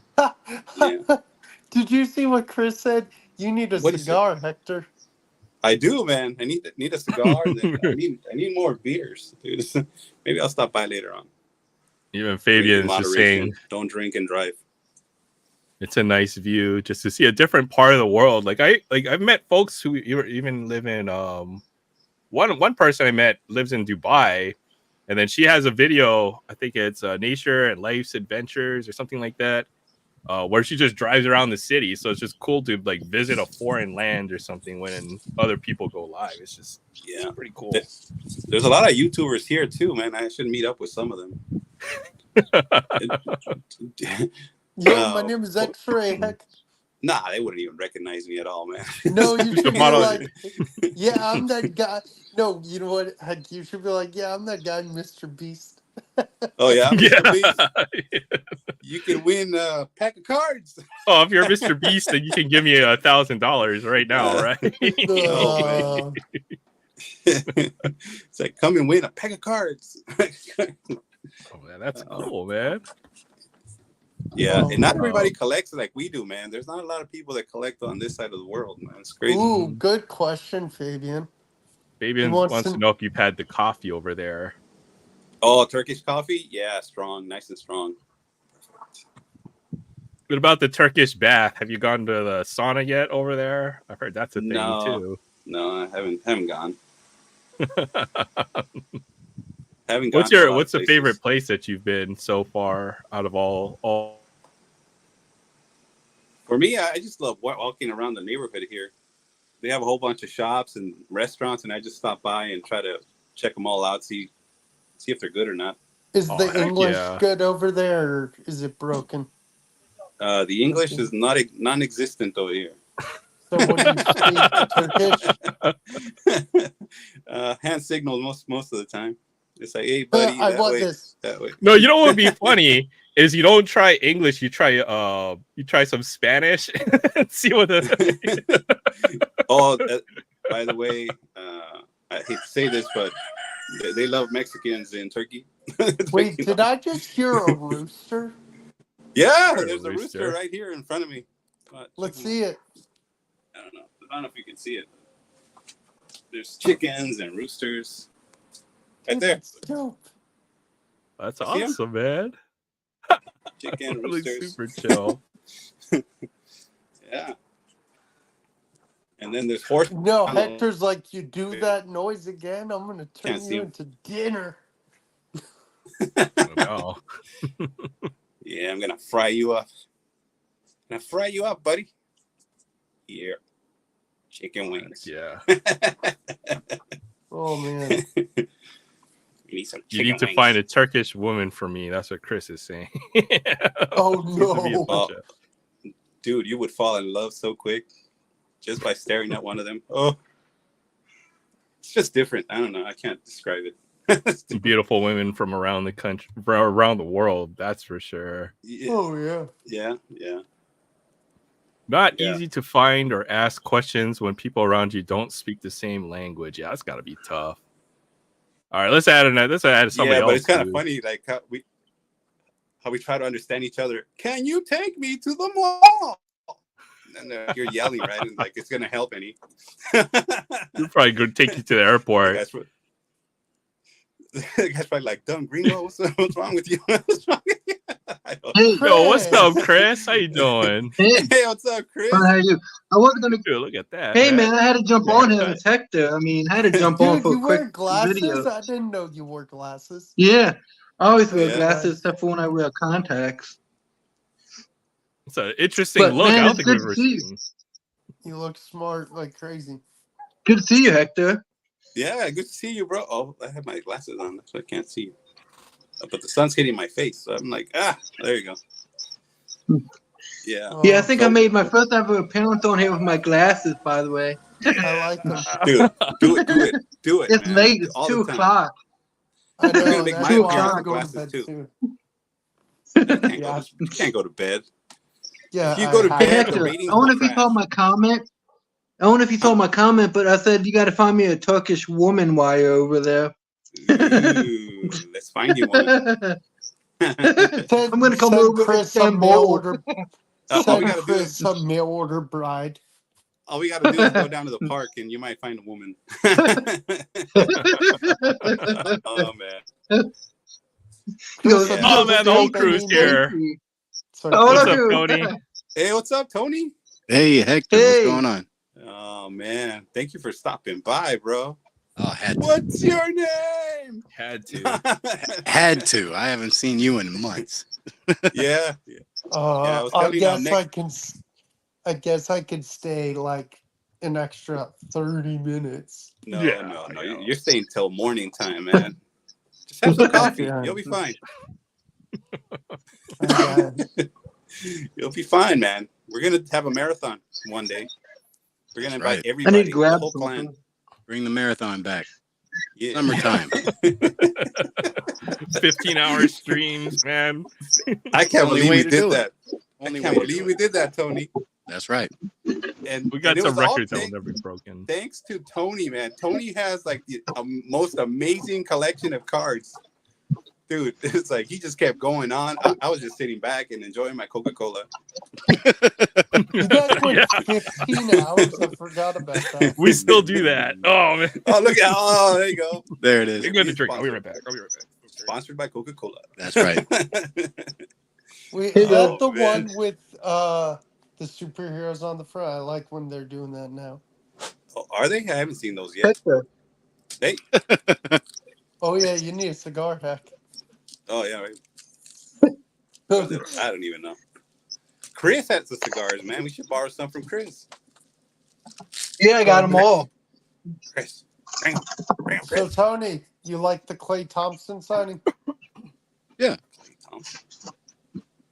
I don't like losing Derek Jones Jr. Yeah, that sucks. Derek Jones Jr. These are all new names. Hey, Will, No. Yeah, Yeah, a year what ago, did you I think would've of the been like, what? Yankees? we suck right now. I remember we were talking about Bobby Witt. Hey, Bob Witt. Bobby Witt. He's good. He's having a good year.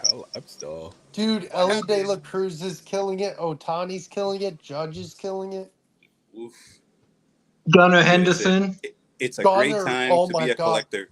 Yeah, I think the MVP race will go down to Gunner and Judge for AL. Yeah. No, Judge Oh, is wow. going to get it. Judge is going to push Yeah. 60 home runs. Yeah, he's Gunnar on pace Henderson has now. 27, Yeah, Gunner's making a charge, dude. Doesn't matter. and he's only 23. Doesn't matter. love- I mean, Where are the O's compared to the Yankees? The Yankees We in are first place. stumbling lately. We Yeah, lost to the record-wise. Reds. Record-wise. Yeah, but dude, Tony, the We in Yankees first just place. got swept I know by the that. Reds, and then we just Oh. lost to the Red Sox. I think you meant physically. Where are you guys? Yeah, It's okay, win-loss guys. record. The Dodgers are going to win anyway, so don't worry about it. There you go. That's the spirit. Listen. Let me clear up some stuff about Klay Thompson. And now, obviously, I'm a homer, so take it as you will. Yeah. All right. Klay Thompson led the entire league in 3-point percentage off of picks last year. Now, there's one thing the big men in Dallas are good at, it's setting picks. Yeah. Because they like to do Perfect that pick. pick and then roll to the basket. Well, if you got Klay Thompson there and he's got that shooting percentage, it's going to open things wide up for people like Lively and Gafford. Wide open. Sure. Plus, Wait, are we talking basketball or baseball? I'm talking Yeah. basketball. Basketball. We went to basketball for a minute. The other thing, Klay Thompson was not happy last year at all. He was mad that they didn't sign him to an extension that was what he is worth to that franchise. Yet they signed Jordan Poole. They signed Steph Curry. That's a no-brainer. But they also signed Draymond Green, and he was a head case last year. Yeah, So how does that make Klay Thompson feel? He was terrible, not yeah. happy last year, and he showed it. All right? When somebody's not happy, they don't play well. He was frustrated. He was in his own head. You look at his stats from the year before. Shot 88% free throws. Shot 41% from three. 21 points a game. That's the Klay Thompson that'll be coming to Dallas. He feels I agree. wanted. He's happy. There's no difference between 32 and 34. Both of them were after the injury. All right? He doesn't have to worry about being a number 2 guy over here. He's the clear number 3 behind Doncic and Kyrie. Period. He's literally going to be a spot up 3 guy that averages 40% from 3, which is a significant upgrade. Now, if you want to talk about his defense isn't what it used to be, but it's still better than Luka. It's still better than Kyrie. Do you think he plays the small forward as a Of course starter? he is. Of course he is. He can't play the 3, and you got Luka and Kyrie. There's nowhere else for him to play. They literally let Derrick Jones Jr. walk because Derrick Jones Jr. was losing his starting spot. The one thing that the Clippers could guarantee him was that he would have a starting spot. The money was the same. The same money that the Mavericks offered that new guy, I can't even tell you his name, I've never heard of him, was the exact same money. I think it was $1 million a year off from what Derrick Jones signed with the Clippers. What do you think? The only difference is role. Derrick Jones's role would have been reduced in Dallas. That's why he signed with the Clippers. Do you think moving Hayward Hardaway Jr. was a bad move? Oh, hell no. I agree. Hell no. Dude, you don't move him, you can't sign Clay. Yeah. And you tell me, wouldn't you take Klay Thompson over Tim Hardaway Jr.? I would every day of the week. Every day of the week. Oh, yeah. Do you think his role is going to be like Reggie Miller? No, I think his role is going to be very similar to a 38-year-old Ray Allen signing in Miami. So just catch. I agree. That's what it feels. That's what they need, though. They need that. That's exactly what they need. When look, if you look at what they were missing in the finals, they went through big time teams, but then they got to the finals and they got to the Celtics. The Celtics got in Kyrie's head. Luka got in his own head. There was no number 2 option because Luka thought he had to do everything. Now you have a legit number 3. And the money's good. You can't tell me he's not worth 3 years, $50 million. In this league, absolutely. That's there are people that are so close. There are horrible people getting paid $50 million a year. Yeah. I mean, for crying out loud, Tim Hardaway Jr. last year was making $28 million. Jeez. That's absurd. No, I think $1 million. So I am perfectly fine getting a guy basically $16 million a year that has. All right, he's already got a Hall of Fame resume. He could retire today. He's a Hall of Famer. Yeah. All right. He has, I think, over the last 10 years, I think he's got the second highest 3-point percentage of players still playing in the league, 41%. The only person higher is Steph. Talking about Luka, right? No, I'm talking about Klay Thompson. Klay Thompson. Yeah. I'm talking about Klay Thompson. That's what the Mavericks needed. And let's be honest. I can't think of a better free agent signing in the Mavericks history. Yeah. Now you can say Klay Thompson. He was a Maverick too. That's gonna be awesome. Well, I mean, that's great. You know, I like pointing out the former Mavericks. He's a perfect fit for them. I think he's a similar signing to when the Mavericks signed Vince Carter at the tail end of his career. Yeah, and Vince developed except Vince at was a the far end of his career.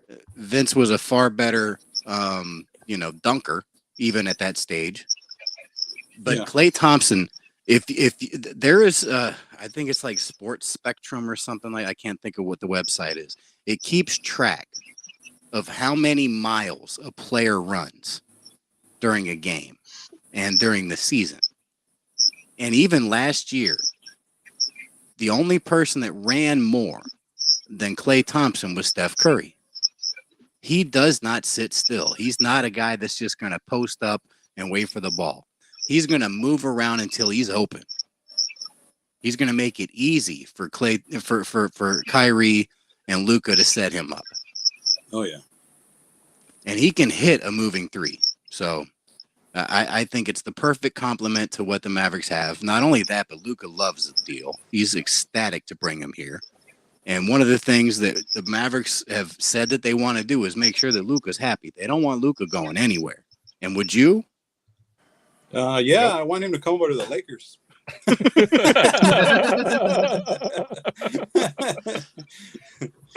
That's good.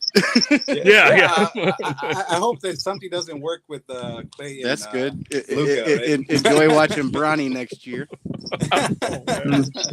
You had to go there, man. You had to go there. I know, right? But anyway, I just wanted to jump on quickly, say hi to Hector because I haven't seen him for a while. But Chris, everyone nice take care of Aaron, Sensei, everybody. Yeah, hopefully you can join. Hopefully you can get back on much sooner sometime, Hector. Yeah, I'll try, man. I Pop tried to find in, some packs. anywhere. I mean, it's 8 o'clock in the morning. Yeah. We don't want to waking up at like 5 in the morning. Yeah. Yeah. I'm gonna be live streaming in the middle of the night. But anyway, see you guys. See you Bye, Hey, guys. Chris. Have Have a great good weekend. Hey, Pitbull, Thank you, Christina. I appreciate Pitbull needs to stop calling himself Mr. Worldwide. I think that's What? Hector now. Oh, hell no. Why would you even pay attention to what Pitbull says? No, man. I Pitbull know. is Pit who? Who? some singer. Who? Pitbull? Some singer. Is that guy. like who was that other? Who did I pull this of? Is that like Hey, Aaron. If What's it's up? mainstream, I don't pay attention to it. Aaron, where's the Asian Elon Musk card? I haven't seen that all night tonight. Nobody got needs it to see somewhere. that. Nobody needs to see that. We don't, Keep it away. we don't need to go there quite keep yet. that But away. we'll show it before you leave, Hector. That's for sure. What happened? Don't need to see Oh no, that. nothing. We don't need to see that now. It- I put it away yeah, well. It's a bad inside joke. I was looking It at is the a chicken really over terrible here. one. Hector, guess whose stream I hop on every so often now? Comic Journey. Yeah. Woo! Yeah, man. Shout outs to Comic Journey. That's the same guy that was making fun of you?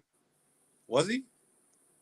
From what I No. heard. I don't. Oh well, He damn. wasn't making fun of Heck. Damn. No, not Hector. Comic Journey was making fun of you, Will, and you jump on Oh, his stream? Yeah, he's a little crazy. I wouldn't do it. I wouldn't do I it. don't jump on as much as I wouldn't do it. You don't want anybody that's going to not respect you. That's true. I mean, you need to just move away. I should. you have tons of options, by the way. Yeah. I do. Well, everybody You're wants everywhere. in the You don't stream. need to be there. Yeah. I literally am everywhere. You are. You're everywhere.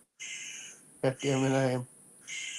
Even when you're not I'm there. actually Even when you're not there, names- you hang out in the chat for about 4 hours saying you're going to go to bed and you're going to go to bed and you're going to go to bed and you can't sleep and you're back. And Yep.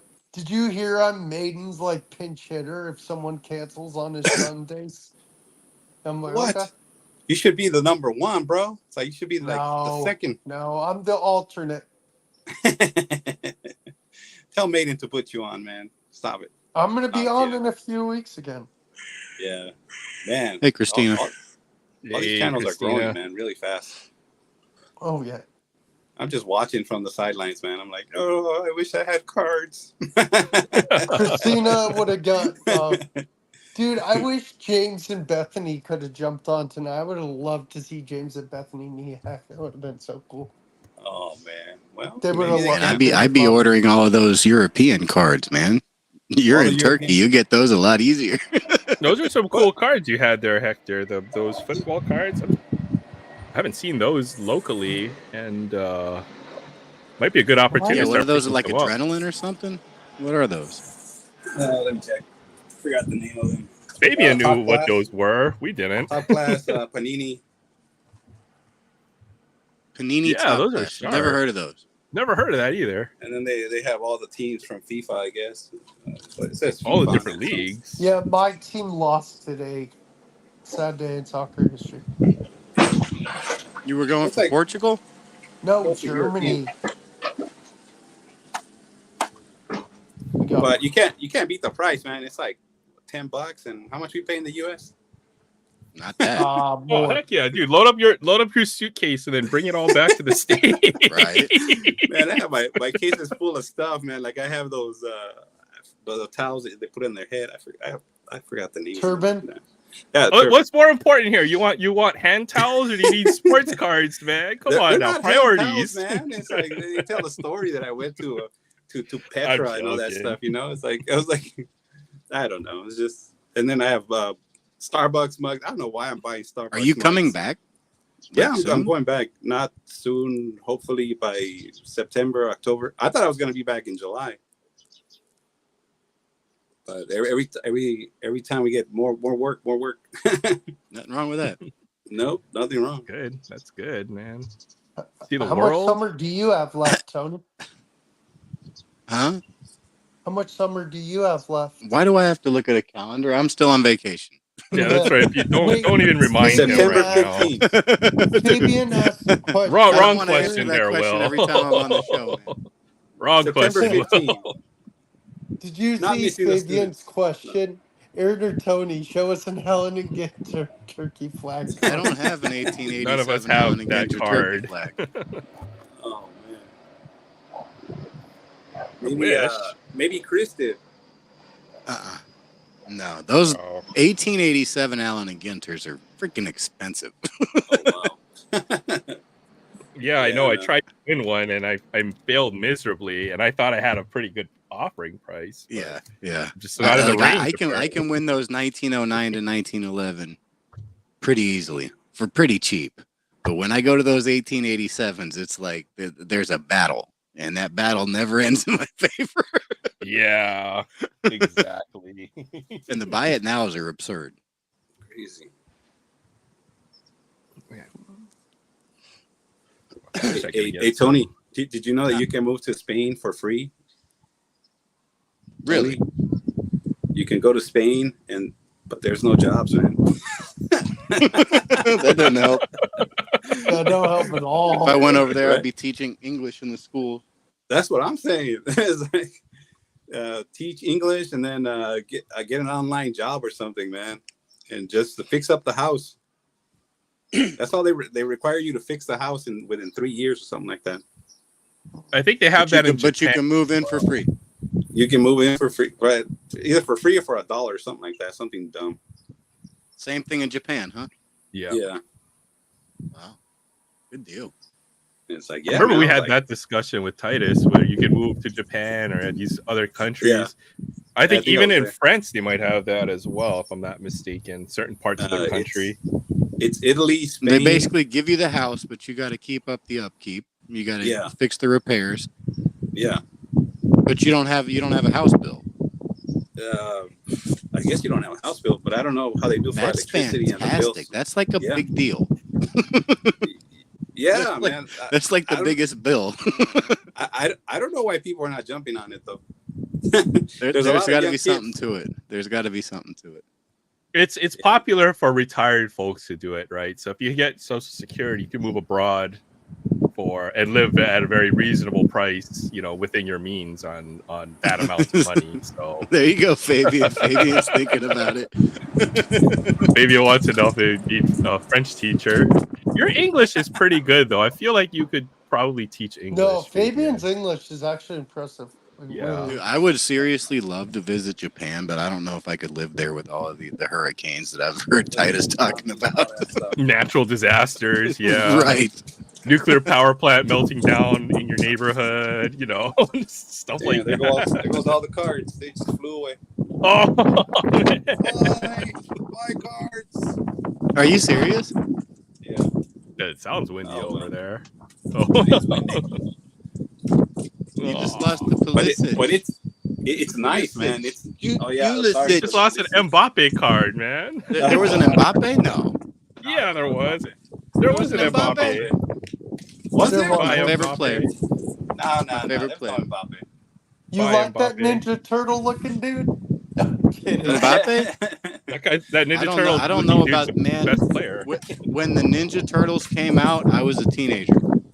How will he I know remember, nothing like, about the end Ninja of his Turtles. career?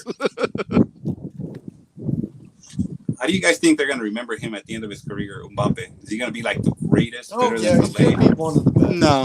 No. Pele is going to be the greatest ever, no matter what. Yeah, it's going to go Pele, then Messi. Wow. He'll be one of the greatest of this generation, I would say. Oh yeah. There's nobody close to him right now. Ronaldo and Messi are like way past their prime. Yeah. Messi moved to America just to look good.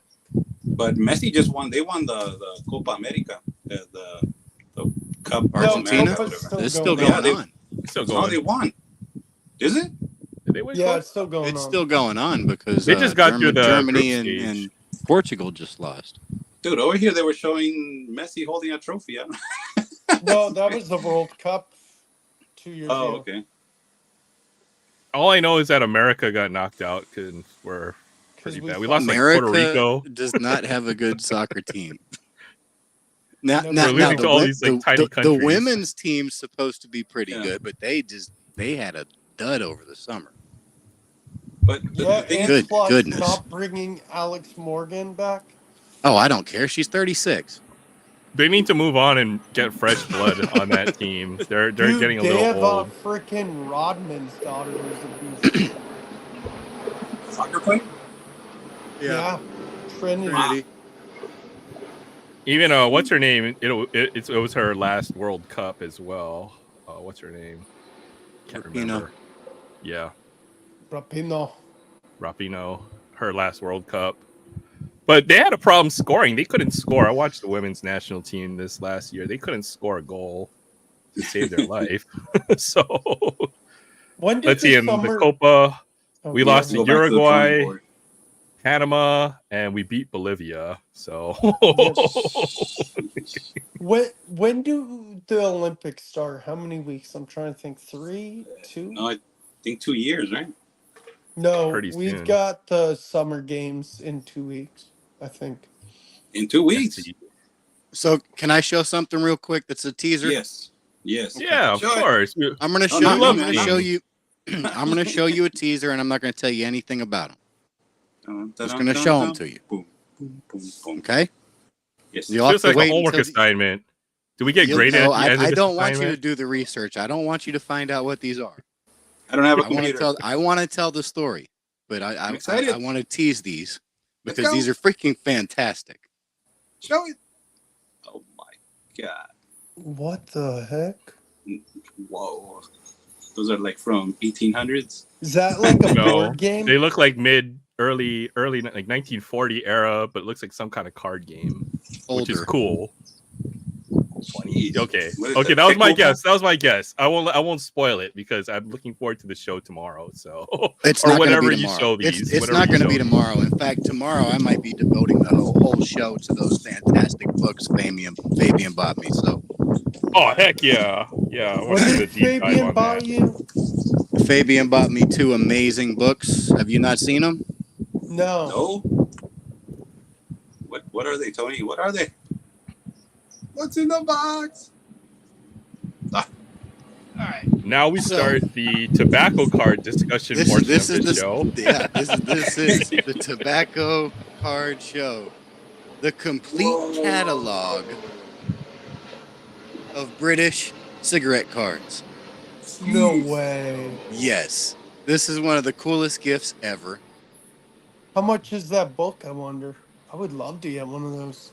And if that wasn't cool enough, how about the cigarette trade card catalog from 2024 that lists over 7,400 values?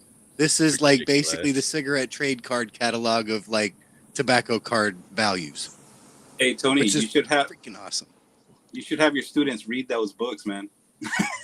We'll see about that. Make some money on the side, from the book company. Tell them, hey, I have 30 students a year. What is it, 60 students a year? I don't know. For sure. Fabian, that's a good guess, but it's not Yale. I don't want y'all to guess it. I don't want y'all. If you have a guess, save it. Because I literally spent my entire amount of money that I have to spend for the month on those. So you won't be seeing. Look, I've still got sets that I need to show and stuff like that. But these right here, I could not pass it up. They're way too scarce.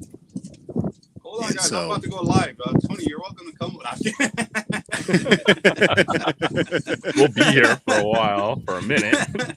16.5 hours later. Those live streams are epic, though, man. Oh man, those are the good old days. I can't believe the card.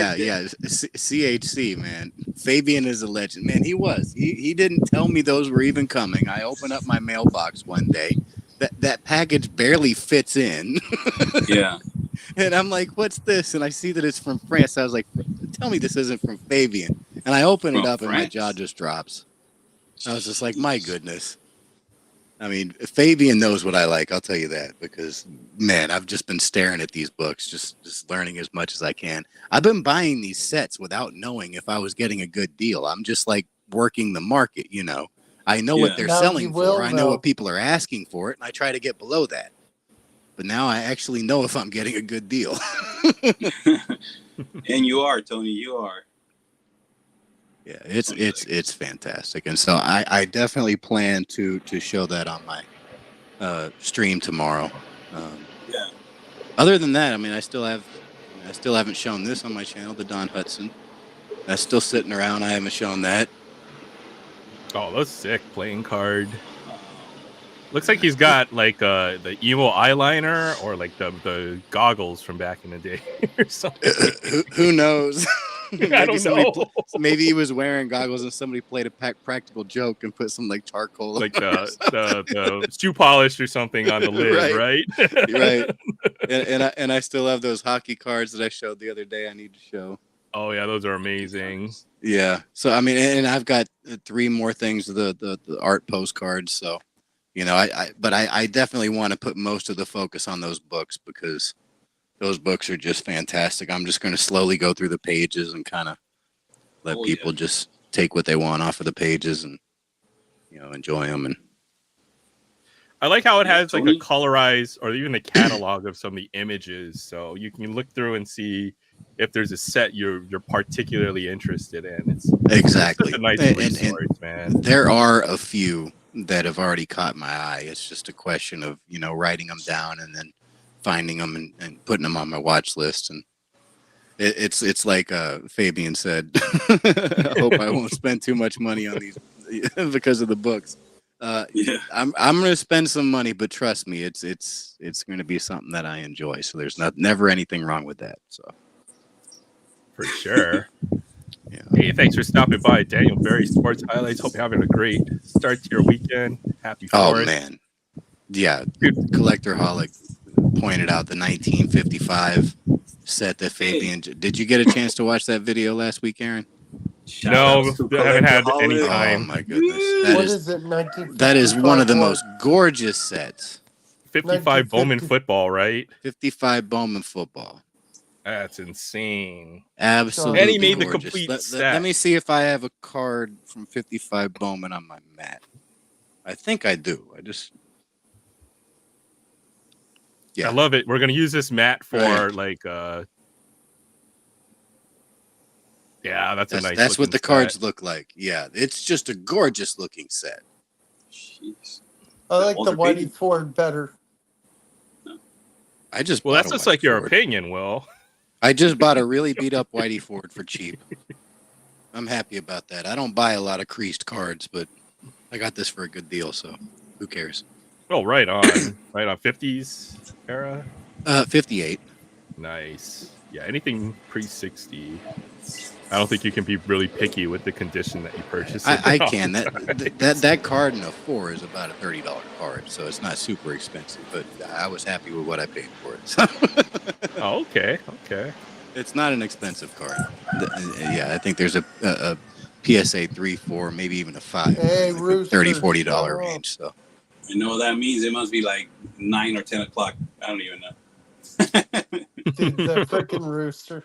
Don't they sing once an hour or something like that? I have no idea. No, yeah, Fabian's right, man. Vintage football is being slept on. Hell, modern football is being slept on. If you're not a quarterback, nobody cares about you. I know. Even some of these inserts from today, you know, you have players who are the best players at the time, and they're just like they're not even a conversation in the hobby. Right. Like Adrian Peterson might have been one of the greatest running backs we've ever seen of all time. Yeah, nobody's buying his card. No, nobody. Well, I think he did a little bit by beating his kid the beating way his he did. kid. Yeah, with the switch and whatnot. You know, you can't do that today. Even if some of us got belted when we were a kid, you know, it's not necessarily with a switch. It's a Well, then what about someone like era. Emmitt Smith, right? Emmitt Smith. The good old days. Or even some of the great quarterbacks from past years. Totally, like Dan Marino, John Elway. I'm not going to say Montana. That falls into the era. That was overproduced, but you know, and that you look at Jerry Rice's rookie card, you can get it under $100. He's arguably the greatest player of all time. He's definitely the greatest wide receiver of all time. Yeah. What by a happened with long that? shot. And you can get his rookie card for about $60-$70. Yep, you can get it in high condition for not much more too. For not much more. Yeah. You know. Quiet, Rooster. And that is a card that if I don't get it by the end of the year, it's going to be on my want list for next year because I am a huge Jerry Rice fan and I don't have his rookie. And it's very affordable. I just got to focus on it. It's kind of funny. All those cards are going for cheap, man. Well, those are the top position, like top skill players too, right? We're not even talking about like great defensive legends or. I'm talking like a Lawrence Taylor rookie card. Yep. For like LT. $40. I mean, you know. And then you go into the 70s and you go into the 60s. And like Deacon Jones. Look at how much his stuff's going for. Yeah. Damn, isn't he like one of the Alex Karras? Alex Karras, you know. These are like the OG Hall of Famers, the best of their time, you know, and they don't get any hobby love. Or even if people know their name, it's surprising, you know. Yeah, for sure. Deacon Jones plays like Aaron Donald. He played like Deacon dude, Jones. A madman. Yeah. Who else can I name? There's a bunch of Reggie White. Reggie White. No, Reggie White's unless you're buying his USFL card, his rookie card is like 4 years after he really became a pro. Because he played in the USFL, so it's like super cheap. I think it's an 86. It's probably like $10. That was a fun, interesting time in football. You have like Randy Cunningham, some other players, USFL players. Yeah, that might fit into that category as well. Jim Kelly. Yeah, Jim Kelly's another player. You know, if you're not buying his USFL card, you're going to pay like $5 for his rookie because his rookie was like 87. Damn. In fact, I have it. I think I paid $1 for it. There's no value in it, but that doesn't mean it should stop folks from collecting. Another one right here on my mat. Who can argue Mike Singletary? I mean, for sure. You just saw how his eyes lit up right before he knocked the snot out of you. Trying to censor myself. 86 Bears, one of the greatest defenses of all time. Yes. And that's from 1983, and you can probably get that for about $5. Hey, Carl Shield, thanks for stopping by. There's another one. There's 84, Howie Long. Howie Long. You can get that for about $4. That's his rookie. Yeah, but I don't consider 80s cards vintage. So about 70s vintage, 60s vintage. It's super cheap, man. Super cheap.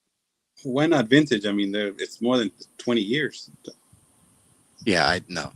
We have different definitions of vintage. It's always anything older than me, so it starts at 84.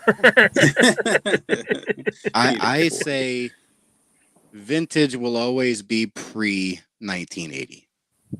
Okay. Forever. If I wanted to delineate, I would 50 say years from now. A little bit before that. This isn't a car. It's not every 25 years you extend it an extra year. This is not a car. I'm not going to call it vintage after 25 years.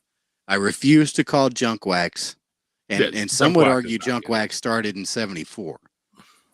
I'm just going to say, what I would say 79 and before is vintage. Anything that came out 1980 plus will always be modern. Ultra modern is going to change, but modern will always be 80 plus. Wow. I don't know, man. I refuse to call Nirvana classic rock. Let's just get that. Let's just get that out of the way. And now it's back. Everybody's again. Classic rock came out in the '70s or before.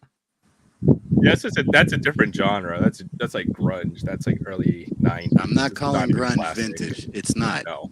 I don't care if it came out 25 years ago. So, somebody, who was it that told me? Something like Genie in a Bottle's like about to be 25 years old or something, and it just made me feel ancient, man.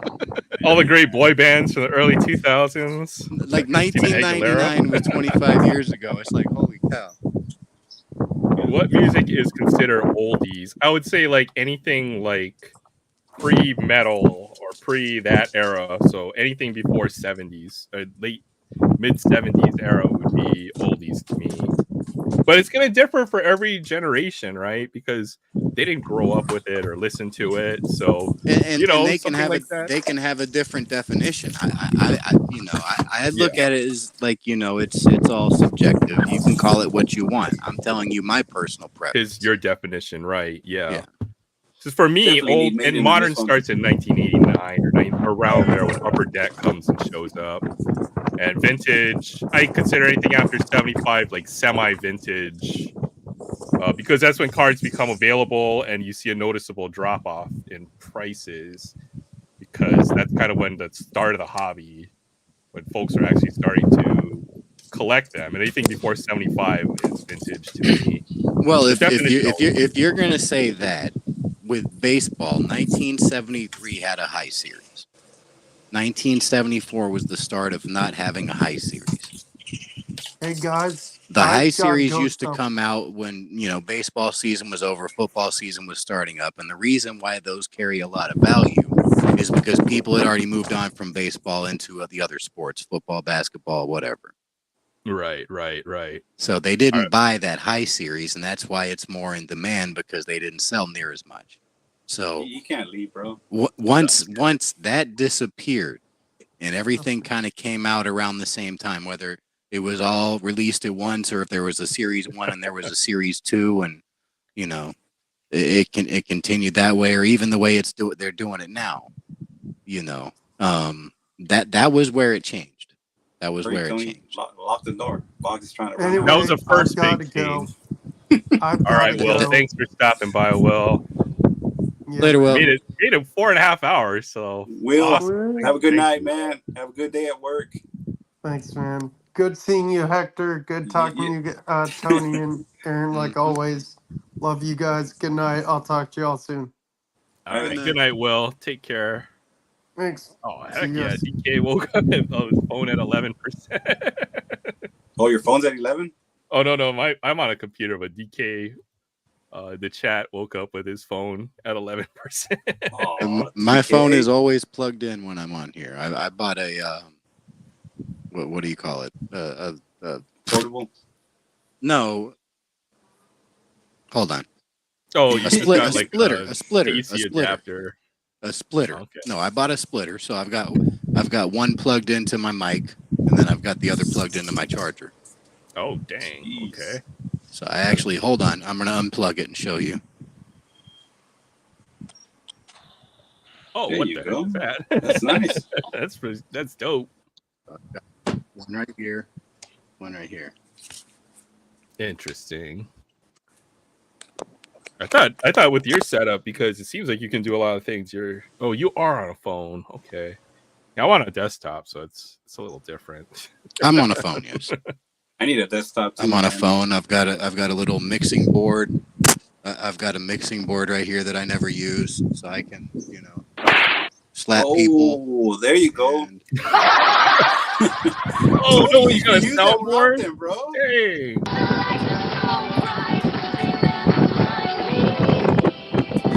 Okay, I gotta get a soundboard now. Dude, I'm gonna get one. You got a bunch of cheesy sound effects on here. Hell yeah. It's hey, Boggs. No, Hector. DJ. Yeah, but I never use that stuff. Some of it might be funny. You should use it though. That's pretty cheesy. Nobody wants to hear Dido. Oh man. You never know, man. Just use it, bro. You never know until you just surprise somebody. You play it. I think it's pretty. We want to see. We want to see you add it to your show on Saturday. Oh heck yeah!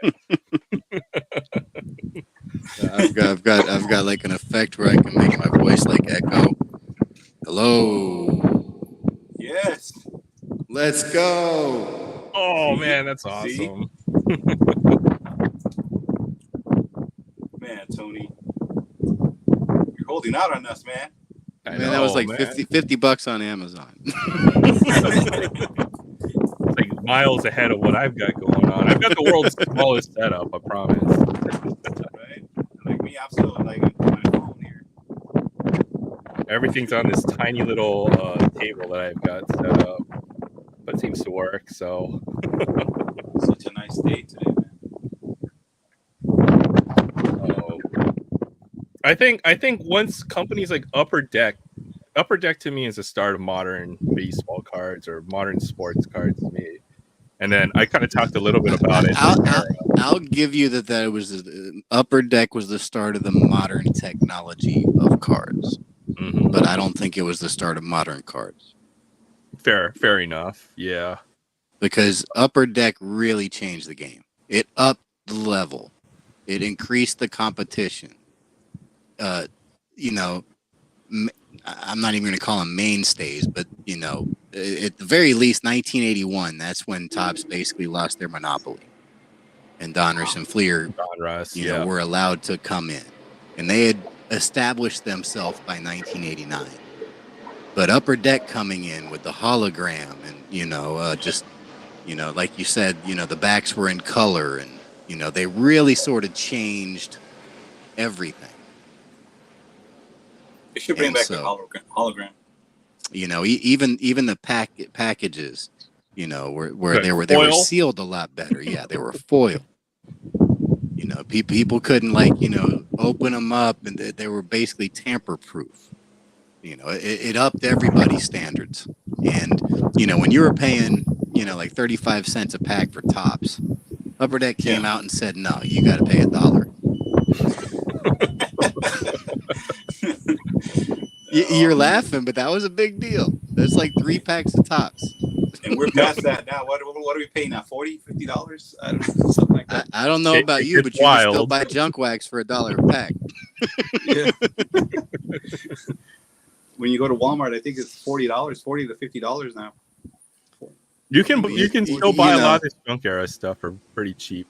I saw a whole box of 87 rack packs for I think like $40. So I don't know if y'all watch Sports Card Investor Collector Dealer or whatever his name is. The channel. But somebody shared one of his videos, and I watch his channel occasionally. I don't like that he always consistently puts values on stuff. I mean, but I guess it's what he does. So there's nothing wrong with that. I mean, he has it as a business, but he says collector, investor, dealer in that order. So he's still a collector first. So, but he's actually starting in this video. He's starting a sort of a experiment.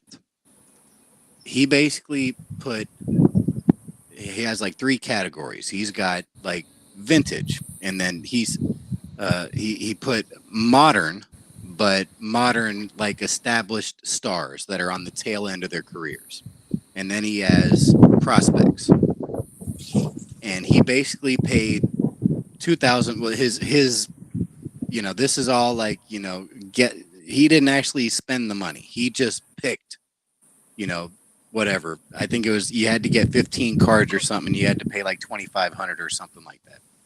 And so he picked 15 cards that were vintage, 15 cards that were modern established stars, and then 15 or the 2,500 or whatever prospects. So I don't know if I said 1,500 or 2,500, but it was 2,500.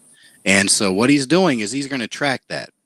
He's going to track it first. He's going to track it over 3 months. And he actually asked the chat. He said, "Which one do you think is going to perform the best over the next 3 months? Do you think it's going to be the vintage? Do you think it's going to be the modern established stars? Established stars, I'm talking like, you know, like LeBron or Steph Curry or, you know, Sidney Crosby, Mike Trout, people like that are established on the tail end of their careers. And then you've got, you know, the prospects like Jason Dominguez and, you know, people like that. Which one, you know, I can't tell you all the cards. There's no way I'll remember all the cards that he has in these groups. But you should take a look and try to figure out which group you think is going to perform the best over 3 months. Which one do you think is going to perform the best over the next year? And I'm actually interested in that because, I mean, for me, I prefer vintage because I don't like throwing money away. You know, that's what, you know, I mean, whether or not, you know, you're in it for the money, you're aware that there's value to these. Yep. Right.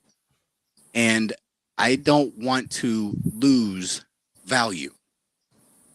I'm not in the business of paying $2,000 for some rainbow foil. And the dude's all of a sudden going to get caught with a 15-year-old girl, and then all of a sudden it just crashes. Yeah, it's unfortunate. All right. I'm not going to name any names, but you know, you don't see that with the deceased players. You don't see that with the players that are in the 70s and their 80s. Well, it's an interesting debate. I have a couple thoughts on this. One, I think 3 months is probably too short of a time. You probably need to go back to somewhere around 2015. And obviously, everything is up from then. It's got to be more than 3 months. It's probably too, and even that could change how this experiment works. Could change depending on the season, what time of the year you are compared to the regular season. I understand that, but he's just doing it for, you know. First he said 3 months because he did mention that, you know, football season is going to happen, baseball season is going to be in the playoffs, you know, or ending.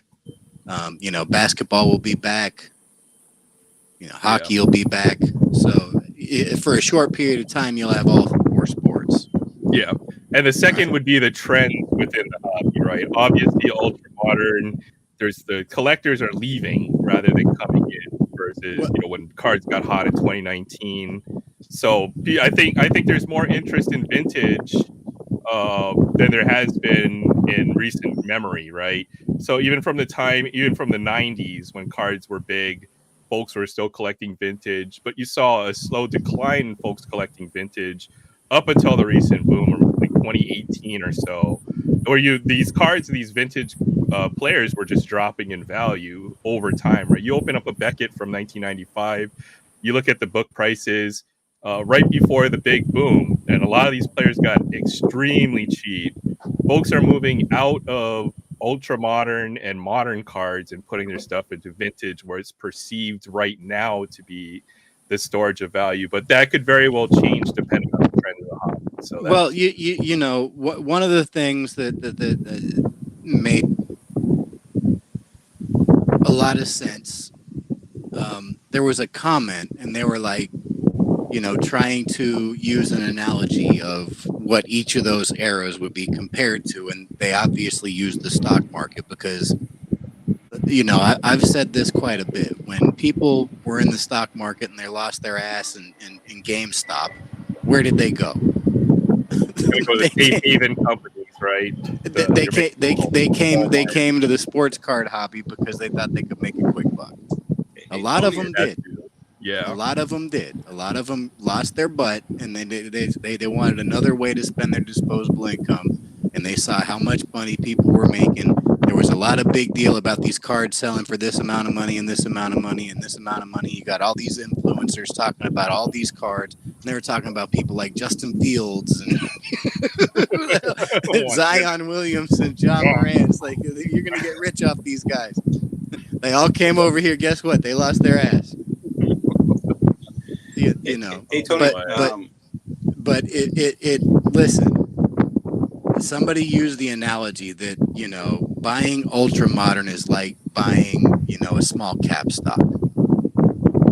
You know, basically you could buy a whole bunch of them and basically you might have a couple that hit, but in the end, you're probably going to lose your ass. Agree. Then you've got, the established superstars that are on the tail ends of their careers. A lot of them are going to make the Hall of Fame, but they're not necessarily hot because they don't have that new car smell anymore.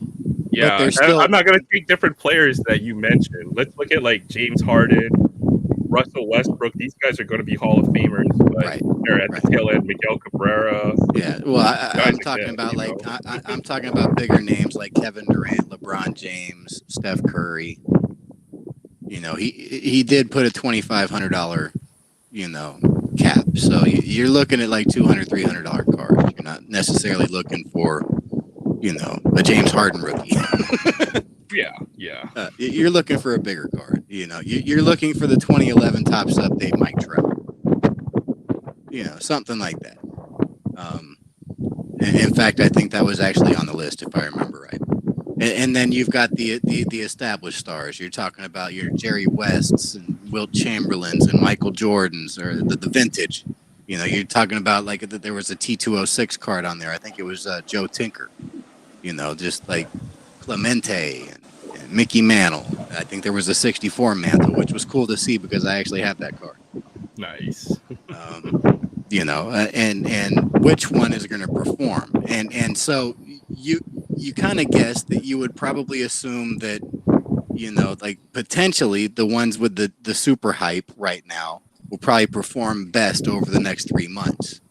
But if you were looking at that same, group of cards over 10 years, I think you're looking more likely. You're looking at the modern's probably going to hold its value more, because if you look at what the cards in the 80s, somebody was talking about this. You were talking about it, Aaron, when the stream first started, and I hadn't even announced that I was here yet. You were talking about, the players that we grew up with. You can buy these cards for a heck of a lot cheaper now than you could have even 20, 30 years ago when they were playing, right? Right. That's true. And that's true. Now is the time to be getting that Kevin Garnett that you showed. Because $5, that was a $20 card when he was playing. And so these established stars 10 years from now, a lot of them are going to be retired. So are those going to hold their value, or are they going to go down? Well, we know that the vintage is going to hold its value for the most part, or even go up, because it's proven historically that it will. Yeah, I agree. You look at Hank Aaron's today, Willie Mays' today, Mickey Mantle's today. You look at Roberto Clemente's today, and you look at those Beckett's in 1985. You look at those Beckett's in 1995. You look at those Beckett's in 2005. You're going to see that they went up. But there's going to be an upper limit on how high those cards can go. Yeah, I think there's a peak. I think there's a peak. And I'm not talking about the PSA 8s and the PSA 9s and stuff like that. I'm just talking about like price guide value.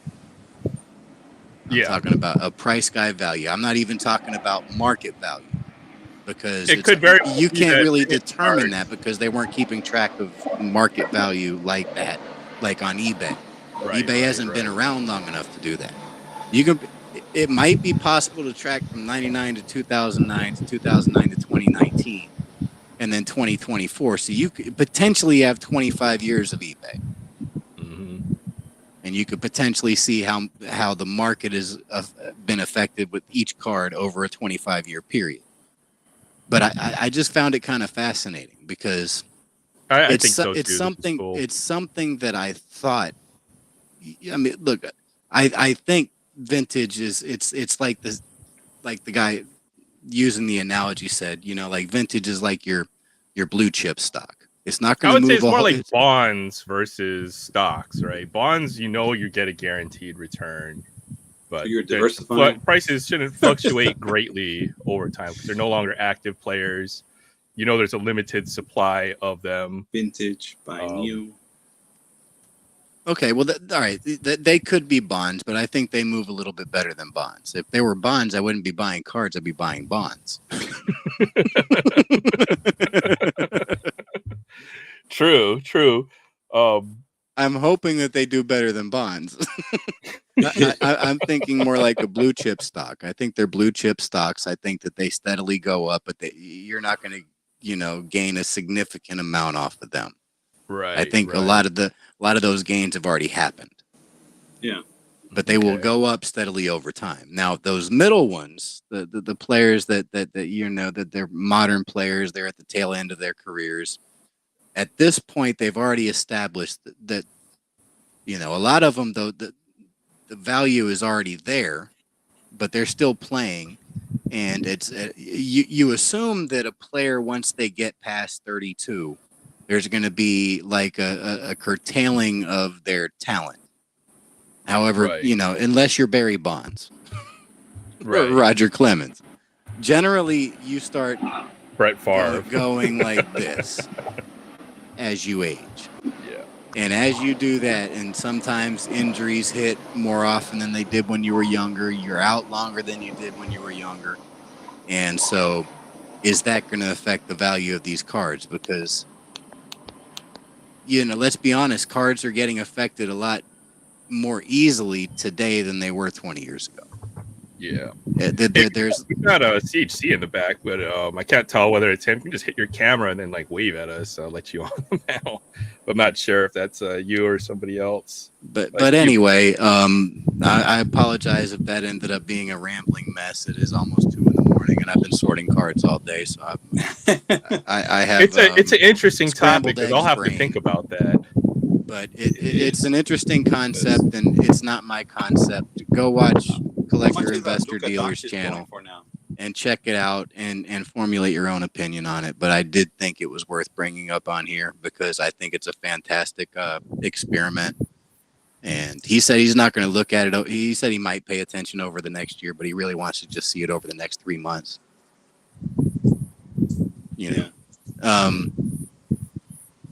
So I'm just gonna ask you this. I'm just gonna ask you this. All right. Hypothetical.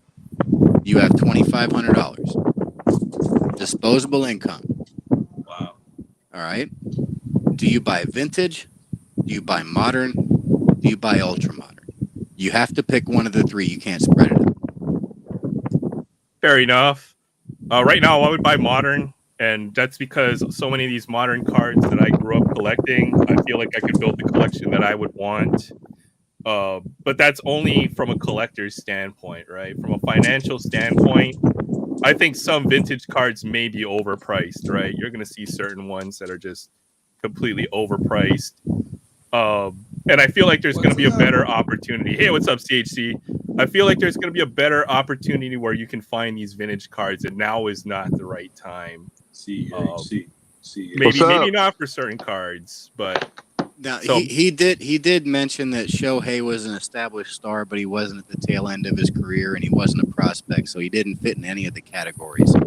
He also said somebody like Tom Brady was already retired, but he couldn't be considered vintage, so he wasn't in any category. Right. So that might change your answer. I'd still do that. I would go from modern to vintage and then ultra modern. But obviously, you see me spend way more money on ultra modern, but that's because I like ripping packs. I see you hitting that $1 box and the $5 box, picking up some pretty nice modern. Yes, even junk wax stuff. So, and by the way, man, I love that Cecil Fielder, man. yeah, that's just the one I'm sending to you. I know. I love it. That's his rookie. That's his rookie card. So I absolutely love it. Awesome. Absolutely love it, man. It's like I'm getting a piece of my childhood back. It's not the Fleer, but it's still his rookie card. So I love it. If I had that card, I probably would have got that one signed. Yeah. All I had was his Fleer. I love it, man. I can't thank you enough for that. Oh, for sure. I saw that one in the bin. I was like, I wonder if you'd have interest in this one because I know we've talked about that card. I've got it in the archives. Another autograph on that same card. I know you mentioned. One of these days, I need to go through some of my 80s and 90s stuff that's from my childhood and see if there's any of this stuff that you want because. You keep saying you're going to send me this, and I think you still have that chrome Vince Carter you mentioned. And yeah, I've got a nice little pile going, but you know what? It's not even about trading money for money. It's just like, they're cards that you have interest in, and I don't necessarily.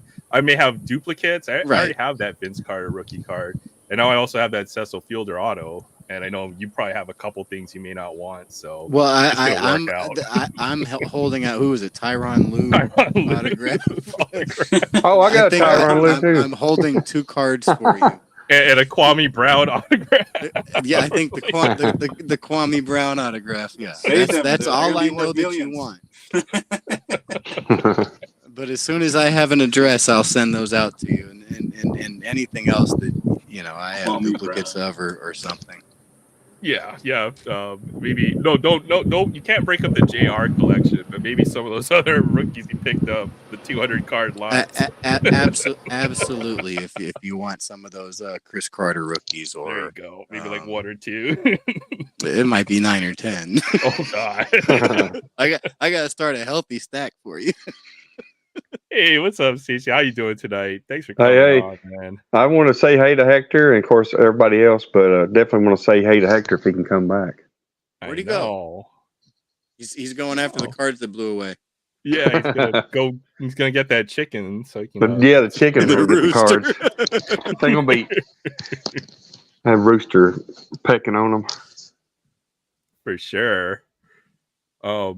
Aaron, I did send you an IG for I found a Cecil Fielder that had that straight down with a C that was the same as yours, and it wasn't even on the 86 the same, but it was the same kind of C. So I'm not used to that C. The 1 in 80, the 1 in 80. No, I guess it was 90 because 89 he was in Japan. So he had the C was like more curved. It wasn't like a it looks like a circle with his name in it, right? That one had a pretty straight line down, and I saw one. It was a Topps, which I sent you the picture, Aaron. But you'll see it on IG.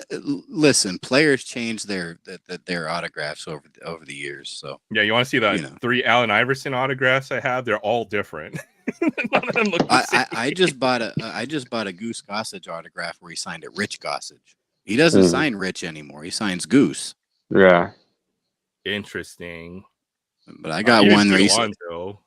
Apparently, he used to sign Rich. Yeah, okay, I see the instant now. Hector, we lost Hector. I know, Hector. I try to talk to him, and now he just leaves. Hector, come back. I bored him with that horrible conversation. We dropped him earlier, so. It was good to see him. He had a problem. Yeah, he's awesome. I haven't seen him. I don't even know if I've seen him this year. Has he popped on a stream this year? Yeah, you'd mentioned the chat a couple times. You said mention months, and I was like, I hadn't seen him all year. Is what I was thinking. That's still months. I've seen him with but like say it's all year though. That sounds a long time ago. 2024. Right.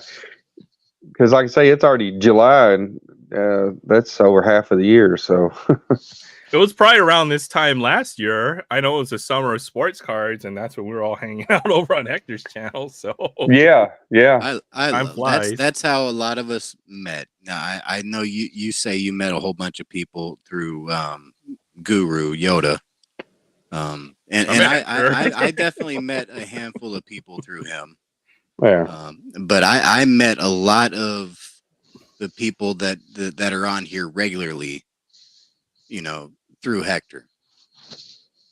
Oh yeah, for sure. Because at the time it was a different group than the group that was hanging out at Spine Ticks. It was a completely different group. I was meeting all sorts of new people. Oh yeah, even Cali Collector, a lot of guys. Yeah. So now I knew Surfer, and I think you knew Surfer. There was a little bit of I guess like definitely some overlap, right? Yeah, a little bit of overlap, but not a whole lot. Yeah, then even the comics crew, right? With it was Comics Journey, and then that Spine Ticks, and then now it's Trev and Paul. So everybody's got their own little thing. It's pretty cool, but we're all kind of knit together as a larger collecting community, which is pretty awesome. Yeah. Don't know too many of the comic books, guys, to be honest. Just I don't collect a whole lot. So. No, I mean, yeah. I just bought my first long box, and I didn't even realize how long it was. I definitely need a short box because the long box is like half empty, and it's way too heavy. Oh yeah, dude. One of those long boxes when they're full, man. Those things are no joke, man.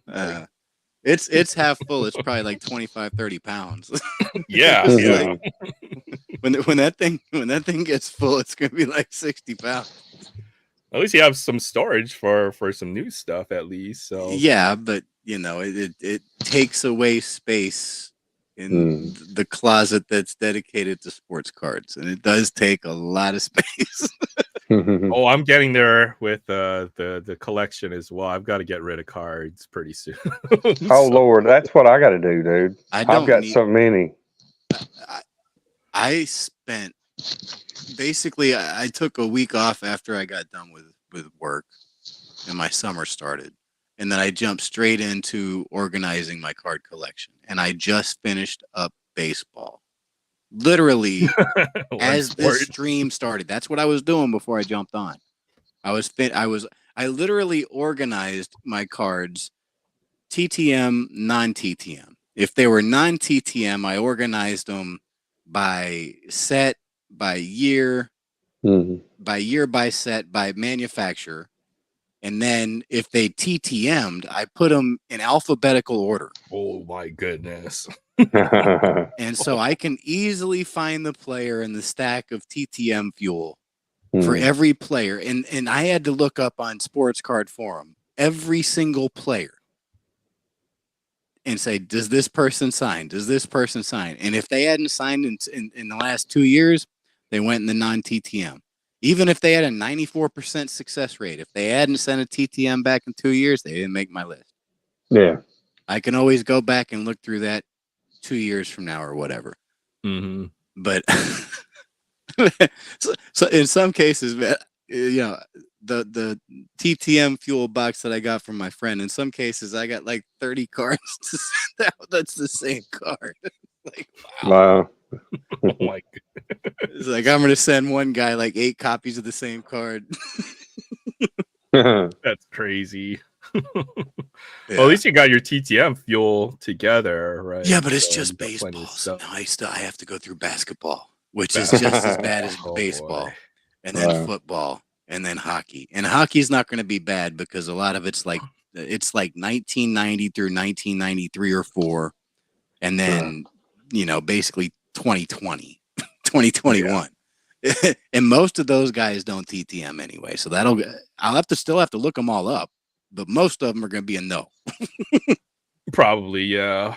Any kind of current active player, they just don't sign. There are definitely a few that like Red Wings. They have a program. You have to pay for it, but Lucas Raymond, Moritz Seider, I think you pay like $20 and they'll sign your card for you. I've had success from Cale Makar. I've had a success from Miro Heiskanen. I saw somebody get a success from Jason Robertson, sending it to his mom or his dad's work. That seems a little intrusive, but okay. You guys are TTM guys are crazy. Well, if it works, it works. Yeah. See, I know people that send Pavel Bure to Valerie Bure's house because he visits the vineyard. And so, it's not that much different. Eric Lindros, you actually send to his parents' house. He actually requested that you send all of it to his parents' house. And then when he goes to visit his parents, he'll go through it. So some of them don't mind it. Who was talking about celebrities, but they're like comedians have like their schedule posted out in advance. So folks will send cards to the venue in advance and they'll sign in return. I know you can do that. You can do that for people that are like celebrities when they're on Broadway. Right. Oh, okay. That's what I used to do. Like when Tony with Unbreak My Heart singer, she was Tony Belle. Braxton? Yeah. She did the playbill and sent like 5 or 6 or more things she signed. Like I started back in 99 doing autographs. I would have been asking her, what's the real story between you, Jimmy Jackson, and Jason Kidd, and why did you break up the Mavericks? Oh, yeah. Oh man. But yeah, I used to send to for bands. I would get autographs back from rock bands or any other country. Some other people would send to venues. Didn't always get success, but I would always try to time it where it would get there like right around when they were supposed to be there, and at least like a day or two early. Right. And it worked pretty good. Well, I know who's the guy that did Harry Potter. What's his name? He was on Broadway for a Daniel while. Radcliffe. Yeah, he was signing a lot. Mm-hmm. And I saw recently that I don't know if y'all watched the Wonder Years, but the father on that show, Dan Laria, is signing right now. He's on Broadway right now, and and like he's not even listed until he showed up on Broadway. So like there wasn't even an address to try to get the guy's autograph.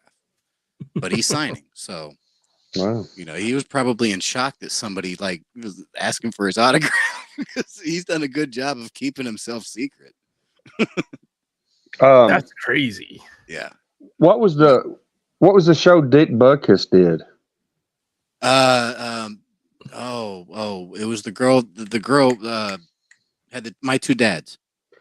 I sent and got his autograph from that show. My Two Dads? And that was a long time ago. I don't know if it was that show, but it was a show he did. And I was like, I got to get his autograph. Yeah, he was like, he owned like a restaurant or something. Yeah, I don't remember the show really. I just remember it was on it when there was like a really annoying judge on the show, and she had like two dads. One of them was like Paul Reiser. I don't remember the other guy's name. Yeah, probably so. I've just got all those albums of autographs that I really need to start showing because that's a whole lot of content. Oh yeah.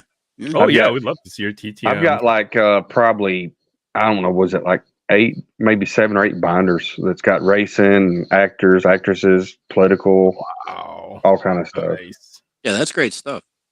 Of course, like Donald Trump, I sold it when he was running for president in 2020 or 2016. I guess the third time. Like, that was probably the best time because he's lost some popularity since then. Yeah, I sold it. I sold on eBay for $200, and I was like, I'm happy. Butkus on MacGyver, that's awesome. I loved MacGyver. Dude, I'm not even watching chat. MacGyver at the time in like 87 to like 89, it was like my favorite show. Oh, it was my favorite show until Quantum Leap came out. Oh yeah, definitely love that too. Quantum Leap. Oh, I love Quantum Leap. Quantum Leap, man. It's like that was for me. It was can't miss. I could not miss that until I got a job. Mm-hmm. I loved it because they did such a great job of, you never knew what time period they would end up in. And right.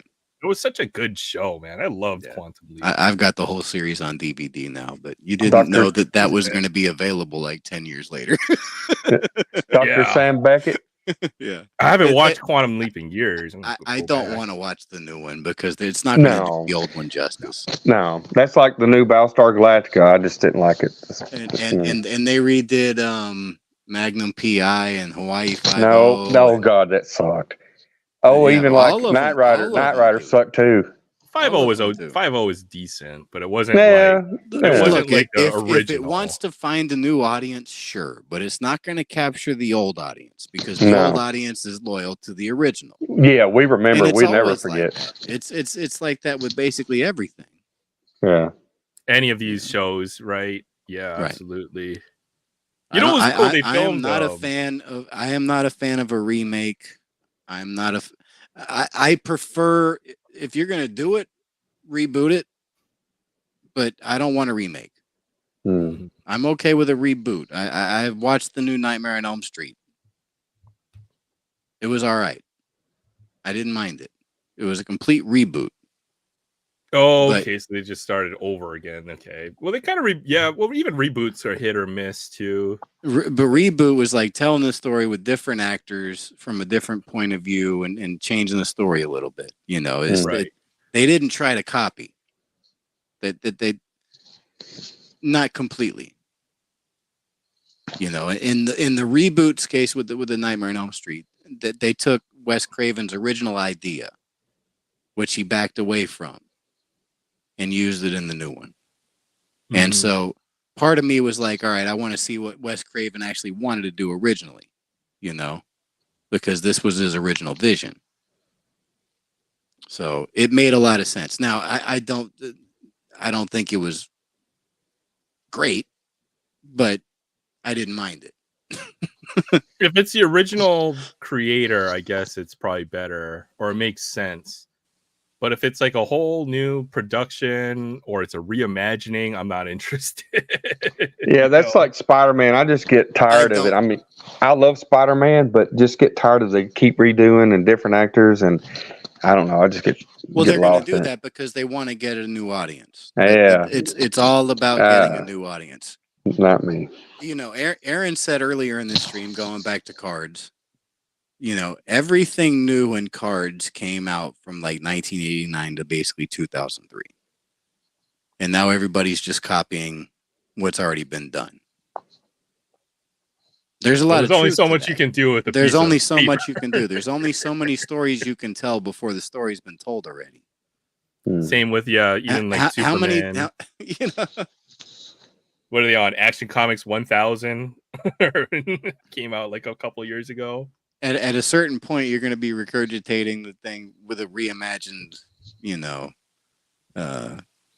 basically the same storyline reimagined. Yeah. And so, you know, I don't mind the new Spider-Man offshoots with the different Spider-Mans. Even Green Lantern has done something different. You know, that somebody else is a different Green Lantern that they focus on. This is just my passing knowledge of comics. Maybe that's the best way to do it. No, I mean, I honestly think, I think that there are people with great ideas. I mean, they still come out. Look, there are still movies that are coming out that are original. Not very many, but every once in a while, a few sneak through. There are. I mean, every year there are new movies that come out that, look, they might touch on some of the same topics. The love story might have a different twist to it. The mystery might have a different surprise ending, you know.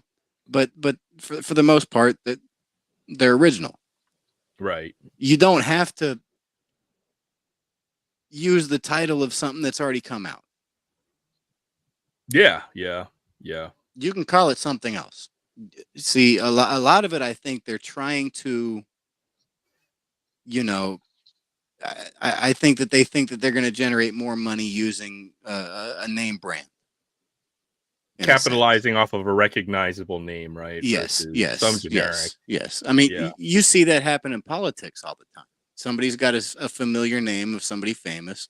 They throw themselves on the ballot, and so a bunch of ignorant people that don't pay attention to politics go and vote, and they're like, "Oh, I recognize that name. Let me vote for them." Oh, like Kennedy or something? That's what I was thinking. No, but just there's a lot of candidates that's been in politics. Oh, the Bushes? Yeah, no, it's not even just Bush. It's not even just Bush. It could be like, you know, like You're Tim right. Young or something, you know, just some, you know, generic normal name that somebody might have heard of. It's the recognition and the familiarity. Bob Johnson. Pick the most generic name possible, right there. You're right. Or even change your name, which a lot of people did back in the day, right? To change their last names to something a little bit more Americanized. Even my last name is probably Americanized or anglicized from you know, my relatives coming over, you know, probably close to 100 years now. So yeah, interesting. Bob Johnson. It was better than Tim Young. I was looking for a generic name. Tim Young's not quite generic enough. Young is pretty generic. There's a lot of them out there. Right. There are. Oh man. It has to do with the familiarity. Like you've heard it before, you feel comfortable. Yeah. If he makes like a generic cop movie, you know, you want to call it go off of a previously identified IP, especially if it's gonna be like in a certain location. Like if you made like Miami Vice might be a good recent example they remade. Or they just use a name. Did they make a new show? I know they made a movie with Jamie Foxx, which they made a movie. I heard it was pretty decent. Sometimes they do remakes or reboots correctly because they follow the formula of the original show. 21 Jump Street did not, because that was freaking horrible. I mean, the TV show wasn't all that great to begin with. But damn movie was horrible. And you make me think of Walking Tall. That did not do anything of what the original was. Oh, Walking Tall with was it The Rock? Yeah, that was just. Now I'll tell you, I don't mind 30 years passing and then you come out with a sequel. Like I kind of want to see the new Top Gun. I haven't seen it yet, but I kind of want to see it, which is a direct sequel to the one that came out in '85. I don't care how long you take to do it. And I'll formulate my own opinion on that, but I would have more interest in seeing that than I would a reboot or a remake. Right. You know, like I had no problems. Now, I haven't seen the new Indiana Jones, but I watched The Kingdom of the Crystal Skull, and that took like 25 years to come out. And I had no problems with that. You know, the Star Wars sequels, I've seen those. Some of them were better than others. You know, but I watched those. You know. But you might not want with the new Indiana Jones unless you want to see your heroes do the sad farewell in that example. Hey, welcome back, Hector. What's up? What's up, guys? My phone died. Hector! Hey, that's what I thought. Thought you went chasing those cards. Huh? Chasing those beautiful women. Those cars. I did. The cars that blew off. I did. I picked them up from the floor. They were all scratched up now, so. At least at Mbappe. Mbappe, Pulisic. Yeah, and all those other guys. Did you see Fabian? He's talking about Baba Black Sheep. Do you remember that? Had the F4U Corsairs? No, I don't remember. Well, not necessarily Hector, but I know Sensei, you like the older stuff. Yeah, but had Robert Conrad. Mm-mm. Well, anyway, Fabian, I like that show. Yeah. He was. They were based on an island and had a landing strip, and it was all about war and stuff. I don't really remember details. It's been a long time, but that's when I started loving the F4U Corsairs with the gold wing. It's one of the best Navy fighter jets of all time. Will be the Corsair. Yeah, I love that. I love that plane. I as far as the Dumb and Dumber, I just don't think Jim Carrey is as charismatic today as he was in the 90s. Yeah. Now he's all serious. In the 90s, he was like seriously goofy. Yeah. Like just like out of control goofy. And I know that something snapped in him from what I understand when he did the what was that Kick-Ass.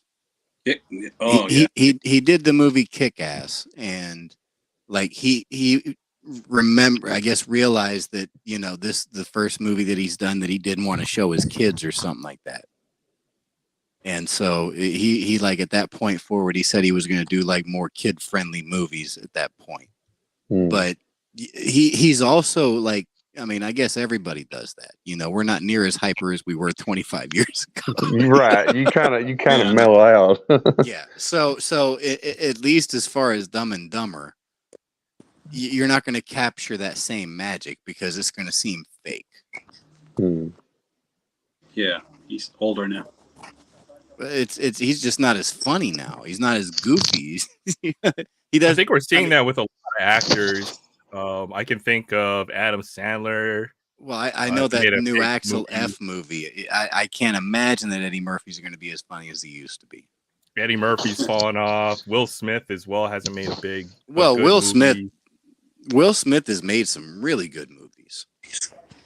It's just he slapped Chris Rock. We're not going to get the Will Smith of the 90s, right? So say if they did another Men in Black. Actually, did they just do another Men in Black? Was Will Smith involved in that one? I don't know. Yeah, and it wasn't as good. Yeah, it's not as good because it's not like the 90s Will Smith that we all know and love. It's like the new whatever he is now. I mean, I guess the actors transform over the length of their career, and maybe you just miss comedy wise, but I think drama wise, I think he's become a better actor. He's not as funny. I don't think he has that same charisma. But like the whatever the movie with the Williams sisters, that was fantastic. But didn't you want to be? He played Ali at a certain point, and that was fantastic. I mean, he's become a great drama, more well-rounded actor. It's not just comedy. Mm-hmm. When he first came out, it's like he was a goofy former rapper. And he's a fresh kid of Bel Air. well, not just that. I mean, or Fresh Prince of Bel Air. Sorry. Yeah, Fresh Prince of Bel Air. But in the '90s, he had some other comedy movies that came out. Independence Day and Men in Black, and those were more comedy roles. Wild Wild West, which was horrible. Yes. But at a certain point, he started like broadening that and doing like drama roles and action roles, and I mean, every once in a while he'd have a one-liner or something like that. Somebody would write him a one-liner. Has always been one of the most likable actors to watch in a movie. So, but he couldn't do the stuff if they were to reboot his older stuff. I'm not certain if he would have that anymore. If it would have the same effect. Just times have changed, I suppose. Now, not like we need to see a Wild Wild West too. Well, I mean, they tried. What was it, Peacock or something? Didn't they reboot Bel Air? Yeah, I think it's called Bel Air, with a whole new cast, and Will Smith is the executive producer. Yeah. It's not a comedy. No, it's not a comedy at all. They didn't even try to make it a comedy. It's more like dramatization. So serious business. Yeah, it's like serious storylines, and that it's not the same comedy. It's not the same type of movie. It's the same characters, but it's not the same. Yeah, drama Bel Air. That's basically what it is. Okay, yeah. No, thank you. It's like, look, I mean, that's a complete reimagining. It's like, what's the point? But as far as I know, I mean, it's not doing well, and it might not be doing well because it's not on regular TV. It's on, it's behind the paywall. Yeah. But I don't think it would have. I think it would have been canceled by now if it was on regular TV. People don't want to watch shows. That.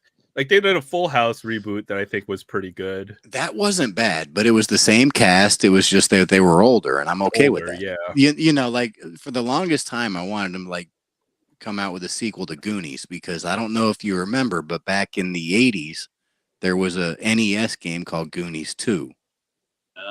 Did you ever play that? Yeah, you're right. I never played it, but I know. I think you're. Yeah, I do recall that. I had that game and I beat it, and I loved that game.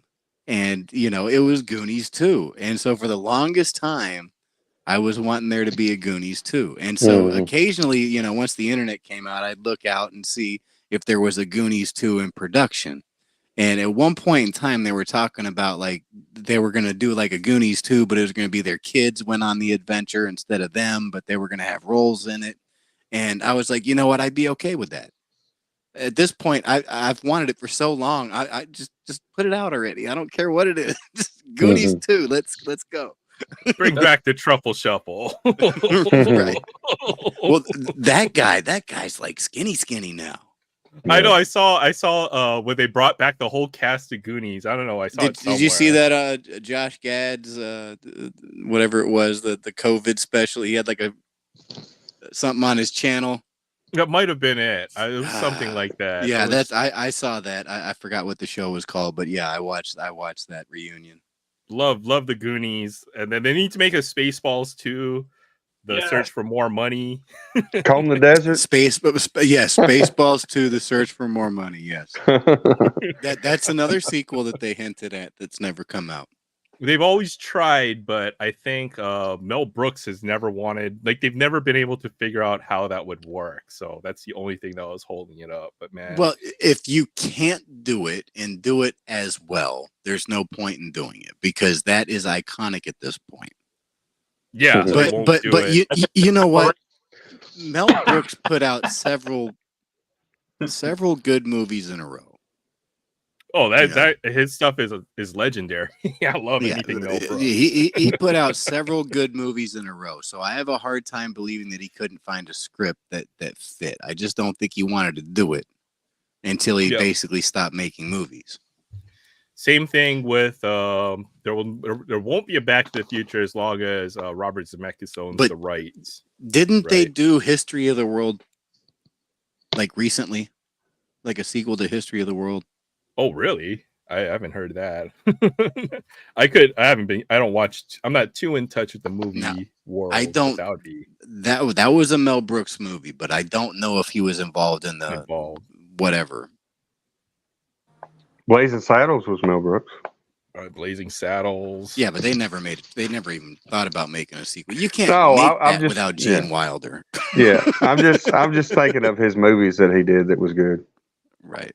Yeah, Spaceballs 2 has to happen because of merchandising. Or whatever. Well, I actually was watching a documentary on Star Wars, and they were talking about, like spin-offs and stuff that George Lucas had allowed, and he actually loved Spaceballs. But he said that the only way that they would allow Mel Brooks to do Spaceballs is if he agreed no merchandise. Oh me. That makes me think of the part in the movie. The part in the movie where they show all that. Yeah. Yeah. The lunchbox. But they weren't able to put they weren't able to put out Spaceballs action figures and Spaceballs right. flamethrowers. Yeah. Plush dolls of yogurt and me yogurt. Dark helmet. Oh, the little toys too. He had a dark. You're not playing it with your toys, are you? Yeah. Yeah, but they spoofed it all the same, but they weren't actually literally allowed to do that in real life. They couldn't have Spaceballs action figures, so that was a thing that George Lucas said that they couldn't do. So that's a shame. We lost out on something that could have been pretty special. Well, now George Lucas doesn't own it, so. Well, it's even worse. Now you have to fight with Disney over toy rights. Probably. That's gonna be a no-go. I don't know. It seems like they've watered down Star Wars enough that they probably don't care at this point. Yeah. Honestly, you know what? It might be in Disney's best interest to do a Spaceballs 2 collaboration. If it turned out really good. I'll tell you. If you can get Rick Moranis to come out of retirement, because he hasn't acted since the 90s, that would be enough appeal to bring people back. Think so? Rick Moranis was beloved. He was. He made a lot of great movies, and then he decided to retire. Whether it was Ghostbusters or Honey, I Shrunk the Kids or Little Giants or, the Spaceballs. He was on SCTV. Let's make it go viral, man. Let's go on every channel and say Spaceballs 2 coming soon. the fandom wants it. The fandom considers Spaceballs, almost like a joke canonical. They want Spaceballs. It's like, as far as I know, I think the whole cast, the main cast, is still alive.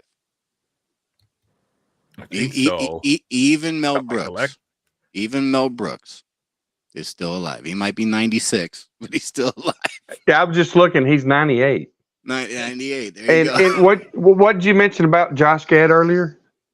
The COVID. He did a COVID show. Like during COVID, he did like something where he was bringing like groups of people together And he had like Did a a reunion for reunion. Goonies. He had a reunion with the Goonies cast, and Okay, I pulled up an article. It says it come out June 28th, and it says Josh Gad is working with Mel Brooks on a sequel for Spaceballs. It's on See, people, I've told you they've been talking people.com. about it. Yeah. well, there you go. Please.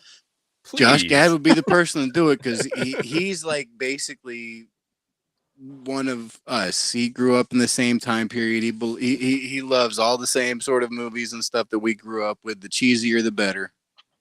You could tell the stuff that I mean, there was a lot of nostalgia in that show that he put out over COVID. I can't think of what it was. I don't know. If somebody that has access to a mouse, because mine's not plugged in right now. If somebody can look up Josh Gad's channel on YouTube. Yeah, that's why I'm just nodding my head. Yeah, guys. Let me go. Let me bring this up. Maybe I can do it on my channel quick. And you have to look around 2020. I think it's under Josh Gad too. Josh Gad. And I think he had the cast of like Karate Kid, and I mean he had some pretty good reunion shows. Yeah, this is it. Josh Gad, the Goonies are back, reunited, and I'm pretty sure he had all the cast. I and think they was look called freaking Reunited. different. Yeah. Mm-hmm. They all look different. They're barely recognizable. But they need to make another Goonies movie. That movie is so. I think it would work. I mean, I feel like they did Ghostbusters pretty well. The last couple. Ghostbusters was surprisingly good, and I didn't expect it to be good. Now, I actually want to see this Frozen Empire because the main characters from the original movie are going to have a bigger role in that, not just a cameo. And I'm hoping that doesn't disappoint because I was pleasantly surprised with this because the reboot with the girls was horrible. I didn't even watch it. It was it was pretty horrible. cringy. Yeah, no. It's like, it didn't have any of what you enjoyed in the original at all. They just got the wrong director and they tried to make it to 2018 or whatever it came out, and it just didn't work. They needed to stick with the cast, the same original, I guess, universe. It was just it was a weird with Ghostbusters. They actually put out, I think it might have been on PlayStation 2 or something like that. They actually put a Ghostbusters 3 video game. Yes. And it was a really good story. I beat that game, and it had all the voice actors from. I mean, even Harold Ramis was in there as Egon before Bill he died. Murray, I think. Yeah, as well. Bill Murray, Dan Aykroyd, Ernie Hudson. They were all in there. Sigourney Weaver. They had the entire voice cast. And I looked, Bill even Murray. though it was a game, I still looked at it like it was a sequel, and I loved it. Mm-hmm. Yeah, I've heard that for anybody who hasn't played the Ghostbusters game series, and I haven't gotten around to it, but I've heard it is very faithful to the original movies. It was. And it's an excellent narrative. So definitely check those games out. Now, I don't think the graphics will hold up to today, but if you can get past that and just enjoy the story, it's fantastic. But when it came out, it was fine. It's just been 20 years. I think a lot of the actors from Ghostbusters it's almost like a passion project to them, right? Since they never made a sequel for like those 20 plus years. So they all had, really was a passion project to make it as a game. So like story wise, it's supposed to be like the true sequel to the movies, but in video game form. Yeah. That's what its reputation of those games are. So I've heard that from fans of Ghostbusters, lifelong fans. Yeah, I thought it was fantastic. I really did. And I did not expect Afterlife. That's the one. Yeah, I did not expect Afterlife to be good. And I kind of had a hard time with the ending. I didn't necessarily like the ending. But the movie overall was pretty good. Yeah, I still need to see the latest one. I think. Yeah, I haven't seen the latest one yet. I haven't seen the new Top Gun. That's another one I want to check out. Don't watch it. It was good. Don't watch it. Don't watch it. Don't watch it. Do they have a beach volleyball scene? Because it's not Top Gun unless they're You playing can't do that. volleyball. Playing with the boys. Nobody wants to see that. Nobody Playing with the wants boys. to see that. And you hear the Kenny Loggins Loggins song. Yeah, Kenny Loggins song. Oh, I know. If Kenny Loggins is not on that soundtrack, it's not Top Gun. Yeah, it's not legit. It ain't legit. I don't. Hey, you know what? You know what else they need to do? They need to bring Harold Faltermeyer back with Steve Stevens on guitar and give me that Top Gun anthem. Because if I don't hear that, if I don't hear the Top Gun anthem, it's not Top Gun. Legendary. In fact, if the credits roll or the intro starts and I don't hear that, I'm turning it off.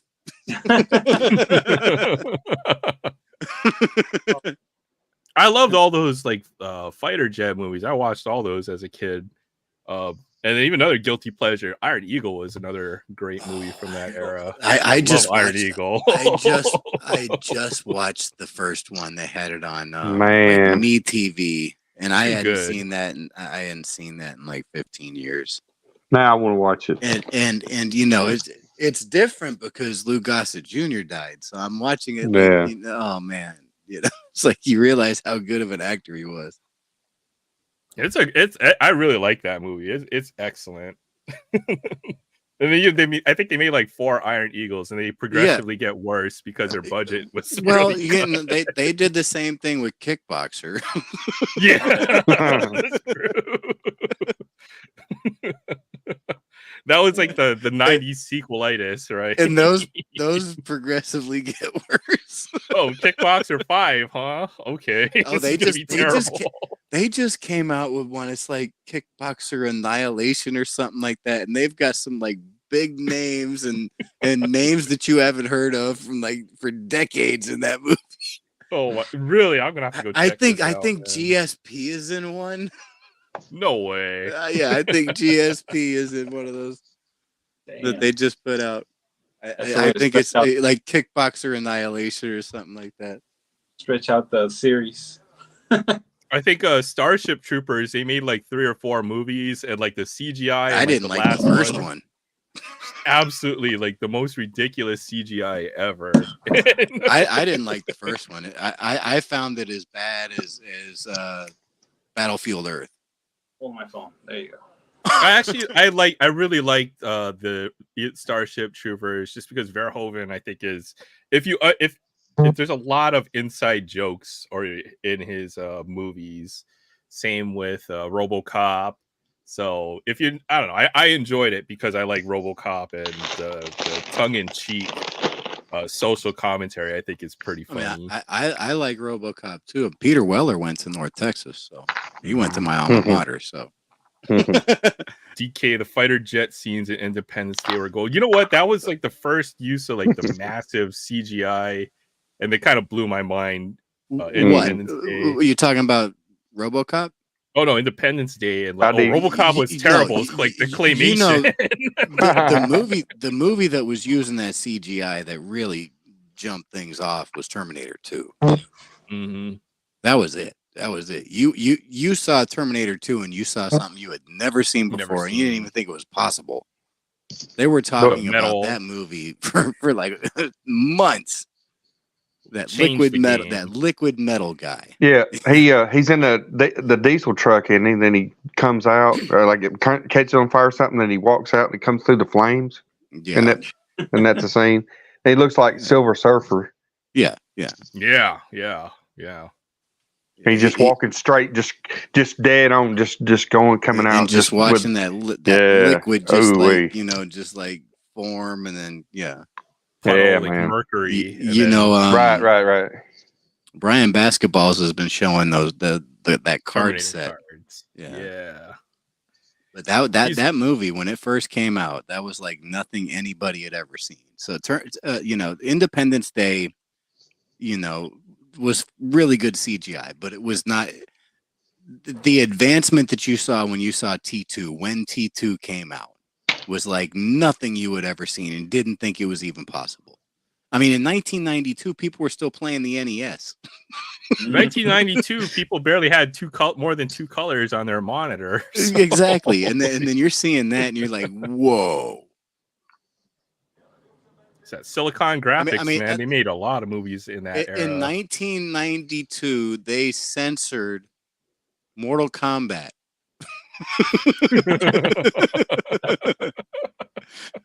Or that might have been 94, but they censored Mortal Kombat. Mortal Kombat and they didn't want Killer you to see too much blood on your TV screen. Your video games, they were too violent. Killer Instinct. Last of the Mohicans. Oh, dude, I love that movie too. That is a fantastic movie. Daniel Day-Lewis is of anything with one Daniel of the Day-Lewis. Best actors of our era. Period. Yeah. I'll be right back. I'm gonna step away for a second. Drainage. Yeah, Daniel Day-Lewis, he really immerses himself into his characters, and he becomes the character instead of like acting. He's just phenomenal. Mm-hmm. Yeah, The Gangs from New York, man. He did a great job in that too. Oh yeah. Oh, dude, I love that. That was a great movie too. Well, when it was if there would be Let There Be Blood or something, and had one other guy was the preacher, and it's been a while, but y'all remember that one? Yep. That was the one I just referred to with okay. that movie scene where he's like, they're the bowling alley. He takes it to the next level, right? Yeah. I think there's other method actors that we've seen that do the same thing. Like Christian Bale would be another good example. Where they become the character, right? When the time, for as long as, and I don't know, I forgot. Maybe I'm thinking of the wrong person. And they insist on being called the character's name instead of their own name. Yeah. Like I say, they're just the next level. Yeah, they're just all about I am that person. I'm not who I used to be. They don't even want to think about and get out of character. Oh, and he looks so different. Oh, go ahead. Oh, and the guy that played the Joker, I forgot his name. Passed away. Heath Ledger. Heath Ledger, yeah. Oh, sorry. Yeah, he was a great actor too. Heath Ledger. Then you have what's the other dude's name? Oh man, I can't remember now. I'm blanking out. Dang. Yeah. Love to play with my Nintendo's NES, dude. You know what was great about the NES? You really had to use your imagination when you played the game, right? You became a boxer, a fighter pilot, or any of those games for. Oh yeah, there's another one. God. And now they sell them in like little USBs or something like that. You can buy all the games or something like that for like $100.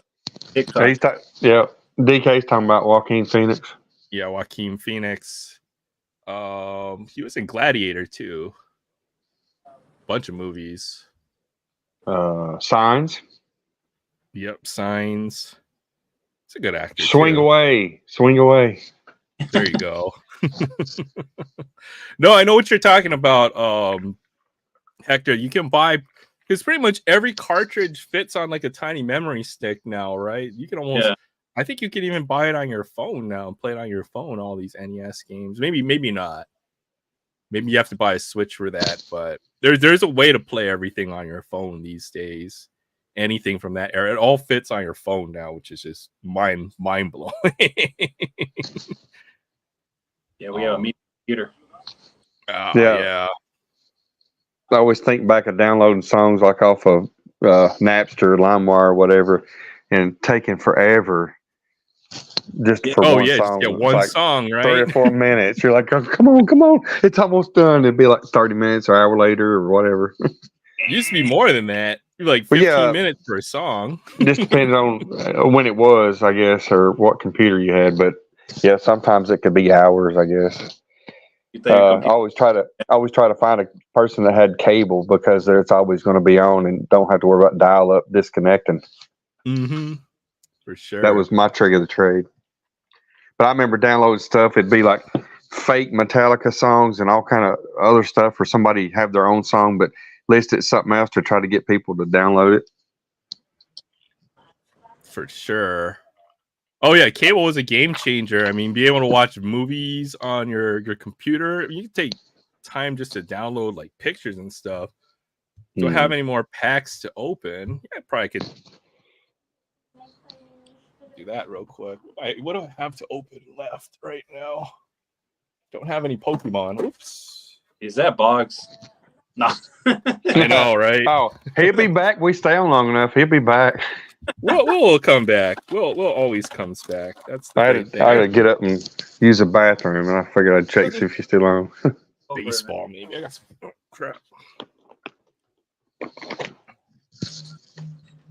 All right. I didn't have too much stuff. Oh, what's up back there? Who are the good players right now? For what sport? All of them. Football. Football. Folks are collecting. Oh, switch my camera. You can tell it's a little hot in here. Definitely Brock Purdy. Niners. You know, we were talking about Brock Purdy last year. Now he's. Oh, yeah, I remember Brock. Now he's established. CJ Stroud, I think, is a big football quarterback you want nowadays. He's probably the best rookie from this past year for the Texans. There's a Then I'm couple kind of others. partial. I'm partial to Will Levis since he's my Titans boy. There he is, Will Levis, future quarterback in waiting. He's going to be good. Call him the gun show. Look at those arms. Yeah, man. But the Titans have made a lot of moves. It's been interesting to see how it turns out. But at least they're trying to change instead of being the same old, same old. Yeah, it's time for them to kind of move on. I think they got to transition their team, but looks like they're going to build around Will Levis and a few others. Hopefully, Calvin Ridley will do okay and not be all crazy and be focused and really help the team instead of be a cancer. Oh yeah, for sure. He's the big thing that could change the whole team. I think if he could really be a big factor. How'd they do last year, the Titans? I didn't really pay too much attention to football. I try to forget. We didn't really do too good, so got it's this a building. box Oh, look at that! That I've been hiding away. It was over there, but I replaced it with an empty over here. I forgot I had this thing, so this might be the only sports cards that I have accessible right now. So I got some Series 2 retail packs. They had some 24 Series 2 hanger packs. Had 2 of those at Walmart, but I ended up got 4 Silver Tempest Pokemon instead of baseball. Oh yeah, Pokemon. I've been doing a little bit of Pokemon. I pulled this. This was a card I was chasing out of the new set. Twilight Masquerade. Mm-hmm. So this is Chansey, but it's got Psyduck. It's got Snorlax, and then Blissey, and then a little Ditto in the bottom. So those cards are cool when it's got other cameos with other characters in it. A lot of people don't really look. A lot of people don't see or really pay attention to see the different ones, but I love those. I love this one. It's got all my favorite Pokemon on it. So it's got obviously Psyduck. Oh, Hector, have you ever seen the dancing Psyduck that I've got? No, not yet. Can we see it? Okay, so I saw this like on a YouTube, or not a YouTube short, or Instagram or TikTok or something, but it went viral in China. But it's like a Psyduck toy, right? And I bought this off of AliExpress for like $15. And then it took like almost it took a couple months to get here, but when it did, like I was surprised to get it. But this is like the greatest thing I bought in recent memory. But it's a dancing Psyduck and even plays a song.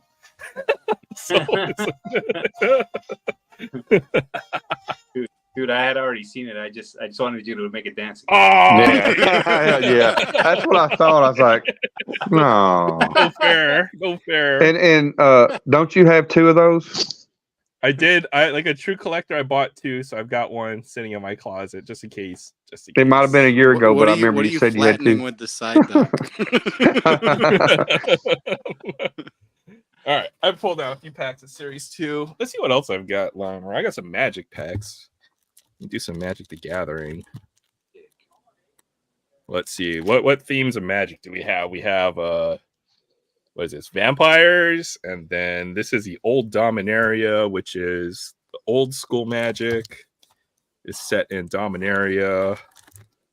We have Kamigawa, which is like futuristic Japanese neon ninjas. That might be kind of cool. I'll do a pack of that. Wait, what? They're running out of ideas.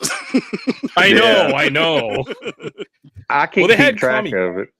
They had Kamigawa. I got back into Magic cards. They did a set in like feudal Japan Kamigawa. And then they redid Kamigawa, but it's like Kamigawa Neon Dynasty. So it's like got futuristic cyberpunk ninjas. I don't know how this works. That's almost as bad as, the Masters of the Universe wrestlers or whatever they put out. I know. I wish I had some Ikoria because that has the dinosaurs and they had the Jurassic Park crossover. So, but let's do maybe we'll do a couple packs of Series 2. Dun, dun, dun, dun. Look for that J-Rod. Oh, go ahead. Get it.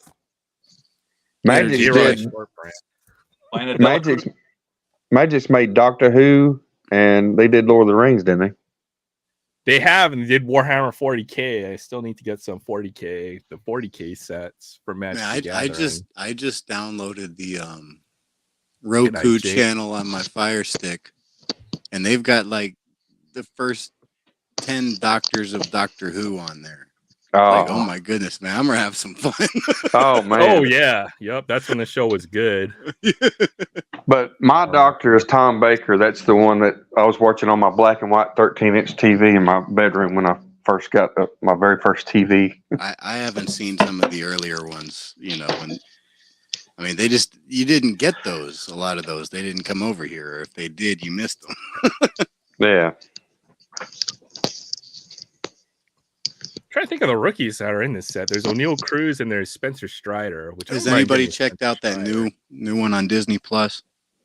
Mm-mm. Which one? The new Doctor Who. Oh no. Which is that for like the? Is that a reboot or is it the continuation of the current? It's a continuation or something, but it's on Disney Plus. So I guess it's being done here. I don't understand. It's not being done in the UK. I don't know if it can be Doctor Who. Yeah, I know. Nice Derek Jeter.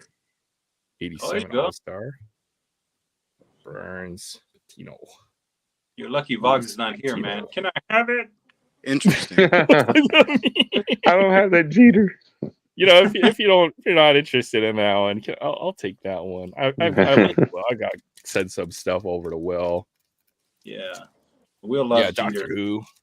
He loves. They're gonna do a Final Fantasy Magic the Gathering crossover as well. I think, from what I saw. See, I love Final Fantasy.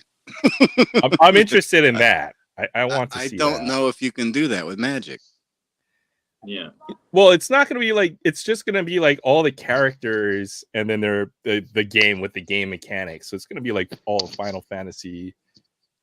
Characters. It'll be interesting. You'll probably see like Cloud will be a badass swordsman. I don't know what color Cloud would be. Probably white, I'm guessing, or black. I don't know. It'll be interesting. No, Sephiroth's gonna be black, and then Cloud will be probably white. So apparently, the Doctor Who is going to be on Disney Plus for now and future seasons, but it's still in the UK. Yeah, they're just I guess Disney bought the rights or something. This set got cheap for a good reason. There's not a whole lot of good rookies in this one. Gavin Lux, Josh Bell. Lux has been horrible. I know. I know. Hey, Dylan Carlson. He hasn't been doing all that great either. There we go. There's a first decent card, Verlander.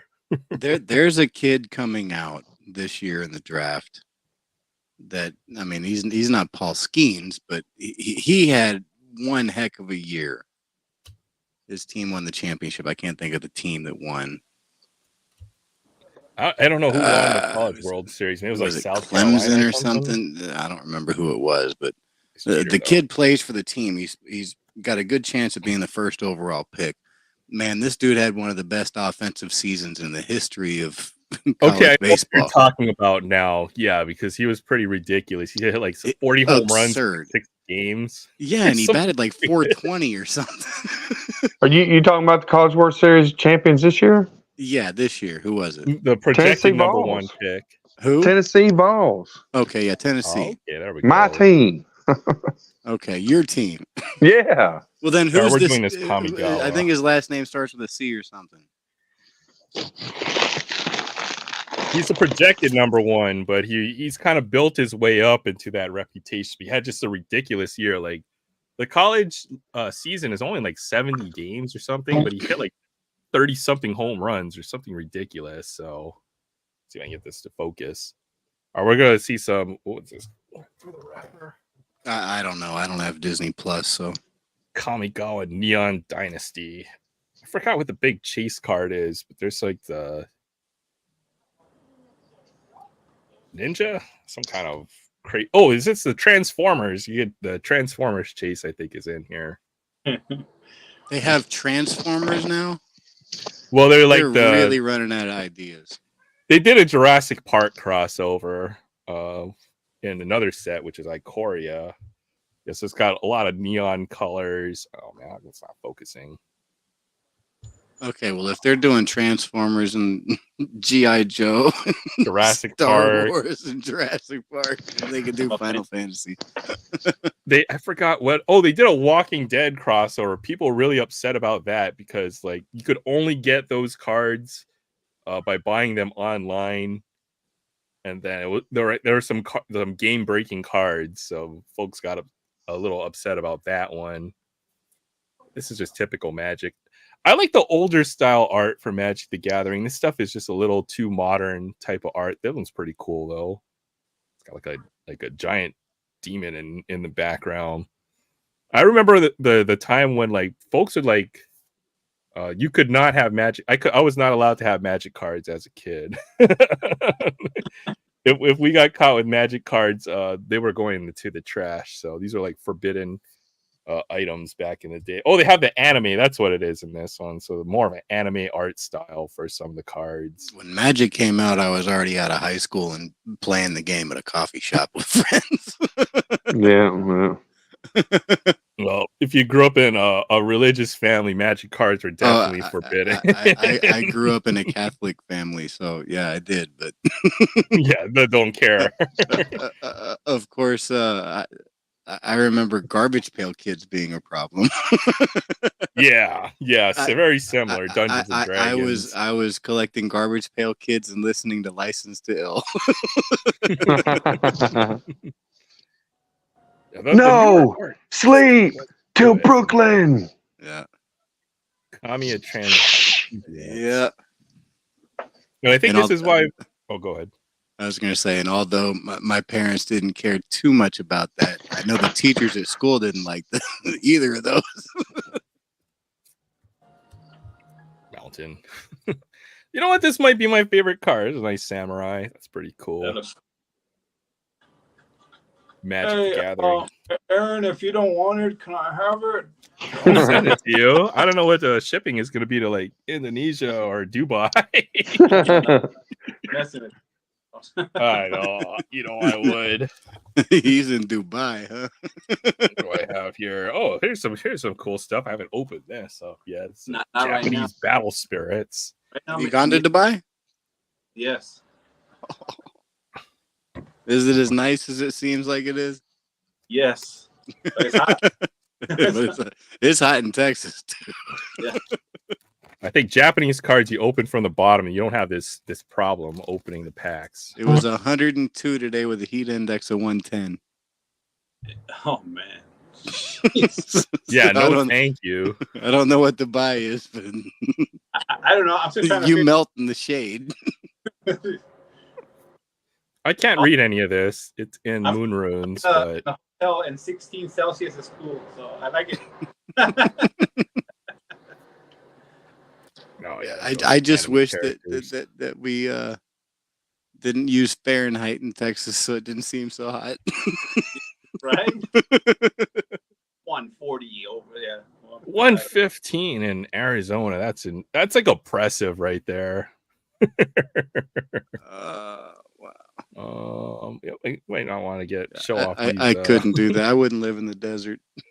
They were showing, and then they were showing a picture of India, and I think it was like 140 or something, if I'm not mistaken. I'm like, damn, that's like living in hell or something.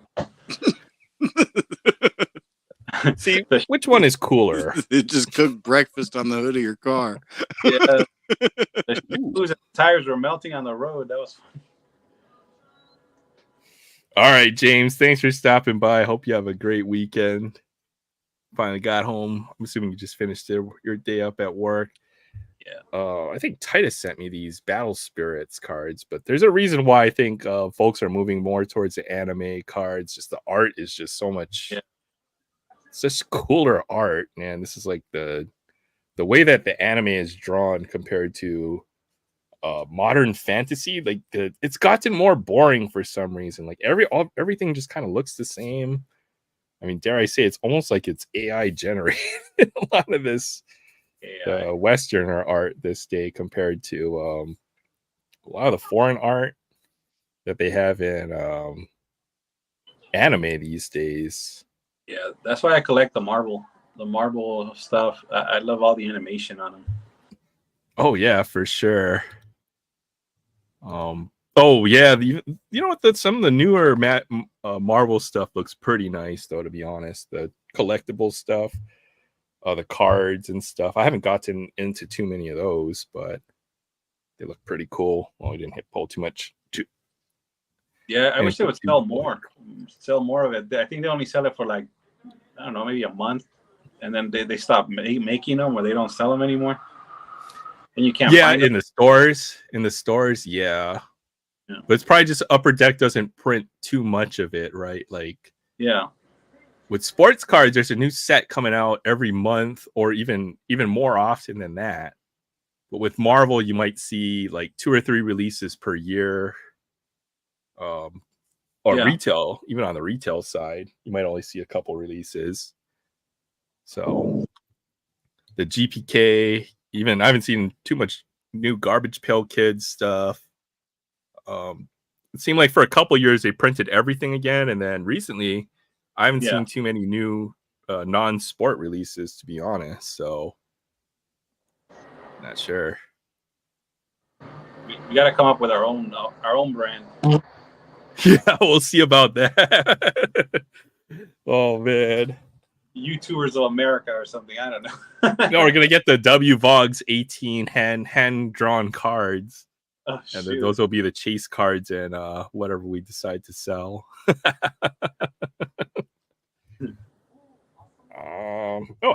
got some hockey cards. Finish up this box that I've had sitting around. Yeah, some of the YouTubers have logos, so you can actually turn those into holograms or something.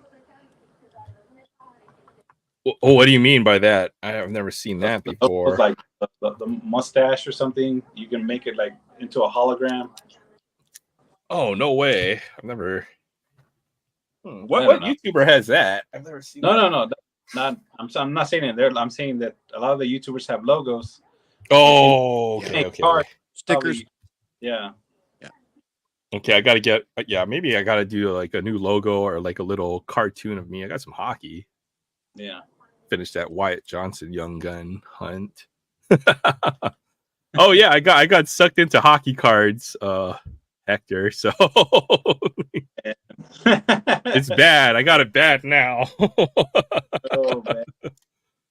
Oh man. Even Chance was buying hockey cards. Brian basketballs. Did you get your Connor Bernard yet, or? Yeah, I finally got some Connor Bedard luck recently. Bedard, yeah. I did 1 box this week, and then I pulled some nice Connor Bedard stuff. I'll show that in a bit. We'll chase. Oh, what's that, Hector? I opened 5 boxes. I didn't get a single one, so I quit. Yeah, that's kind of the way. But everybody, the gamblers quit just before they hit it big, right? Is that the logical fallacy? You're always just one spin away. Fabian, he is. He's the only guy in Hawaii buying the hockey. It must be. It seems like it. I never see these boxes leave the shelf when I'm at the LCS. It looks the same every time. Oh man, I've got some sets of this though. At least the base sets. If you're interested, you'll be doing me a favor by helping me clear some of these cards out. I think. Send them my way. Yep. Noah Dobson. I got to sort, and then I should be able to make a couple base sets for this stuff. Tyler Seguin. You might be able to get, or maybe even 2 sets in some cases. You can TTM any of these guys. Yeah, the hockey is more likely to have TTMers than any other sport anyway. So yeah, then you'd have the complete set and then the TTM fuel for the. Yeah, that'd be fantastic. Burkowski. What team is that? It's the Seattle Kraken. They're an expansion Instant team. Impressions. Yeah. This is like the most plain looking insert I've ever seen in my life. Yeah. It looks like, like one of those film slides. Kind of does, but then it's just got a white border. That's what they were trying to go for, yeah. Well, I mean, they used to be like white border, those. Ah, okay, I see. You know what I'm talking about? Like that on the back. Yeah. I think I know what you mean now. They used to go on the little projectors and little ring, and you stick them in there, and then you could like just hit a button and change the slides. Is that the one where it like flips up like the projector? That's it. Yep, that's it. Oh man, oh my goodness. I think that's what they tried to do. Yeah, the projectors. Who's that? Dylan Cousins for the Sabres. And another for the Blues, Nick Leddy. There's a Brady Tkachuk for the Senators. He's got to be a good player. He's got a little captain's patch on him. Yeah. Well, Matthew won the cup. I know, right? Matthew Tkachuk. The easiest way to tell if they're good, I think, is just look for the C or the A. Means they're one of the better players on the team. I don't know. Probably. That just means that they've been around a long time. Long time. Yeah, exactly. Mark Chaffel. I think I had 3 packs. There might be one more young gun left in this box. This is a box we tried to open a couple weeks ago. Oh, I already opened this pack. I have a couple packs. Who's in 2? Beniers isn't in 2, right? Series 2 is really good because it's got Slavkovsky, it's got Shane Wright, and then it's got Wyatt Johnson. So okay, so Wyatt Johnston's the one you want. Yeah. Right now, Wyatt Johnson's definitely the one you want. I think at the start of the release, you wanted Slavkovsky just because he was a number 1 pick. But I think right now, I certainly would want the Wyatt Johnson young gun. I want to see you hit it. Oh, yeah. Yeah, I know. It's so hard with the young guns, man. You only get like 4 or 5, 6 per box. Right. Oh my goodness. Koznesny, Jacob Voracek. That's not a bad one. Dylan Holloway. He had a nice run. That's nice. Yeah, heck yeah. Dylan Holloway. That's a nice one. That's a good one right there. Okay. All right. Well, it's not a Wyatt Johnson, but it's Dylan Holloway. He had a nice run in playoffs. So all right. There's my last young gun. Keegan Kolsar, Camp, Brandon Carlo, and Adam Fox. But the upper deck he's a regular all-star. Yeah. They're just nice cards. These are just the upper deck, I think, makes the best flagship set. Even if this year they're pretty ridiculously priced for these the current upper deck. But yeah, that's a good pull right here. Dylan Holloway. Pretty happy with that one. That's a win. Oh yeah, for sure. The boxes got pretty cheap, but then I saw a couple more boxes at another LCS, and the prices definitely went up on these boxes recently. So fortunately was able to stash a couple in my closet. I'll keep those sealed for a little bit. Maybe I'll sell the boxes and then keep what I've opened, maybe break even at some point. That might be a good plan. So Dylan Holloway, Young Guns was a good pull. Yeah, I didn't have too much sealed stuff. I ripped it all already.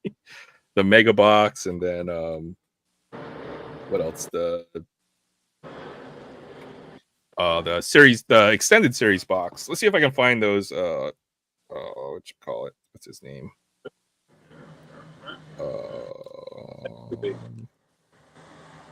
The Connor Bedard cards. I've already shown them a couple times, but I know that was kind of the chase. And then Aaron, you can have your own. I mean, you can have the show just showing off all your cards that you have, dude.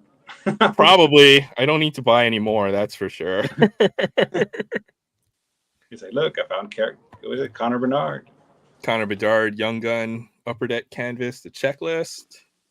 So Yeah. I can check off the Young Guns and then the canvas, and then I don't have to chase anymore. So you have the Young Gun, Bedard? No. Okay. I didn't buy any. Well, I bought like one Blaster Series 2. And that was it. I couldn't even find it. I actually looked for it. Well, I paid scalper prices for it. It's absurd on eBay, and you can't find it in the stores. So, and I was like, okay, I'm gonna try once, and that's it. But I'm not chasing. I'm not gonna buy it until I pull it, unless you're like Chance, who was able to find a ton of retail at retail price. So it actually made sense. Chance probably goes up to the Walmart and stuff like 6 days a week. I know. He's got the timing down over there. It's crazy. What else did we pull? We pulled this this very red insert. It's called the Seeing Red Connor Bedard. Jeez. So this one might be a little easier to find on eBay. I'd say wait a couple months. Once a lot of the extended series. That's not really considered a rookie, though. Yeah, it's just a rookie year card insert. Yeah. Still a nice one. Only this Young Gun would, and even Canvas isn't even a real rookie card. I think his Upper Deck Canvas is considered a rookie card. Yeah, but this isn't not the checklist. No, not the checklist. No, but the actual Canvas Young Guns, which is probably going to be an extended. It is. This is from extended. This is the extended checklist. So the Series 2 checklist had his regular Young Gun is in Series 2, so they didn't have the check the canvas in there. That's true. The base checklist had Leo Carlson and Connor Bedard, and then the extended Young Guns checklist has Fantilli and Bedard. So it's confusing. But the Young Gun canvas of Bedard should be an extended. It is, and you know what the picture is? It's a picture of him holding his own card. That's fantastic, actually.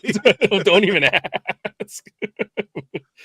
It's pretty cool. You know, nothing surprises me anymore. I saw that they put out a Jackson Holloway card that's like a variation or something with the fuck face.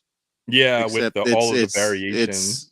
It's not fuck face. It's like something fun face. I think they called it. Yeah. Fun face, and they've got all the different variations, the black box and the scribble. They've got the tape. They've got the where they just whited it out. Don't worry, guys. He didn't use ZF. Talking about. Yeah. Why did you have to do that? I mean, really? Yeah. It's to make people chase, I suppose. They put some cool stuff in Series 2. I'm not gonna argue. I mean, Tops, you never know what you're gonna pull out of a pack of Tops, I suppose. Most of the time you get base cards. Sometimes you get some pretty cool stuff. Yeah. And I pulled this. It's probably the best. I'm happy. I'm done with the Connor Bedard chase. I don't have to buy any more hockey cards and chase anymore. So I got one really nice insert of Connor Bedard. So this will probably be the big Connor Bedard card that goes into the collection. That is pretty nice. Yeah, four diamonds. It's got 4 diamonds? Yeah, 4 diamonds on the bottom. Does that mean 4 diamonds, or is that the design? It actually means 4 diamonds. I think there's a tier for the insert. So you got a quad diamond Connor Bedard. Yes. There's only 4, so that's the best one you can get. Yes. The set is 50 cards, I think. And the last 6 players or something like that, last 12 players in the Black Diamond insert set are the hardest to pull. So like you get 2 per box. The 1 diamond might be like 1 out of every 20 packs. And then it goes up. And I think the 4 diamonds for the rookies were like 1 out of 200 hobby packs or something stupid. Oh. And so how many are there in the set? 20? Let's go. Let me look up the checklist. Or is it it was confusing. I had to go and like do homework on this card. So just getting a quad rookie gem is 1 in 200 packs. But to get hobby a quad, packs, yeah. But to get a quad Connor Bedard would be like 1 in 200,000. Oh no, it's like more like 1 in 1,200 because there's only 6 players on the quad diamond checklist. Oh, so there's only 4 quad diamonds. Okay. Or 6. Yeah, okay. 6, I think. It's not that rare, but it's probably like maybe 1 out of every 5 or 4 cases. I think I did the math. Maybe even 2 or 3 cases, which is still pretty tough. So, what was it? Upper Deck Extended Series Checklist. Yeah, I had to go. It gets confusing when you have to break down pack odds and all this crap. But I mean, that box was good. It had a silver outburst, which is like 1 out of every 3 boxes. It had a clear cut, which is 1 out of 4 boxes. And then it had the red outburst, which is numbered to 25. So they're like 3 or 4 box hits in there. So, and that's actually Black Diamond? It's just Black Diamond like a parallel in Upper Deck or something. I think Black Diamond in this set is an insert set. Okay. And this might even be a retro design. Because I loved Black Diamond. Loved it. Yes. Black Diamond. They had SPX in this set too. I loved SPX too. Yeah, I know. So here, I'll switch over my desktop camera. So here were some of the designs from the previous years. They had, that's a base design, the outburst. So I pulled a 1 outburst. This is 1 in 30, and then I pulled the red, which are numbered to 25. So I didn't get a Logan Cooley, but and that's a canvas. I swear there's one where with him holding his own card. Let's see if I can find that. If so that's this is the canvas, yeah, then there might be a variation. Oh, it's the black canvas, I think, that he's. Oh, the canvas black. Yeah, okay. Oof, yeah, it's like a ridiculous short print. Yeah, that's hard to pull. This is definitely a design from the late 90s. I remember this with the 2 curves. It's like 99 SPX or something like that. Oh, it is 90, 97, 98. It is SPX, but yeah. Hollow view, right? Hollow view, yeah. Yeah. That's one of the inserts. And then they had the 98, 99 UD3, which has just the most ridiculous. I can show that later. And, okay, forces. Here we go. Upper Deck 2007, 2008 Black Diamond. And then I think they have the pack odds somewhere on here. So this one was 1 star, 1 in 29 hobby, 2 star, 1 in 43, 3 star. So 4 star was a 1 in 200 hobby pull. So that's out of every 16 boxes or so. And then there's 6 cards on the checklist. So that would be, 1 out of every 5 or 6. 200 cases. times 6. Yeah, 1 in 1,200 hobby packs is. So 1 in a hobby box 1,200. A hobby box only has 12 packs in it nowadays. So 1 out of 100, 1 out of every 100 boxes. You can get the Connor Bedard. Drop the Connor Bedard, basically. So wow. I finally beat the odds. But there's some other cool stuff. I guess if you got there's bigger Connor Bedard cards. I'm gonna find that Connor Bedard. I just finished showing the 97-98 basketball base set that I've got last week.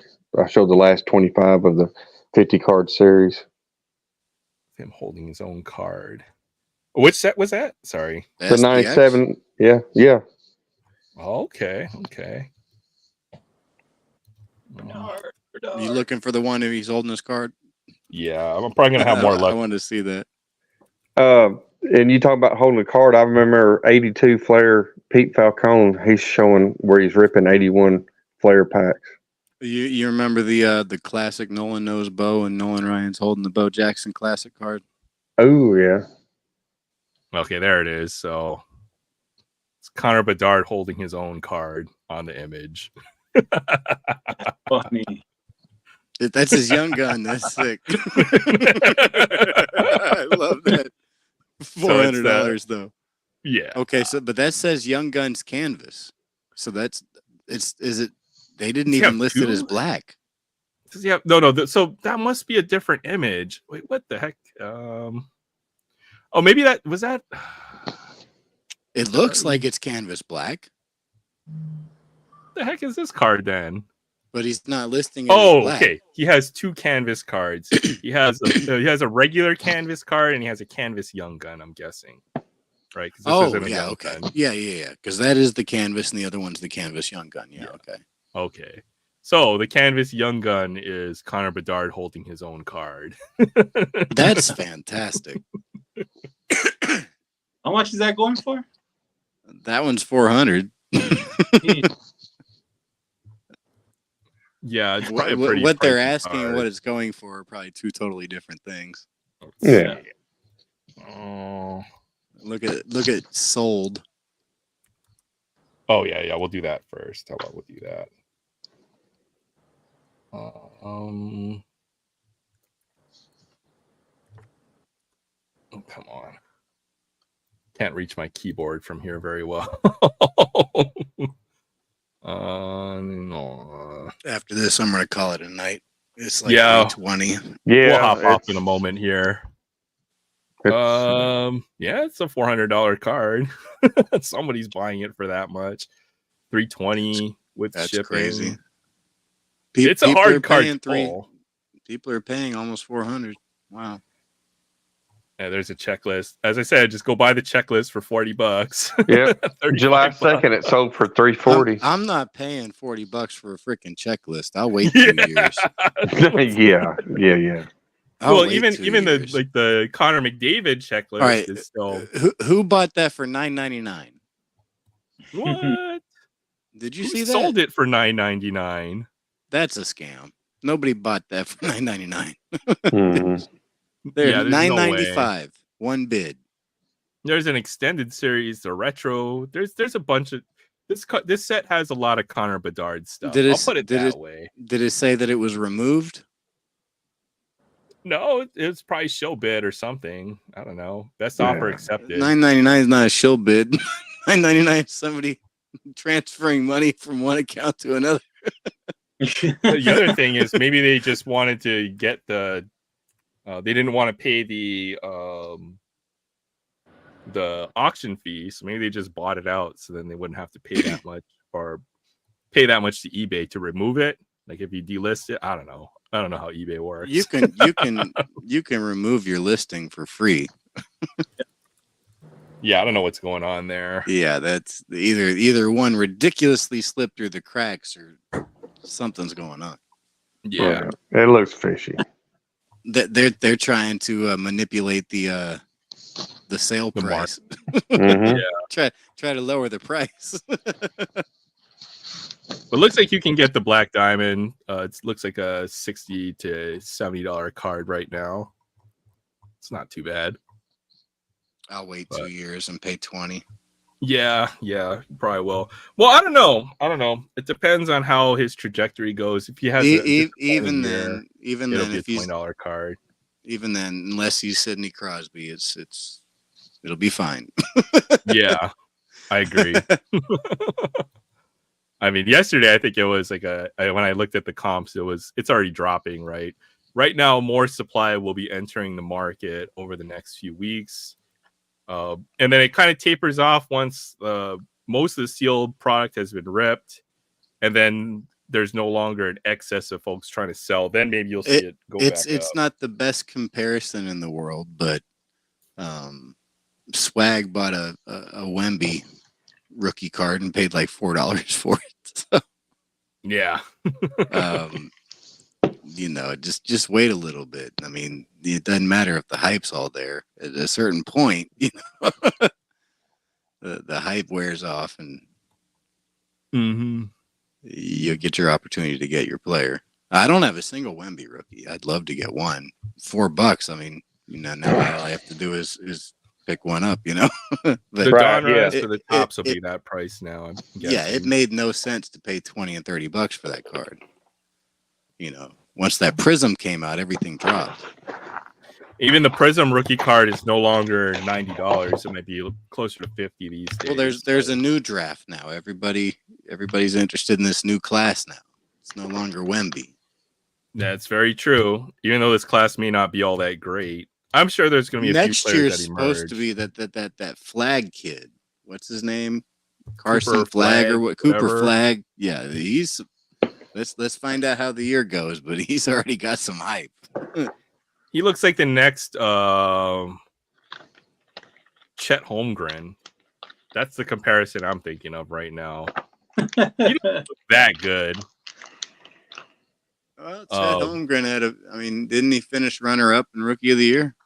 Yeah, but I think Chet Holmgren might be a better player. This Cooper Flag, he has the hype, but I would agree with that. I'm not certain if he's going to be all that great of a pro. No, I don't know that either. Yeah. Fabian wants to know if you've had the kebab over there in Turkey, Hector. Yeah, I've had it.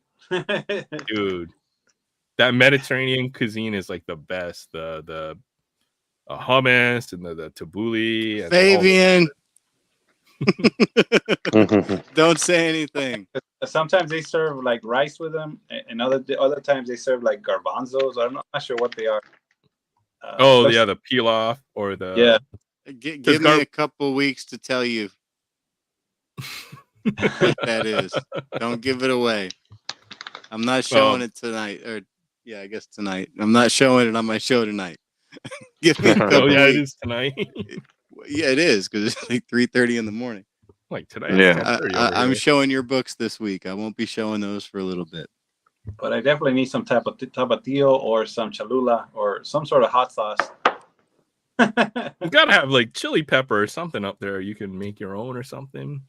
I don't know. I'll look tomatoes, the cilantro, and the lemon, and then make your onion. Make some salsa. All right. I think we should probably call it, since I know it's really late for a lot of folks. So 6.5 hours. I don't want to sleep till noon. I got to do my video. Yeah. What do you mean? Yeah, I need to go back to back and have another video because I missed 2 weeks. Oh man, for sure. But dang, Hector, it's good to see you, bro. Yeah, good to be here, man. Very good. Okay. Very, very good. Thank you, guys. This is always fun, man. Yeah. Heck yeah. Hey, Hector, you brought me out of the woodwork because I hadn't been on one of the lives for a long time. I was going to have an early night. Yeah. Hector's on. I was like, I got to jump on. I had to. Yeah, the ones that keep the show going. I was quiet the whole time. Oh, man. No way, man. Yeah, we're talking about Mel Brooks and then all these rookies. And I'm like, oh, wow. But it was a lot of fun. Hopefully we see you soon. Popping on another stream. Yeah. I'm looking for Rex next. No, I'm kidding. Yeah. he popped on. He had a July 4th spectacular, and I didn't see anybody in the chat. Oh wow. I popped in. I was the only one there, and it was like empty. Wow. He's just he's like opening up packs, and nobody's there. I'm like, this is horrible. Like everybody's out watching fireworks or something. Yeah. Busy on the 4th. He gets excited. I don't know. He has like a story in his head already that he wants to talk about, and he just keeps going. That's a good it's a good channel host. Yeah, definitely sounds like Rex, 100%. But you know what? I'm gonna keep you subbed, or I have you subbed up, and I've got my notifications. So maybe if sometime you want to turn on your live, do you still have that channel? Huh? Yeah. You still have your channel? Okay. I do. I just haven't posted. I haven't posted anything yet. No, not in a while. If I see you live, I'll jump on. Yeah, same Yeah. here. Link. Yeah. It's Yeah. my summer vacation for at least another month. Yeah. Most of the month. I'm gonna look for some cards in Indonesia and then see if I can like open them up over there. Oh, that'd be awesome. I'd love to see whatever you can find over there. Yeah. Those soccer cards were cool. Mm-hmm. That's the funny thing is that they only had one box. They're $10, but you know they only had one box. So I don't think too many people are collecting these. $10 cool is a little heck of a find. better deal over there than it is here. Yeah, yeah. You And it's fun. could put those up on eBay and triple your money. Oh, that's right. Right. I should do that though. Straight from Turkey, people. I don't know what the shipping cost would be, but it might be worth your while. Exorbitant. I'm sure. I'll probably stop by before I leave and see if I find any more. For sure. Well, guys, thank you, man. This was a lot of fun. Good seeing you again, Hector. Absolutely. Stay in touch, and hopefully we'll be able to see you again. We miss you, Hector. Yes, we do. Yeah. Anytime, you will see us. It's always a pleasure to catch up just a little bit. Yes. So thanks for stopping by. All right, we'll go for it. Who? Me? Oh no, somebody was going to say Oh. something. Oh no, you still collecting the future Mickey Mantle, Spencer Torkelson? Oh, Spencer Torkelson. Yeah, he'd always joke around and talk about being the next Mickey Mantle. yeah, but that's because I heard somewhere that Mickey Mantle's card was overprinted, and well, yeah, that's so rare. 52 tops. Yeah. They couldn't sell it. Yeah. So they ended up dropping a bunch of, was it the Hudson? Yeah. Like 10 years later, it was like still in storage, and so they decided to dump all the excess in the Hudson River. And then people had them as bicycle spokes. Well, they did that with a lot of cards because it sounded like a motorcycle. No, I did it with a couple cards when I was a kid, but it sure as heck wasn't a Mickey Mantle. No, mine was Rolling Office for 82 Flair because I had a bunch of them. Roland Office. Yeah, 82 Flair. He played for the Expos. Yeah, I know who he is. I've got several of his cards. I just had the card in my head because I had to wait till I got like 8 or 9 of them. I said, all right, he's spoke worthy. So I said, here you go. I just picked like a random common. Yeah. There wasn't any particular name or something. Yeah.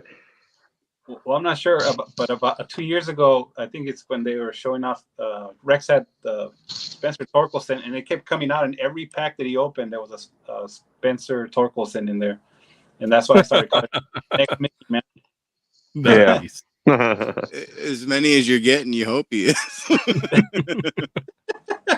Well, I don't think he's doing all that great this year, but or at least the next LK line. It's more than just the 52 tops mantle. It was the 52 tops maze, and everybody else in that set. They dumped the whole thing. But I mean, you got to understand, in 1962 or whatever, these cards weren't worth squat. Yeah, they weren't. Nobody. It wasn't until the 70s when Mr. Mint started cornering the market on Mickey Mantles, and everybody started selling these for hundreds of dollars that people realized that these cards had value. Yeah. I mean, I've told the story of the T206 Honus Wagner that Jefferson Burdick donated to the Metropolitan Museum of Art in New York. He would actually send that card to friends of his around the country that had never seen the card because it was so scarce. He would actually put it in a letter. I mean, they didn't have protection. He'd literally just put the card in an envelope and send it over to a friend so they could take a look at it. Wow. And trust that they would send it back to him. That's just insane. But it wasn't worth squat. It was rare. It was super rare. Yeah. But it wasn't worth squat. That's insane. You know, it was just a different time. Yeah. It's absurd today to think about that. It's absurd today to think that they threw all those 52 mantles in the Hudson River. You know, Willie Mays and you know, didn't Jackie have a card in that set? Yeah. It's a big set. It's got a lot of big money cards that I are know very Jackie's hard to got find. a 53. I don't know if he has a 52. I'd have to check. But yeah, there's some big cards in that set regardless. And so just dumped it. Just dumped it. You know, today that would be, you know, somebody would buy that wholesale or something like that and be sitting on it like, you know, the junk wax.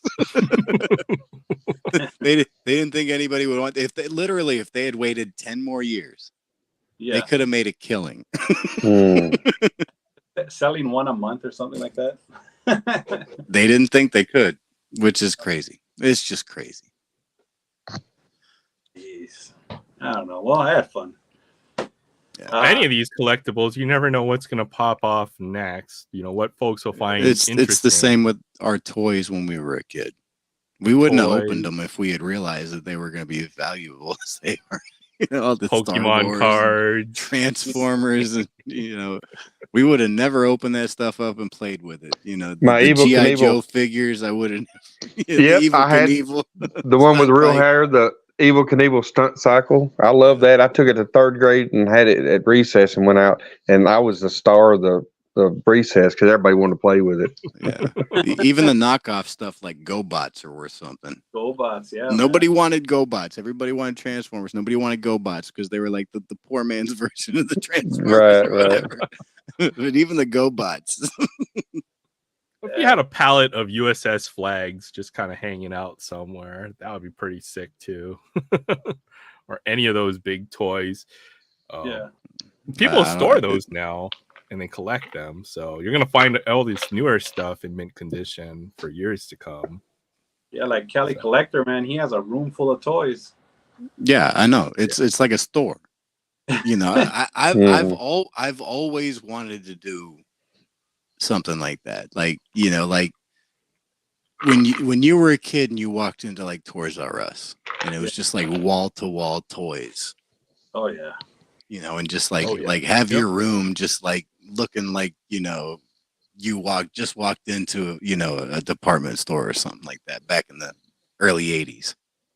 That Nintendo case, you knew what it looked like. It had like the Nintendo power sign. Whatever it was, yes. Yeah, whatever it was. You know, whether it was video games or toys, just you don't see that anymore. It doesn't exist like that. Not to the scale. Yeah, not like Toys R Us. The Toys R Us was crazy. You take like if you just look up on Google and say, you know, Toys R Us Star Wars 1980s and just like they must have had like 40-50 of each figure or something like that, just like like an entire aisle was just like nonstop Star Wars. It's crazy. And I remember seeing that. And I remember like just like staring at like 6-7 figures trying to figure out which one I was going to buy. Hey, Tony, you were the one collecting the G.I. Joes, right? No, I Star Wars. Oh, I like G.I. Joe, but I don't collect them. Yeah, I started collecting the G.I. Joes because I started finding them at Ross and started finding them at Walmart for cheap, and I just started buying them. Oh, which ones? The new ones, the 6-inch action figures. The classifieds? Not sure if they're classified. They might be. 6-inch though. That's nice. Yeah. Very cool. Yeah. Last time I found a Shipwreck, I'm like, oh, I love Shipwreck. Oh, man. Yep. People don't like the sailor guy, but I loved his parrot, man. That parrot was sick. That was the first action figure I ever had as a kid. I loved Shipwreck. Shipwreck was one of my favorites, and I loved Quick Kick. Oh yeah, Quick Kick. Yeah. Quick Kick was fantastic. I loved that one, and then obviously, you know, Snake Eyes. Yeah. Now I'm looking for a Bazooka. Storm Shadow. Oh, Bazooka would be awesome too. Yeah. I'm starting to collect those, so yeah, it's pretty cool. Very cool. Yeah. Cool. If I had room, I would. Oh yeah. I literally can't. I have 2 Detolfs, and they're stacked 5 deep Oh with wow. Star Wars figures. I cannot buy another Star Wars figure and fit it in a Detolf. I would have to buy a new Detolf, and I don't have room for another one. And my closet space is disappearing. So it's not that I'm done collecting Star Wars, but I don't have room. Yeah. Another brand that I was collecting were the Fortnite action figures. So I have a closet full of Fortnite action figures. They couldn't give those away at my Target, the Super Target. Those were always on clearance. But for me, they reminded me of the G.I. Joes when I was a kid, because they come with the little weapons and stuff, and I'm like, well, those are cool. Huh? So I bought them. I just kept buying them, and now they're in my closet. I never played Fortnite, so never once. I haven't spent 1 minute on Fortnite. Me either. I actually bought Fortnite when it first came out, and they didn't have the Battle Royale mode. And then I forgot about the game because nobody played Fortnite. And then all of a sudden it just popped off after, and then I never played it after that. So it's like, but I feel like kids are gonna go back to Fortnite. They're gonna want a skin or a costume that they had, or a certain character from Fortnite. It's gonna get, those will be the toys I think a lot of kids are gonna collect in the future. There's gonna be nostalgia for it in 30 years. Yeah. That's what I think. Problem with that is I'm gonna be in my late 70s in 30 years. Yeah. Well, if they do come back, I'll be rich. Well, yeah. I mean, you don't have to store it. I've been thinking about this, right? You just buy it once the interest starts to pick up again, but you let somebody else hold on to your cards and store them for 30 years, and then, if you're really trying to collect to make money, let somebody else hold on to it and then buy it when it starts getting hot again. Yeah. So if you're a collector, it's different, right? You want to just collect and then have them on hand. I thought they were cool, so I started buying them. I think so too. I think that the emotes and folks are going to remember this era, and Fortnite's going to be one of the things that people are going to remember. Yeah. If you're a kid now, I'm not sure what else it's going to be, but definitely Fortnite, Minecraft. I'll tell you this: I hope auto-tune disappears. Auto-tune? Yeah, we're stuck with auto-tune. It's been around. No, it needs to go away, and I don't want to see it again.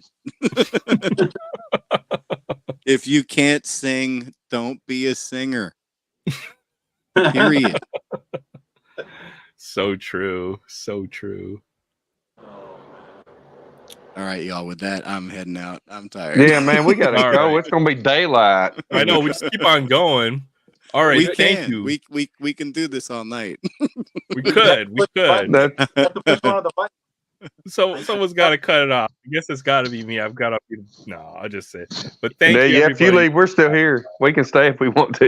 You guys are more than welcome to end and hang out in the background. But I'll end the stream now, at least. No, I was just hypothetically saying we could go all night. We have plenty of stuff to talk about. But yeah, I'm tired. 100%. Yeah. Me too. Probably head off too as well. But thank you, Good night, everybody. baby, and hopefully I see you tomorrow at my show. Night, everybody. Every week. Night. Morning. So thank you, Hector, Sensei, CHC. Appreciate you all. Thanks for having me on. Take care, Hector. You take care. How do I get out of this again? See you soon, Hector. We'll see you later, Hector. Don't be a stranger. I will. 100%. All right. Good night, everyone. Thank you for stopping by. Have a great weekend. CAC, how do you turn it off, dude? Doesn't close it like Oh, okay. Close it. Boom. All right. Good night, guys.